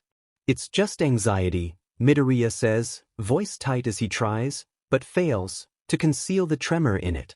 "It's just today is just a lot. That's it, I promise." Midoriya pulls his legs closer to chest, curling in on himself in a way that makes him look surprisingly small, even for someone who's already pretty short. He brings his forehead to rest against his knees, breath still hitching slightly, but getting more even as time passes. Hitoshi's heart clenches in his chest, and before he can fully comprehend what he's doing, he's making his way over to Midoriya's side.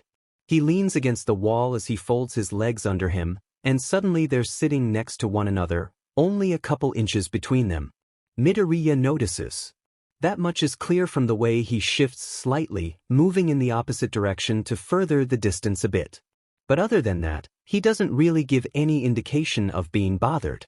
Hitoshi can't think of anything to say, not really. Really, they barely know one another, and the silence has grown to the point where it feels stifling. He's probably just making everything worse. But he can't just ignore this, not now that he's here. Midoriya doesn't react when Hitoshi drops a hesitant hand on his knee, but after a moment Midoriya lifts his head to give Hitoshi an unreadable look. There's something incomprehensible in it, like gratitude and guardedness all at once. His eyes are a little red, but they aren't wet. They aren't welling up with tears, not how Hitoshi had expected them to be, but judging by the way that Midoriya is biting at his bottom lip in an attempt to stop it from trembling, it's certainly not for lack of trying. Midoriya is tense, but after a little while, he relaxes a little bit under Hitoshi's hand. He uncurls his legs slightly, and he starts to sound a little bit less like he's about to lose control of his ability to breathe at any given second. Neither of them speak. Hitoshi still doesn't know what to say, doesn't know if he should even say anything at all. But Midoriya doesn't seem like he's interested in starting a conversation either. But still, the contact seems to have worked, shattering an iciness between them that Hitoshi hadn't even noticed. And now, at least, the silence is less awkward than it is peaceful. Hitoshi takes a moment to tap out a text message to Ren, whose phone number he has now, he guesses, but other than that, they just sit there. An indeterminable amount of time later, the bell goes off, and Midoriya glances up at the ceiling so fast Hitoshi almost jumps too. Says Hitoshi, as Midoriya starts scrambling to his feet, rubbing at his face. I'm so sorry, Midoriya says, and he sounds much more collected now, but there's still a suspicious waver in his voice. It's scratchy, like Midoriya's still figuring out how to use it again. I made you miss the whole class PRD. It's fine, says Hitoshi. He can't figure out what on earth has Midoriya gathering himself up so quickly. I got permission. Well, sort of. Maybe not to miss the entire class PRD. But he also hadn't been told not to do that, so it all balances out, right? Midoriya is giving him a sidelong look that shows exactly what he thinks of that, brushing dirt off his uniform that isn't there, straightening the lapels of his jacket, and taking care to adjust his scarf. We should go, says Midoriya, hurriedly, and Hitoshi shrugs. He's not sure exactly what all the fuss is about, since class is already over, but if Midoriya's worried about it, Hitoshi can accommodate. He pulls himself to his feet, but Midoriya is already a couple steps ahead, making for the bathroom door. But just as he reaches for the handle, it opens fast enough that Midoriya is barely able to avoid being hit in the face. He makes a sharp, high noise of surprise, and then claps a hand over his mouth in a belated attempt to stifle the sound. Hitoshi jolts forwards on instinct, because for a good half-second, it looks like Midoriya might trip, but Midoriya steadies himself with surprising deftness, regaining his balance. Whoa, says a male voice, friendly and energetic. Dude, I'm so sorry. You okay? Hitoshi watches as Midoriya blinks up at the boy from the hero course standing in front of him. The boy has spiky red hair and kinder face than Hitoshi would have expected on someone so, well, jacked. Yeah, I'm fine, says Midoriya, voice a little surprised and soft, and then, hey, you're Kirishima from 1A, right?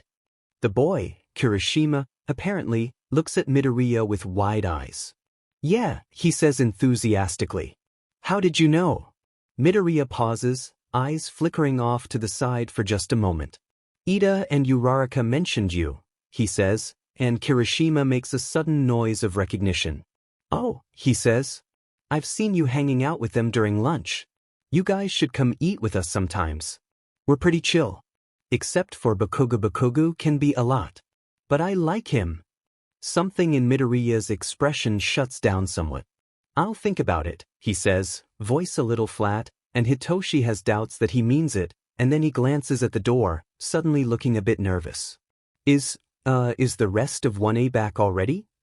It's almost a weird question, but then again, Hitoshi supposes he wouldn't really want to be seen by a ton of people immediately after recovering from a panic attack either. Says Kirishima. Oh no. They're all still in the locker rooms. I got to come back early because, well. He lifts his left hand slightly, drawing their attention to the splint and bandage around it. Recovery girl fixed it up for the most part, but she wants me to come back tomorrow. Oh, says Midoriya, and he gives Kirishima a smile. I hope you feel better soon. I should probably go now, though. Oh, of course. Sorry. See you around. Kirishima gives a cheery wave as Midoriya starts to leave. Seriously, though, think about joining us for lunch sometime. Midoriya gives a forced-looking half-smile at that, and then he's out the door, heading back to Class 1C fast enough that Hitoshi has to break into a small jog to catch up. Once they start to get close to 1C, they bump into Akamine quite literally. Midoriya collides chest to chest with the other Bao, who was also walking at a brisk pace. Probably headed to 1A's bathroom, since that's where Hitoshi had said they were. Hey! Akamine says, voice a little louder than usual, betraying his surprise. Hey, Midoriya says back, but he's talking like someone has decreased the volume on his voice by 50%, much meeker and more reserved than before. Hitoshi frowns. But whatever it is, Akamine seems to pick up on it, and he doesn't seem particularly bothered, though he does take another step back. Not enough to make it seem like he's uncomfortable with Midoriya, but enough to keep a respectful distance between the two of them. You okay? He says. I am fine, says Midoriya, a little defensive. It was just anxiety. You don't have to be so worried. Hitoshi doesn't know why he's being so insistent about that. Midoriya, he says simply, and his voice is maybe a little brusquer than he intends. It's fine. We believe you. Stop trying to convince us. Of course, says Akamine brightly. But Midoriya, you were clearly upset. That makes it worth our concern, right? Midoriya pauses. Yeah, he says, though it sounds a little fake. I guess you're right. I'm sorry I troubled you. Akamine purses his lips slightly, and Hitoshi can tell that he's clearly not entirely pleased with Midoriya's reaction. But rather than call Midoriya on it, he just says, that's okay, Izuku. Here. He hands Midoriya a bottle of water. My sister gets panic attacks sometimes. Drinking a lot of fluids afterwards can help. Midoriya stares at the water bottle for a long moment, as if he's confused by it, but then he shakes himself out of whatever reverie he fell into. Oh, he says. Thank you. No problem, says Akamine, and he gives Midoriya a gentle smile, so patient and kind that Hitoshi almost wants to be annoyed until he notices the way that it doesn't quite reach Akamine's eyes. But Akamine still doesn't ask. Doesn't give any other indications that he's curious. He just watches Midoriya take a sip from the water bottle, and just lets Midoriya breathe. Right, Hitoshi supposes. Sometimes you just need to know when to stop pushing. By their next class, All Might is gone, and Midoriya seems almost entirely normal again. It's only the fact that Hitoshi had seen him that Hitoshi is keenly aware of the fact that Midoriya's skin, naturally tan, is just a little too pale. Of the distinctly rumpled look to his clothes, Midoriya's not immaculate, but he's never quite this disheveled either, and he certainly wouldn't have been listening for the way that Midoriya's breathing hitches occasionally, catching in his throat every once in a while, like Midoriya really needs to concentrate on it. Midoriya is upset, and Hitoshi doesn't know how he feels about that, except he does, and he doesn't think he likes it, which is kind of a tough pill to swallow. Hitoshi spent a long time trying to force himself to be dispassionate towards others, with varied success. He'd had to. It was the easiest way, the only way, maybe, to survive a world that seemed to hate him. Except Midoriya doesn't hate him, and he's been so open about it, and that makes this so much harder, because it means that Hitoshi can't let him deal with this on his own. Hitoshi wants to help Midoriya, and he's pretty sure he has an idea as to how.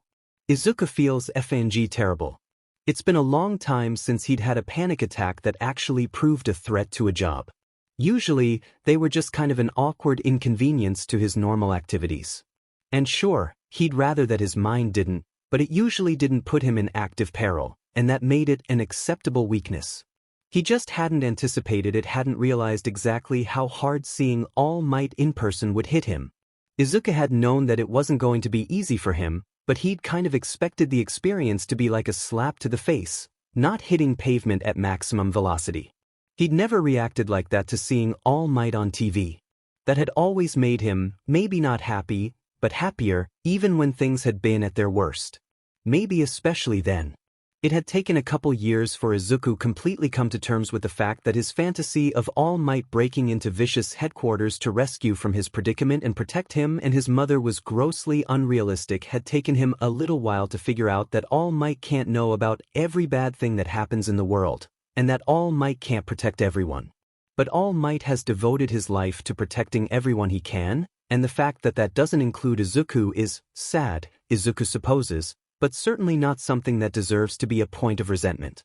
And Izuku understands how fucking awful the world can be now that he's seen the worst of humanity, now that he's seen the way that the wicked scuttle about beneath the radar of pro-heroes, like cockroaches unkillable. There at the beginning of things and certain to be there at the end. Now that he's seen the world's underbelly, filled with pustules and blisters and contaminated, sick and not getting better, and Izuku's been arms deep in it for so long that sometimes he thinks he can see the infection crawling under his skin too. He's seen it all, and All Might, well, most pros, really, but All Might especially, they're a sudden reminder that not the everything is like that. Maybe even that most things aren't like that. They're a reminder that there is goodness and kindness in people. That there is something left worth protecting. It hadn't been much, but sometimes it had left Izuku with something that felt almost like hope. Not for himself, necessarily. But still. So Izuku supposes that that is the sort of feeling he'd expected to have upon seeing All Might for the first time. He'd expected guilt too, of course. Some fear. But he'd thought that he'd be able to handle it.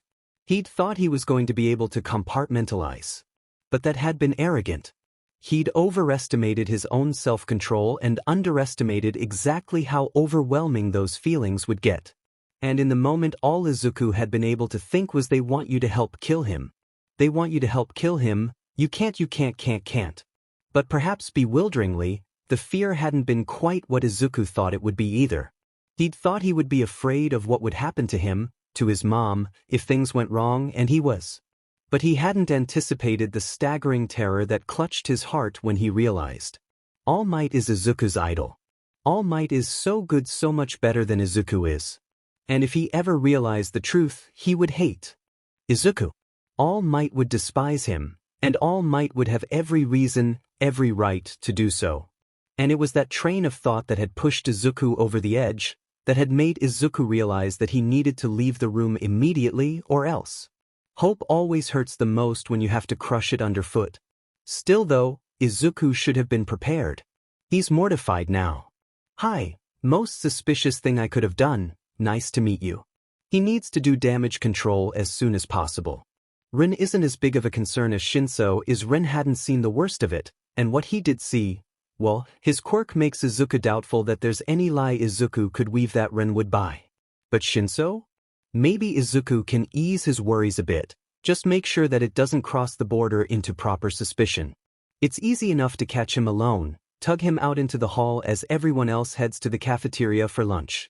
What do you want? Says Shinso, voice bored and posture lazy and backpack slung over one shoulder. A way Izuku now understands is deliberately disinterested, belied only by the sharpness in Shinso's eyes. Izuku bows, short and polite. Shinso, he says, taking care to keep his voice from shaking. I wanted to apologize for this morning. Shinso's brows furrow slightly in confusion, but Izuku keeps talking. I made you miss class, and I know that today was special, since All Might was teaching. Shinso frowns, and he looks almost a little lost. It's fine, he says haltingly, and then, you're okay though? Yeah, of course. Izuku doesn't even have to fake his confusion at the question. Doesn't he seem okay? I've just been really anxious lately, and I guess a fancy celebrity like All Might showing up out of the blue really tipped me over the edge. It's my own fault, honestly. Oh, says Shinso, and there's a note of understanding in his voice now that has Izuku slumping in relief. Izuku is ready to leave it at that, but then Shinso opens his mouth, stopping Izuku short. Shinso hesitates, clamps his mouth and grits his teeth, like whatever he's about to say isn't coming easy, and Izuku is just about to try and say something encouraging himself when Shinso finally manages. Listen, if you ever need to talk to someone about that stuff, I have some experience with anxiety, so I could listen. Or whatever. His kind words are a little disconcerting, because he's talking like he's frustrated or embarrassed. Izuku's mind supplies and scowling the entire time. Oh, says Izuku, prompting and curious. Shinso doesn't sound like he wants to talk about it, but Izuku feels like he should offer the option nonetheless. But to Izuku's surprise, Shinso looks around as if to check that there's nobody within earshot. There isn't, and then turns back to Izuku. Okay, Shinso says, dropping his voice lower, and he seems entirely calm except for the fact that Izuku can see him scuffing his shoe against the ground nervously as he talks. So, he heaves a sigh. Did you know that I'm a foster kid? No, says Izuku. He can't stop his brow from furrowing in concern as his heart tightens in his chest. Consider the context of the conversation. There's only a few places that a lead-in like that can be going, and not many of them are good. Right? Says Shinso, clearing his throat and taking a grounding breath. So, I got bounced around a lot. I didn't just have an unappealing quirk. I also had very little control over it. Most families didn't want me, and the ones that did well, I'm sure you can imagine. Usually it was because they wanted the paycheck more than they feared me. Izuku's heart might as well have stopped in his chest, and he can feel himself going a little bit slack-jawed in horror as Shinso speaks. He'd been expecting it, That doesn't make it any better. They all had different ways of dealing with the issue, Shinso continues, and he's not quite looking Izuku in the eyes anymore, fixing his gaze on the empty space above Izuku's head instead. Some tried to handle it passively. Others didn't. None of it was great. And for a long time, I wasn't comfortable speaking with other people. I could talk and I did. But not to others. When I tried or when others tried to talk to me, I would panic. Izuku is neither temperamental nor cruel, but if he had any less practice regulating his emotions, he thinks he might be in serious danger of punching something, preferably one of Shinsu's old foster parents. As it is, he can feel himself going tense. This isn't the first time today that he's had to remind himself to breathe, but right now the sensation is uniquely frustrating. The world isn't fair. Izuku knows that. Hell, he's probably more keenly aware of it than most. That makes it no less horrible to hear about. Are you still? Izuku cuts himself off, suddenly finding himself incapable of finishing the question. But Shinso seems to understand anyways, shaking his head. No, he says. My current family they're fine? It sounds like a question, and that fact alone makes the hairs on the back of Izuku's neck stand on end. Fine. Izuku doesn't want to pry, but this is important. If Shinso is in danger. Yeah, no, Shinso shrugs, they're busy people. And we never really connected emotionally, though they did try. But they're good people. They know that the chances of things being good for me if I go back into the system aren't fantastic. But they're kind, and they do put in an effort. It's not perfect, but it's functional. I'm grateful to them. Izuku opens his mouth to say something, he's just not sure what, but Shinso cuts him off first. My point is, says Shinso, I understand what it's like when things that might seem small make you panic. So, if you ever want to talk about it, we can. But, his voice gets sharper now, and he gives Izuku a jab in the chest, presumably for emphasis. You don't tell anyone else what I just told you, got it? Go got it, Izuku says, and Shinso starts to pull away. It's a sudden fit of boldness that has Izuku catching Shinso's hand before he can fully withdraw it. Hey, says Izuku, as softly as he can manage, Shinso's confused gaze boring a hole into his forehead. Just so you know, you can talk to me too. If you want, He gives Shinso's hand a gentle squeeze, and then he lets it go. Remember that, okay?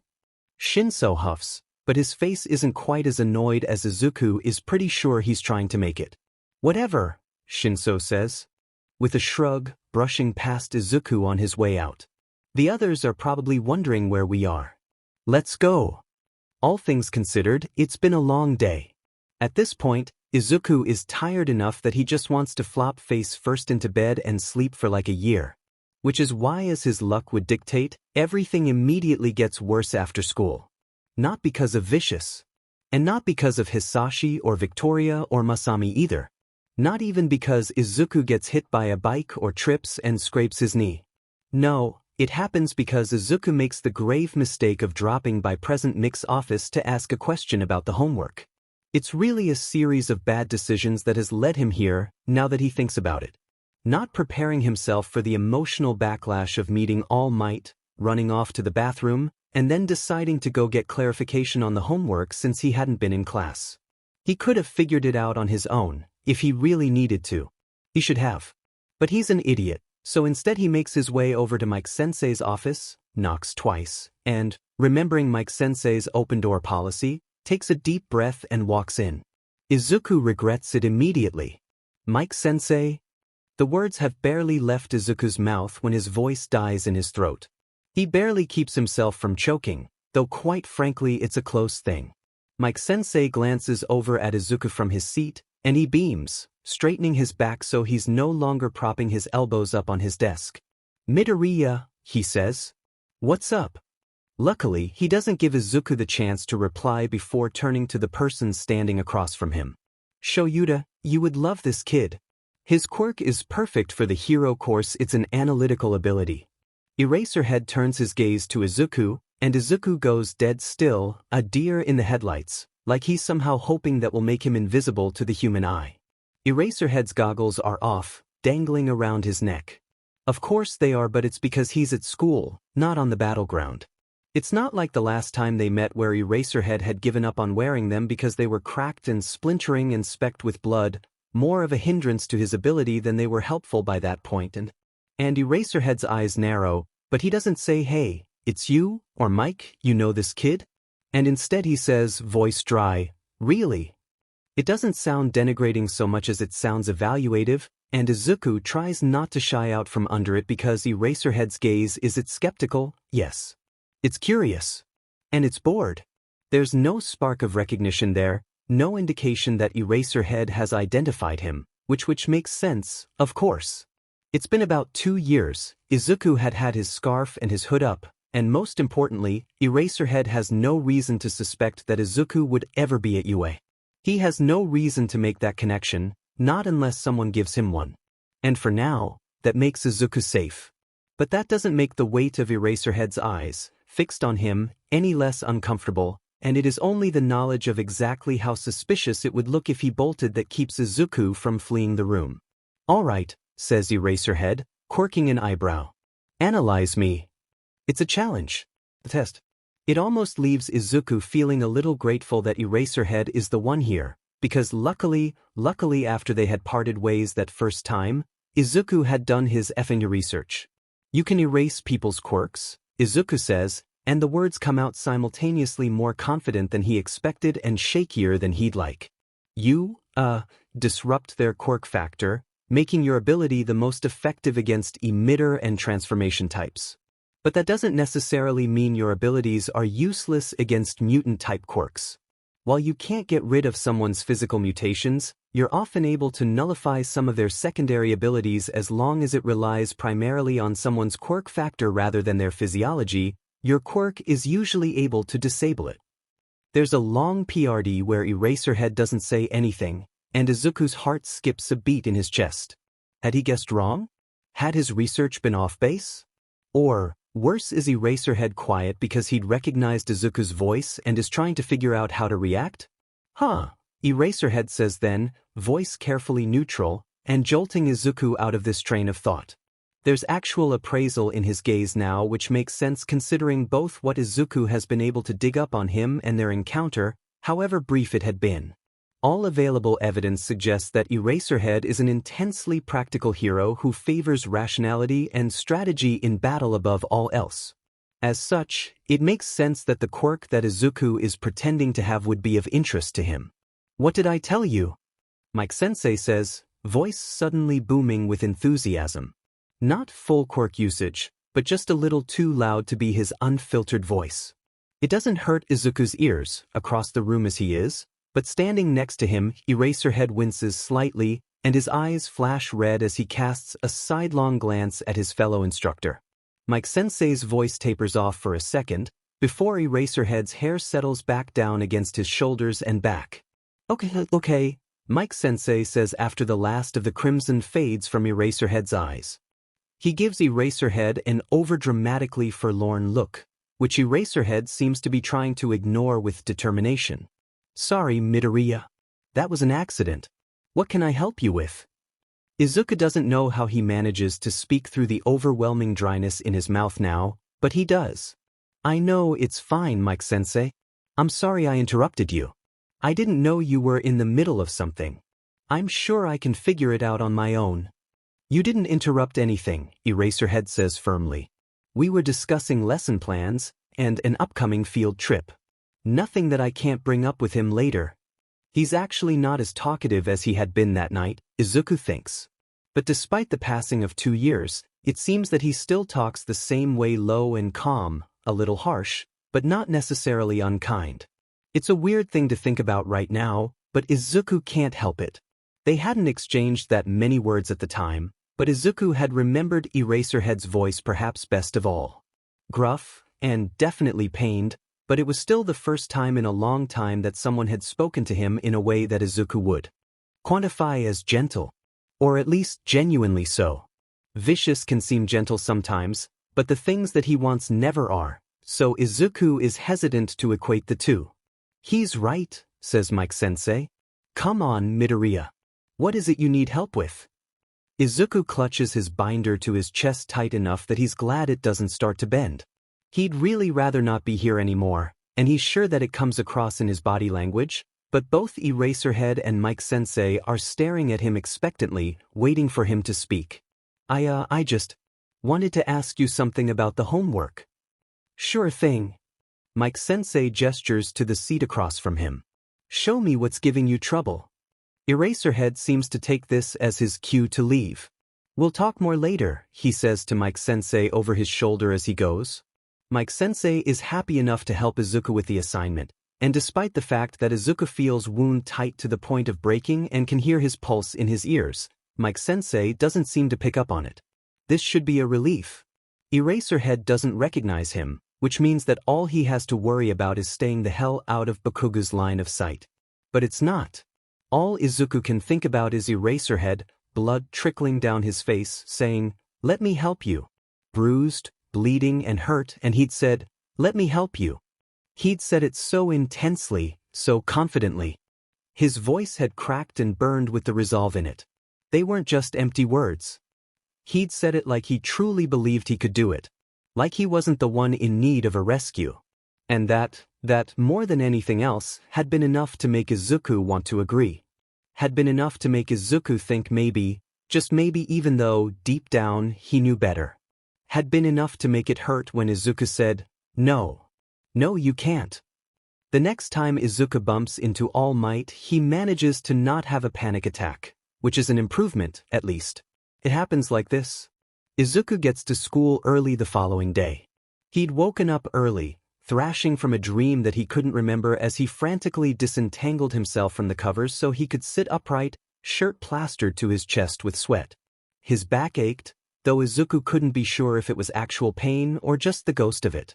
It was still mostly dark outside, with only the barest hints of light starting to make their way across the horizon, but Izuku had had a suspicion that he wasn't going to be getting any more sleep that night. He'd hung around for a bit, eaten as much breakfast as he could stomach, but the restless energy wasn't fading on its own. So, he decided to leave early and try and walk it off. It had seemed like a smart idea at the time, though in retrospect, most of Izuku's worst ideas do. By the time Izuku got to campus, it was early, but not so early that the place was deserted. There were a couple other students who, like him, had arrived earlier than necessary and were milling about, though not so many that Izuku was unable to find an empty part of campus, allowing Izuku to find an isolated spot up against a building. He's flipping through pages of his book when a voice booms, "Hey there." It's not like the shrill, unnatural volume of present mix quirk, rather, the loudness of it is deep and resonant, the sort of voice you hear in someone broad-chested and large. Izuku recognizes the voice immediately, and though he feels himself locking up, he forces himself to look anyways, just in case he's, wrong about the voice he's spent his entire life listening to on TV recordings. He isn't. Standing not 10 feet away is All Might, wearing a white t-shirt rather than his hero uniform. He seems larger and more intimidating now than he did yesterday, probably in part because they're alone, and also because this time Izuku is sitting on the ground, leaning up against the wall of the building, legs tucked in close as if to provide extra shelter from the bracing cold of the early morning. "Sorry to disturb you," All Might says brightly, and Izuku's heart starts beating in his chest again, though now its pace is uncomfortably fast. Izuku is aware from all the accounts of encounters with All Might that he's read that the pro-hero is supposedly just as personable one-on-one as interviews with him would suggest. Izuku wants to say, "It's fine," but unfortunately, not having a panic attack is not equivalent to being a functional human being who has even the most basic of communication skills, especially when face-to-face with their lifelong hero whose murder their kidnapper is trying to use them to facilitate. So instead, what Izuku does say is, in a voice that is far too high and that cracks despite Izuku's best efforts. "You're from Class 1C, correct?" says All Might. Yes, I am," Izuku says. The words take entirely too long to find their way out of Izuku's mouth, halting and stuttered and just generally enough of a mess to make Izuku want to lie flat on the ground and die. All Might doesn't seem to take notice, though. "Right?" he says loudly. "I just wanted to check in with you. You left so suddenly during class." "Sorry," Izuku blurts, and it's the first coherent thing that he's managed the entire time. But, God, that had been rude, hadn't it? Even with all things considered, Izuku can hardly believe it himself.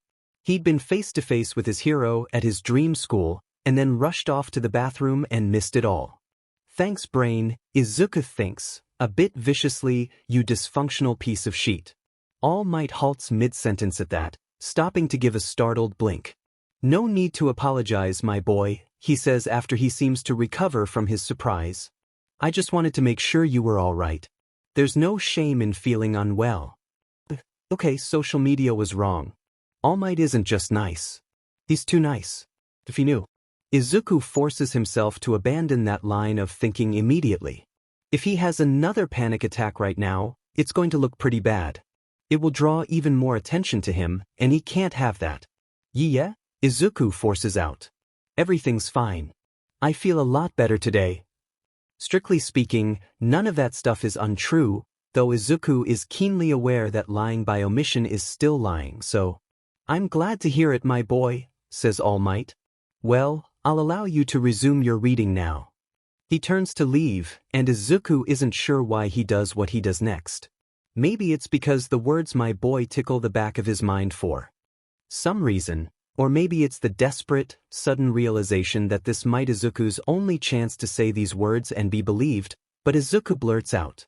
I just wanted to say, I'm a really big fan of yours. You've been a really big inspiration to me. I've wanted to be a hero my whole life because of you. And I really respect you.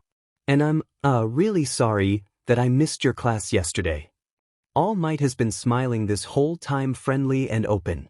But for just a second, it breaks into something softer, a little less aggressively wide and a little bit smaller and more pleased. "Thank you, young Midoriya," he says, and despite the fact that surely, All Might must hear people say that sort of thing all the time, he sounds truly flattered. "Not to worry though. I'm sure I'll have the pleasure of substituting for Class 1C again soon." "Thanks, but I'd actually rather you'd stay away," is both weird and mean, so Izuku doesn't say it, even though he thinks it really hard. And for all that Izuku gets praised for being sharp, it takes Izuku another 15 minutes after All Might has left for him to notice what had been strange about that. Young Midoriya? But Izuku hadn't introduced himself, and hadn't stayed long enough for attendance yesterday either. So, someone from 1C had told All Might his name, and All Might had still remembered it the next day? Wow, Izuku thinks to himself, if you were half as good at remembering things as that, maybe your life wouldn't be such a mess. Shoyuta has just running the plans for the USJ trip by Hisashi jotting down the other heroes' suggestions as needed when Hisashi brings it up. Though, it certainly wasn't for lack of trying. Shuta's career relies partly on his ability to read people, and Hisashi is anything but subtle. He's counted no less than 10 attempts to raise the issue, which Shoyuta had been able to shut down before they really began. But now their main topic of discussion is exhausted, and Shoyuta is left without recourse. "Any luck?" Hisashi says, leaning forwards curiously. "Luck with what?" Shoyuta tries anyways, even though he knows full well what Hisashi is asking about. Hisashi, all too familiar with Shuta's hobby of making his life as difficult as possible, rolls his eyes. "With the kid," he says, using a voice that leaves no ambiguity as to who he's talking about. "The one you've been looking for." Shoyuta grits his teeth. He's been avoiding thinking about it, but he's going to have to sooner or later. "There's nothing," he says finally. "The footage from Fatgum was the first evidence I've seen of him since that night, and there's nothing else. He deactivated most of the cameras surrounding Fatgum's agency, and we can't find him on any of the footage that remains either. He's good." Shoyuta is aware that his voice is sharp and irritable, even by his standards. Luckily, Hisashi doesn't seem to take it personally, intuitive enough to know that it's not directed at him. "Anything I can do to help?" he says, and Shoyuta shakes his head mutely. "Okay," Hisashi continues. "You'll let me know if there is, right?" Shoyuta lets himself hesitate for just a moment too long, and before he can get an answer out, Hisashi is frowning. "Shoyuta," he says, practically whining. "Why not?" "These people," says Shoyuta stiffly, "are very dangerous. I have no idea what they have their hands in, but they're strong enough that even after all this time, barely anyone has picked up on the fact that they exist at all." It's obvious that Hisashi is trying to keep himself from being offended by that statement, and failing, if Shoyuta is judging by the conflicted expression on Hisashi's face. "So," Hisashi says, "Shoyuta, I don't need you to watch out for me. In fact, weren't you the one that picked that big fight with me when we were interns because you felt like I was worrying too much? I distinctly remember you telling me that I needed to have more faith in your abilities to take care of yourself. Don't tell me it doesn't go both ways." "It's not that," says Shoyuta, a little too snappishly. "Hisashi, you're a successful pro and radio host. People know you. That has its benefits, yes. But the drawback is that people are much more likely to notice when you start poking your nose where they feel it doesn't belong. I work underground specifically to minimize the risk of that happening." Hisashi is silent for a couple beats. "That's a good point," he concedes after a moment. "But here's a hot take for you, Shoyuta.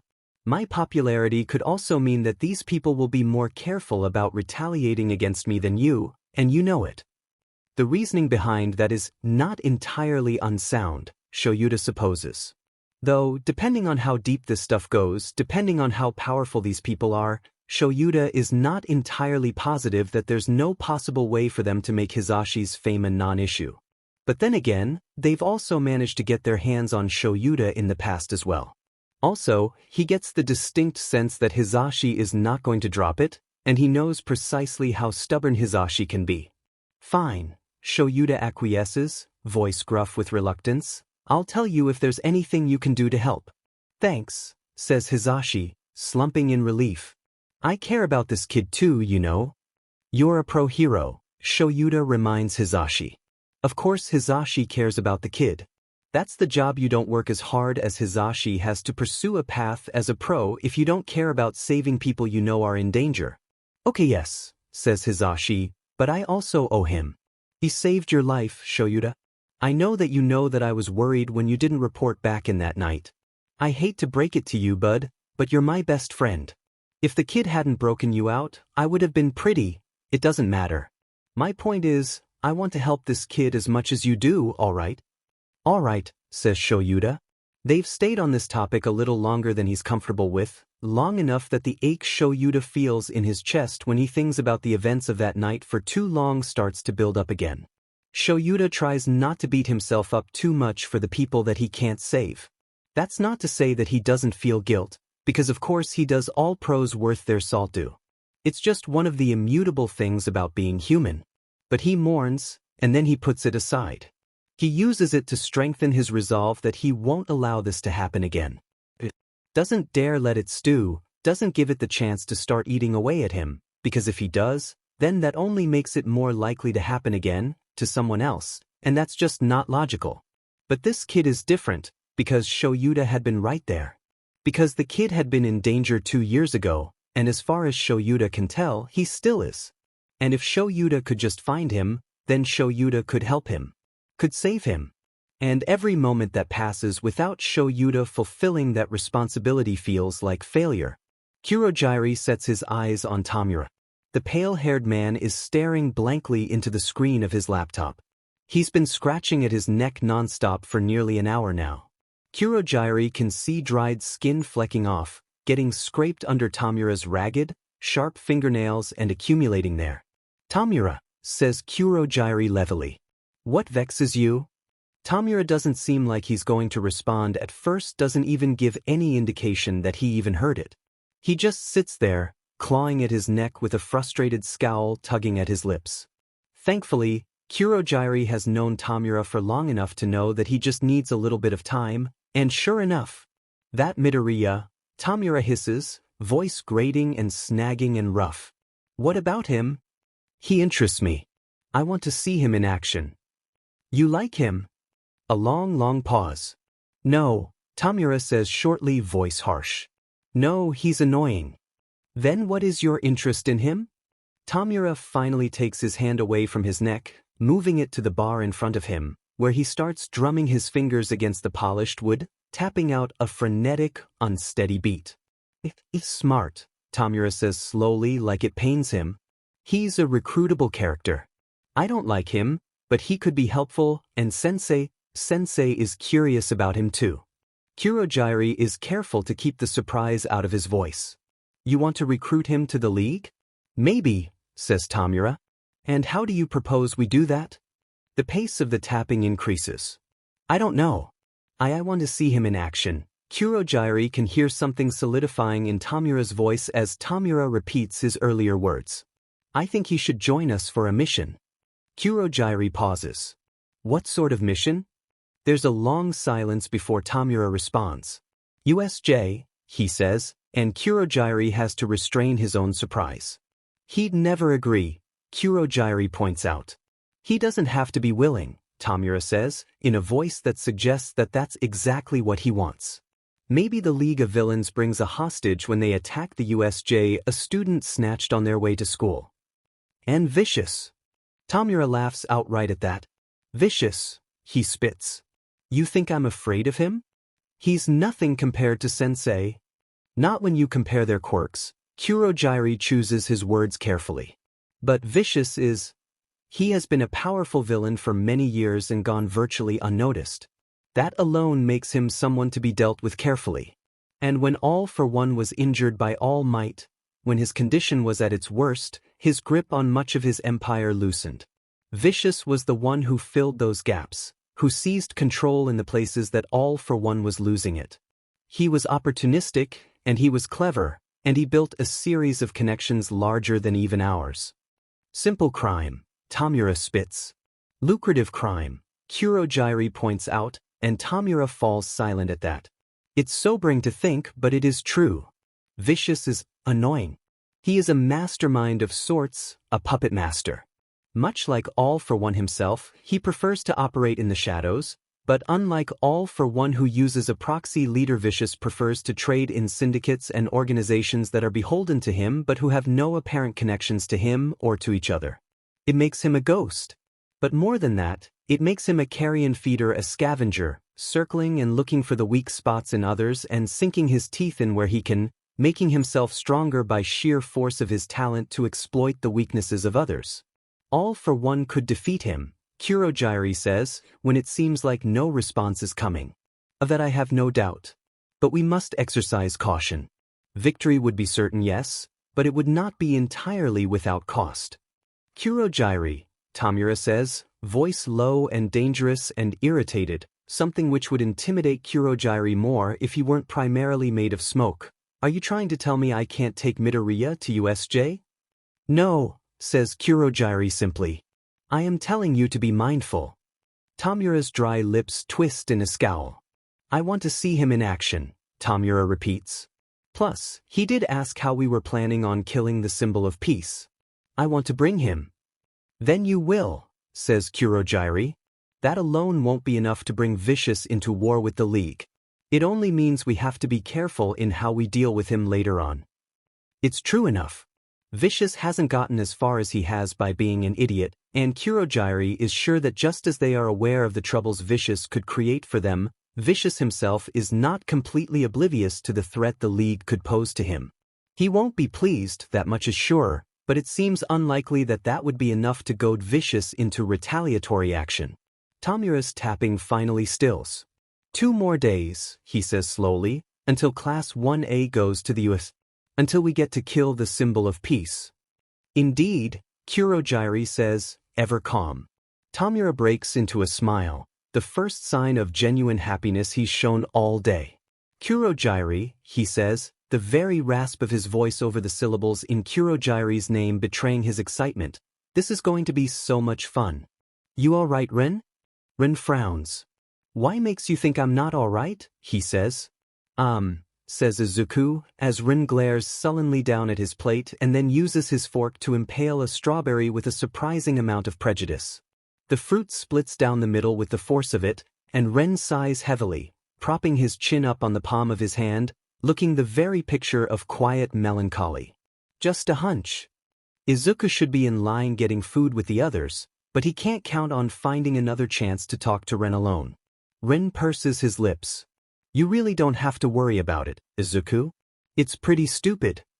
Ironic, Izuku thinks, since as far as Ren is concerned, the other day Izuku laid eyes on All Might and immediately descended into panic. He'd say something if he weren't trying so dim and hard to help Ren forget that incident ever happened. I'm sure that's not true, says Izuku, but even if it is, that's okay. I don't mind. He might even prefer it. Izuku would love it if, just for once, he could tackle a problem that was easy to solve. Living as a reluctant supervillain and having his long-repressed trauma rehashed like 10 times in the past half-year is already a lot for him to deal with. Ren smiles faintly, the first proper semblance of one that he's mustered all day, and it's like the dawn breaking across night sky. Beautiful in its simplicity, and underappreciated for its constancy until the day that it's late to come. I guess I've just been pretty lonely lately, Ren says, turning back to his food and poking at it listlessly. Embarrassed. I had to move here, to attend UA. So I've been spending most of my time by myself, and I guess I'm just not that used to it yet. It's okay, though, I'm sure I just need some time to adjust. Izuku doubts it. In the time since they'd met, it had quickly become obvious that Ren's an extrovert above all else. He tilts himself towards other people like a flower to the sun. Izuku doesn't like to be lonely either, but he has plenty of experience in surviving it. He had had isolation forced on him so young that he'd had to adapt to it. Ren doesn't have that experience. On Thursdays, Izuku says, before he even realizes what he's saying, I usually eat a late lunch with a neighbor of mine.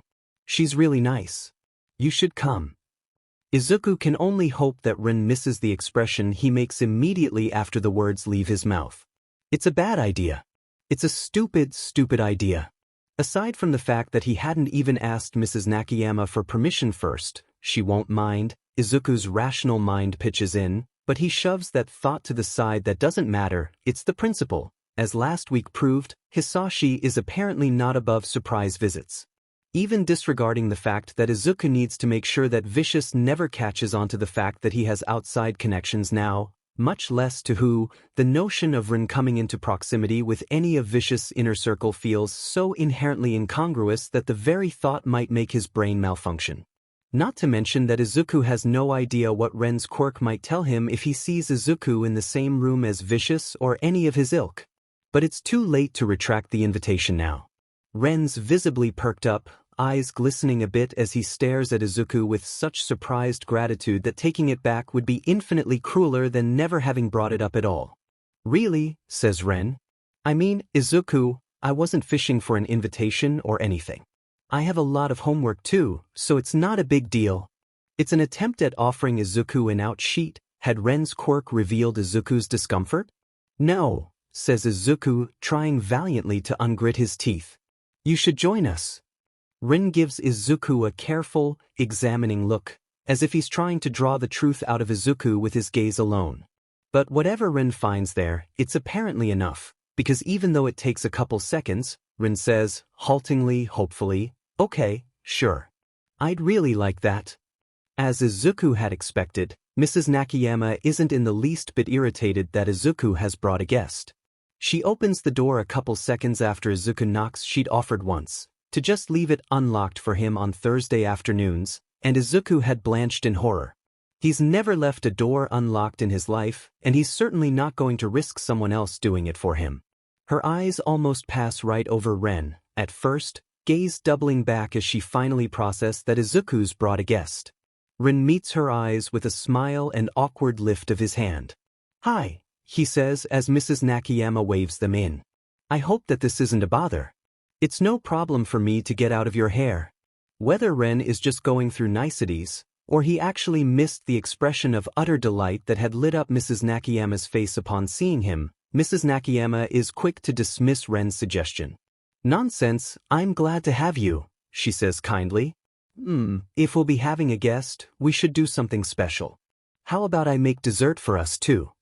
"Oh, you don't need to," Izuku starts, but Mrs. Nakayama is already clicking her tongue, silencing him. "No, I insist," she says. "My kids are coming in tomorrow and I need to refresh my memory if I'm going to make them their favorite." "Oh, okay," says Izuku. "Just write down whatever you need me to get." "Actually, darling," says Mrs. Nakayama, "I was thinking that I might join you today." "Are you sure? I don't want to trouble you." Mrs. Nakayama fixes him with a critical look.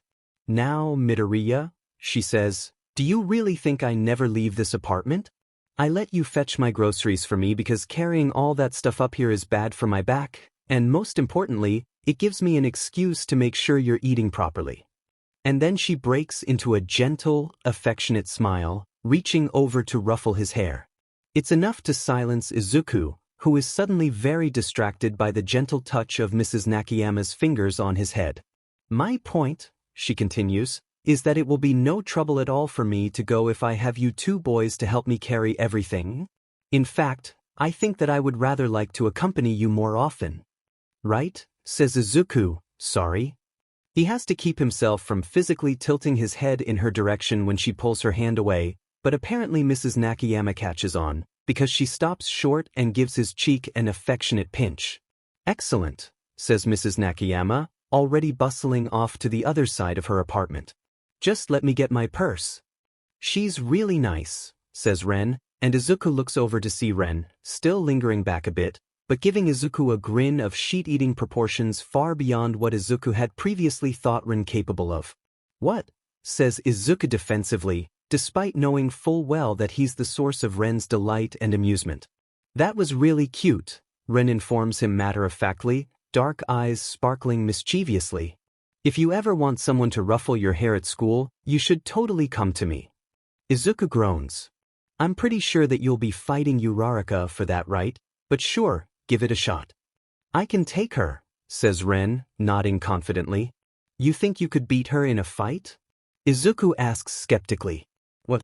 Oh hell no. Are you kidding me? She's hero course. She'd kill me." "Absolutely,"